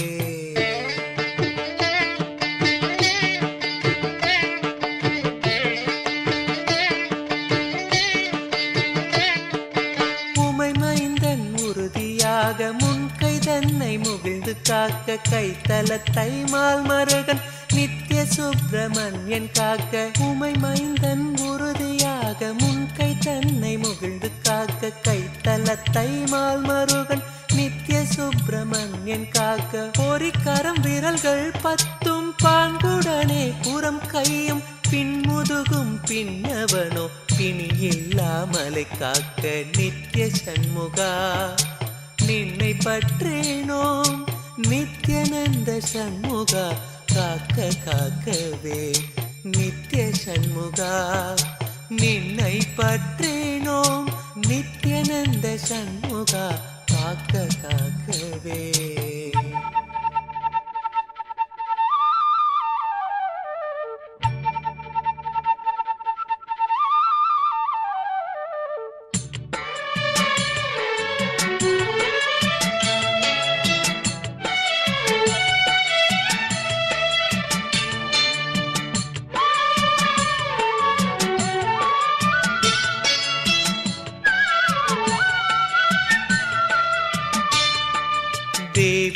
மைந்தன் தாளினையும் இருமுழங்காலும் காக்க தொடையோடு கணைக்கால் தனை கைலை செல்வன் கணிந்து காக்க தேவி மைந்தன் தாளினையும் இருமுழங்காலும் காக்க தொடையோடு கணைக்கால் தனை கைலை செல்வன் கணிந்து காக்க நேருடை பாடிரெண்டும் நித்யானந்த ஈசன் காக்க சீரிய புதிக்கால் தன்னை குரு நித்யானந்தன் காக்க நித்ய சண்முகா நின்னை பற்றினோம் நித்யானந்த சண்முகா காக்க காக்கவே நித்ய சண்முகா நின்னை பற்றினோம் நித்யானந்த சண்முகா காக்க காக்கவே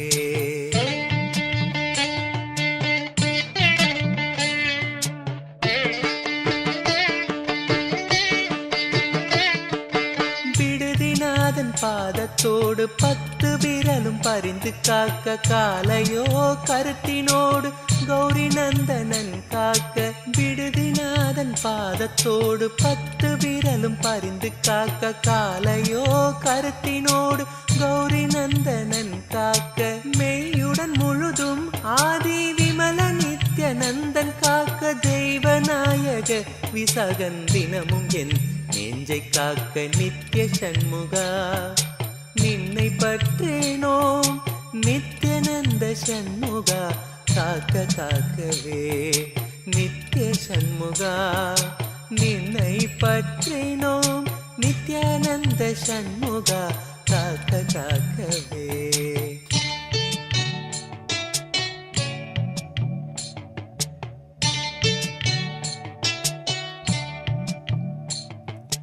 மண்ணிலும் மரத்தின் மீதும் மலையிலும் நெருப்பின் மீதும் தண்ணீரை ஜலத்தின் மீதும் சாரிசை ஊர்த்தி மீதும் மண்ணிலும் மரத்தின் மீதும் மலையிலும் நெருப்பின் மீதும் தண்ணீரை ஜலத்தின் மீதும் சாரிசை ஊர்த்தி மீதும் விண்ணிலும் பிலத்தின் உள்ளும் வேறு எந்த இடத்தும் என்னை நன்னி வந்து அருளார் நித்யானந்தன் வேல் காக்க காக்க நித்ய சண்முகா நின்னை பற்றேன்.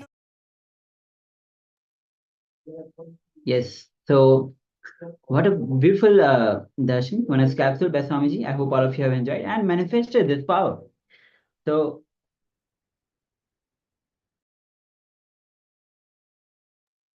let's take few minutes as you verify the power manifestation by measuring the size of the object. Again, so now this is going to be a second measurement of the object. First you took before the power manifestation, the initial measurement. So now let's measure the object, size of the object again. And verify the change.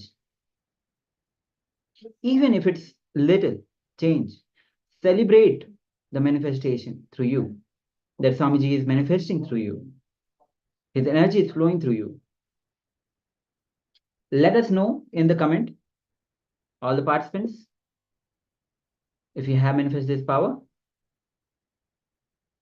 Ma Nitya Narisha, Chunye Lui, Ma Prema, Nitya Prema, Ma Maha, Bhairava, Vang Kali, Ma Guru Prasadini.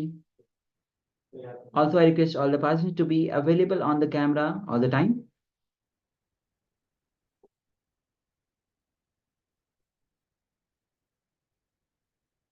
So if you have anything to share, just you can share.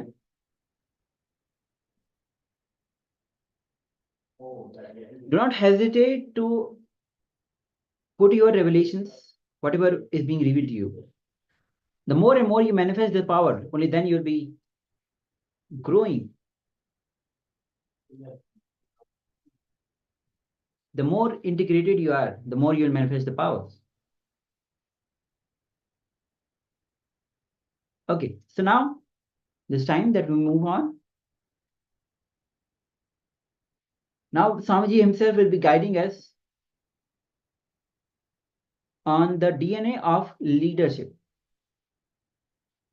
How the DNA of a leader is built, and he will guide us through the whole process. How even we can become a leader by changing the meaning, the whole process. Let's hear from Bhagavan himself as he guides us through it. So, we come to the listening. Listening means hearing plus cognizing. So let's hear and cognize.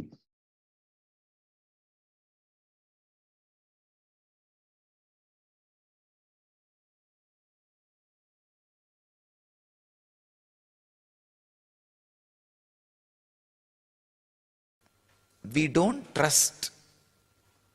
The restful awareness can give rest.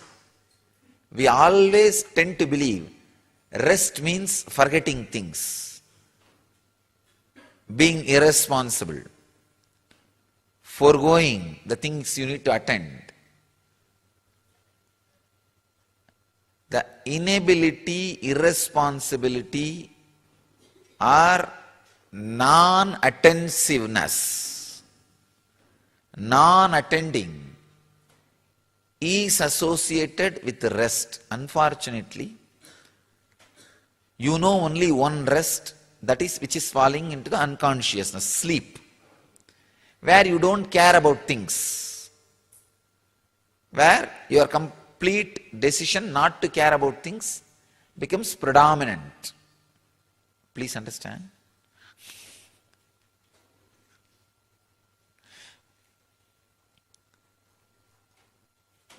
You do not know any other rest. It's so pathetic. Human beings do not know any other state for resting other than sleep. That is why always, if you want to take rest, you want to throw away things. You strongly believe irresponsibility and non-attending or disowning is the only way for rest. No. The moment you start believing disowning is the only way for rest,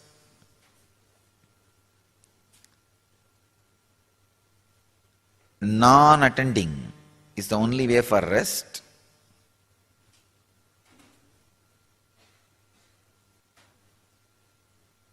naturally your being likes to rest.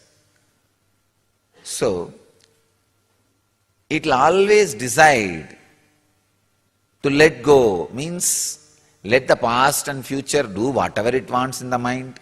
Let me rest. Please understand.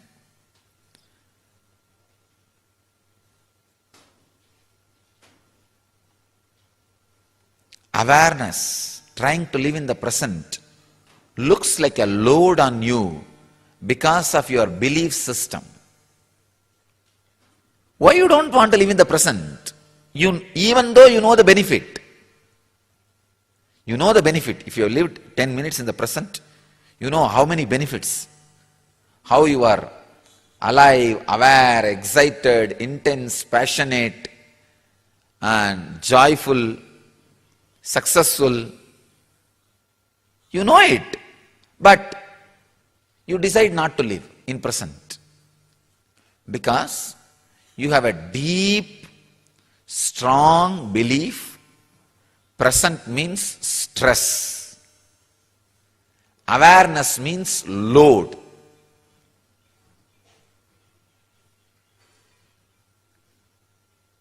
Till you remind your biomemory strongly, awareness means restfulness.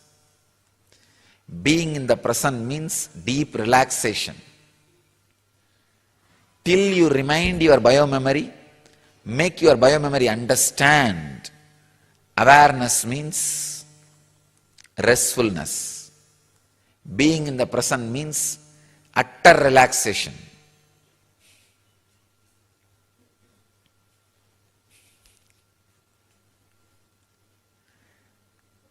I don't know how much you are going to take, how much time and how much energy you are going to take to remind your system, awareness means restful awareness. Being in the present means deeply relaxed.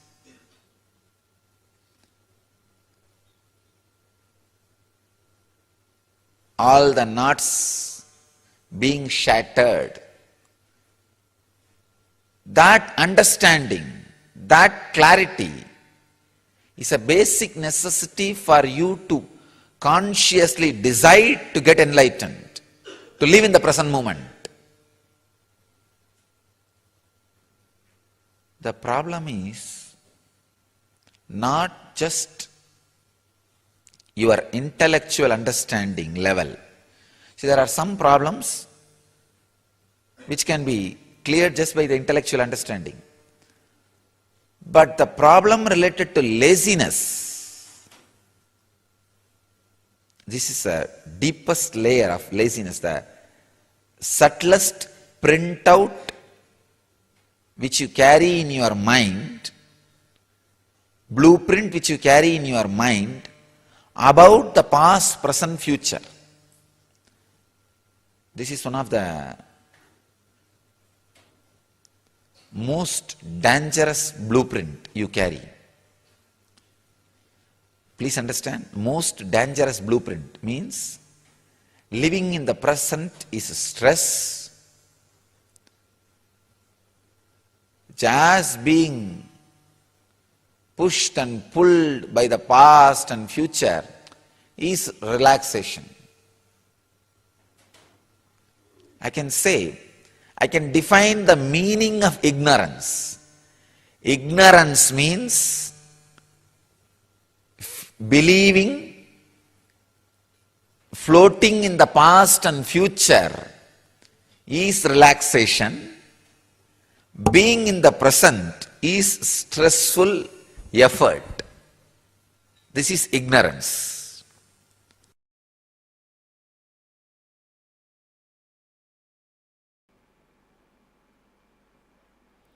Yastu sarvani bhutani atmanyevanu pashyati sarva bhuteshu chatmanam tatona vijigupsati.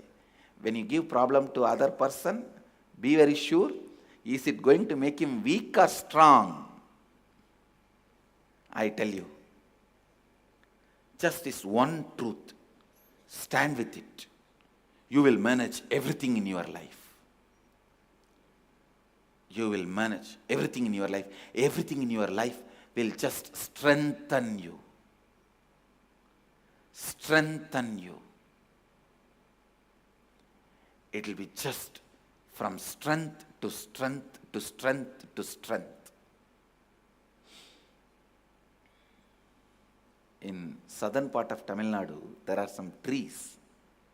Even if they get buried by natural calamity, in course of time they become stones. They don't just get disintegrated. It's called Kalmaram in Tamil language. If you go to Tiruvakkarai, Pondicherry, you will see those trees which has become stone. Even if they are buried, they don't get disintegrated, they become stone. Understand, it's a stuff out of which you are made. Your belief about you, that decides whether you are going to be disintegrated by getting buried or you are going to become a stone.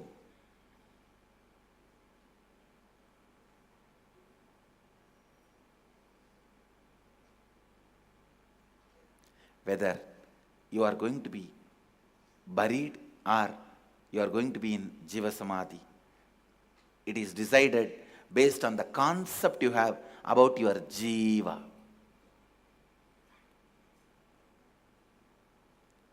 Even while you are living,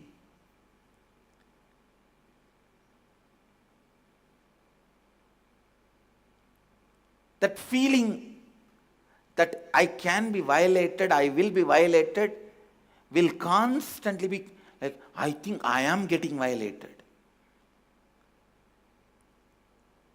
If you repeat, I can be, I will be, I may be, I think I am. That's the way it ends up.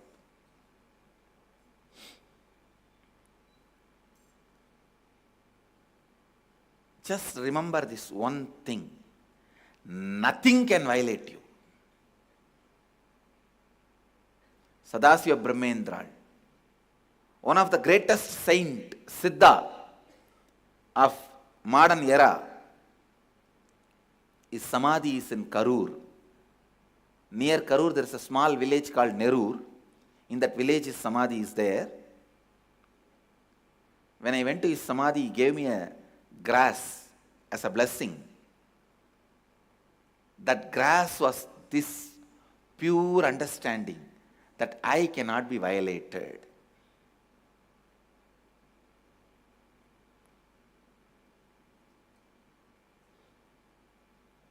Meditate on this. Think about it.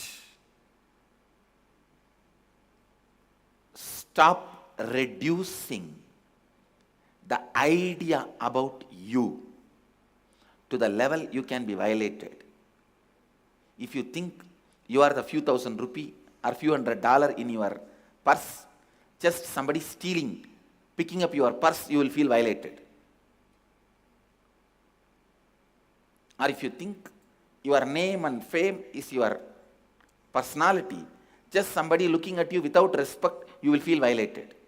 If somebody looks at you, immediately you will feel violated.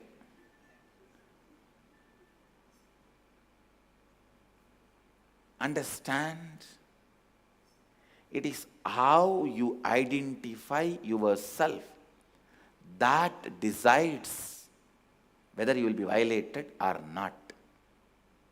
Whoever feels I can never be violated is my disciples. Understand? I am defining who is my disciple. Whoever decides I cannot be violated, I will never be violated, I am beyond any violation, you are Shiva Gana. You are embodying Mahadeva. Mahadeva is a principle. He is form also. Whoever catches that principle, your form is Mahadeva's form. Your form becomes Mahadeva's form. You will be radiating the grace of Mahadeva, the beauty of Mahadeva.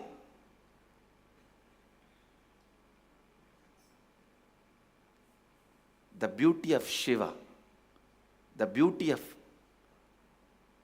Mahadeva, the grace of Shiva, the grace of Isha.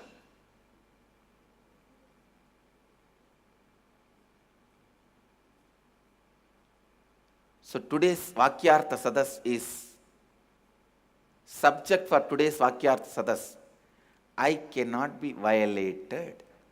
Tatona vichugupsate yastu sarvani bhutani atmanyevanu pashyati sarva bhuteshu chatmanam tatona vichugupsate.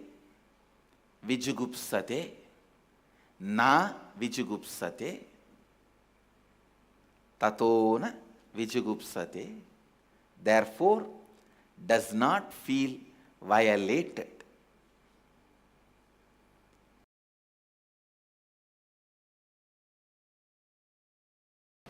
Your delusion that the time spent while you are in your body is your time is wrong. It is not your time. It was not your time.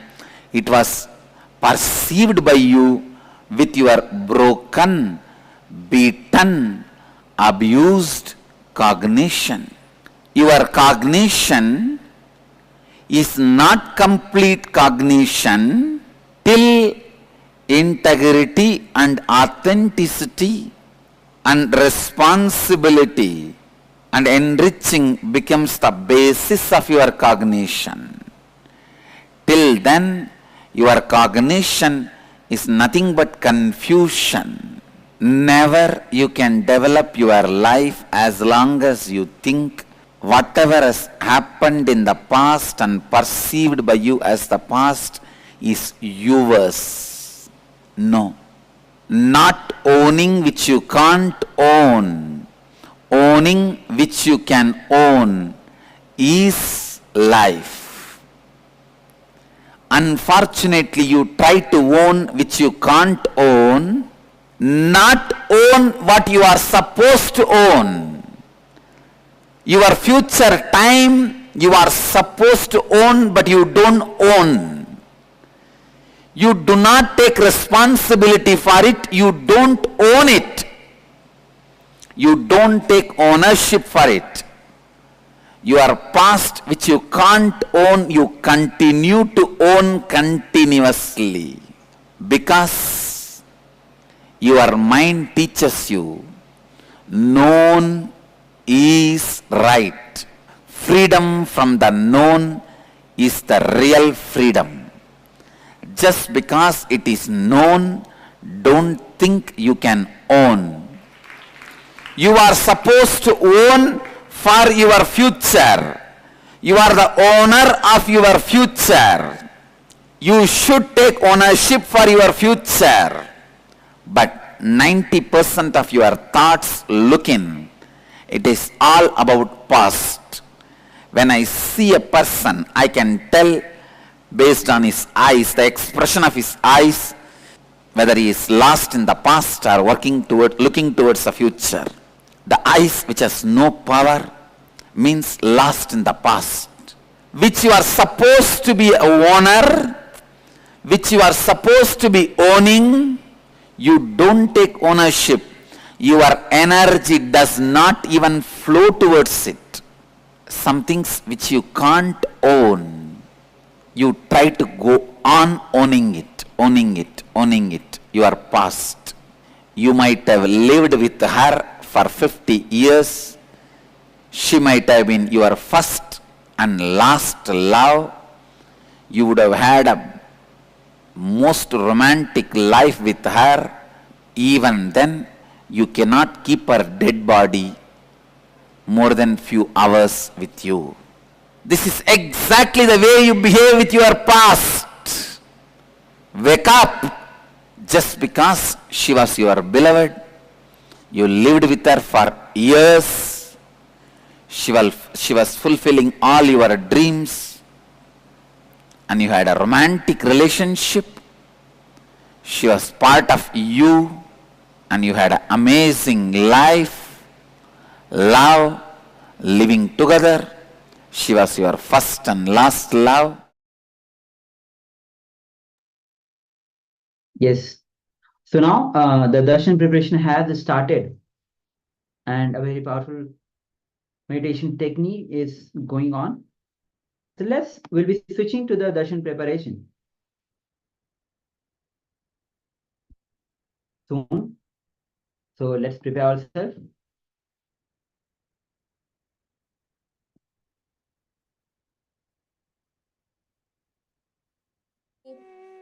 Paramashiva reveals in this how he creates the entire, all that is revealed, everything that is created is directly from his own third eye, his projection.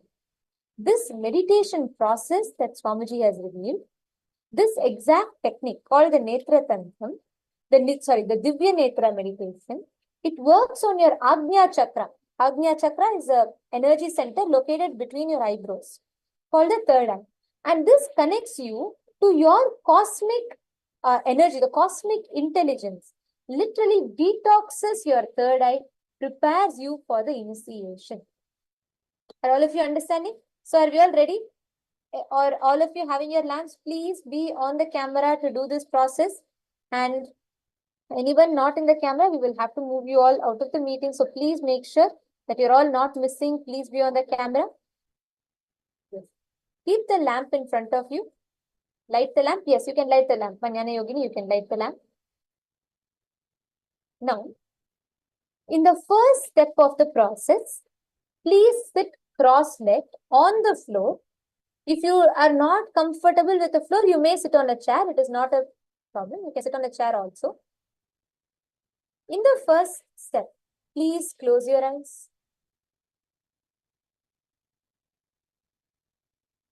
focus on your brow center, the Agnya chakra, the exact location where your third eye is. Bring all your awareness and focus on your Agnya chakra. Please close your eyes.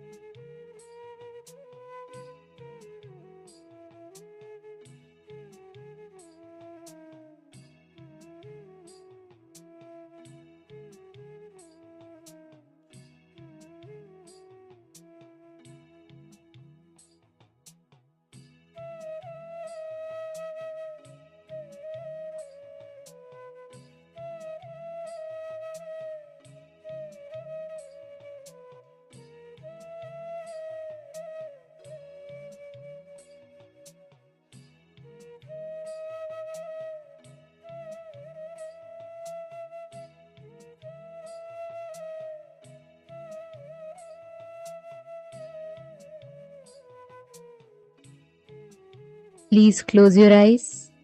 Bring your complete awareness to your brow center.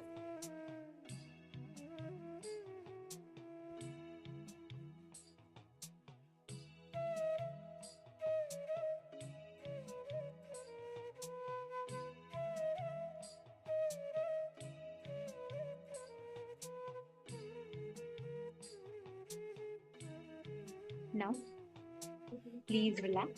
Please open your eyes. In the next step of this process, please bring your awareness. Open your eyes. All of you can open your eyes slowly.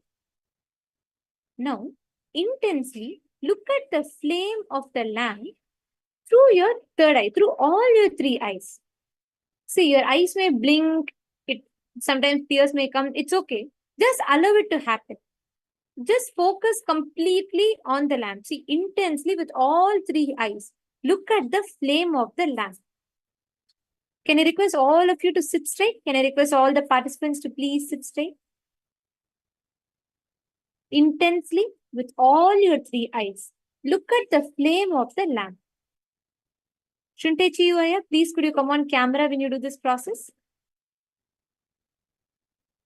Ma Dahanananda, actually you can remove your specs for this process, Ma. Ma Dahanananda and few others who are wearing specs, you can remove the specs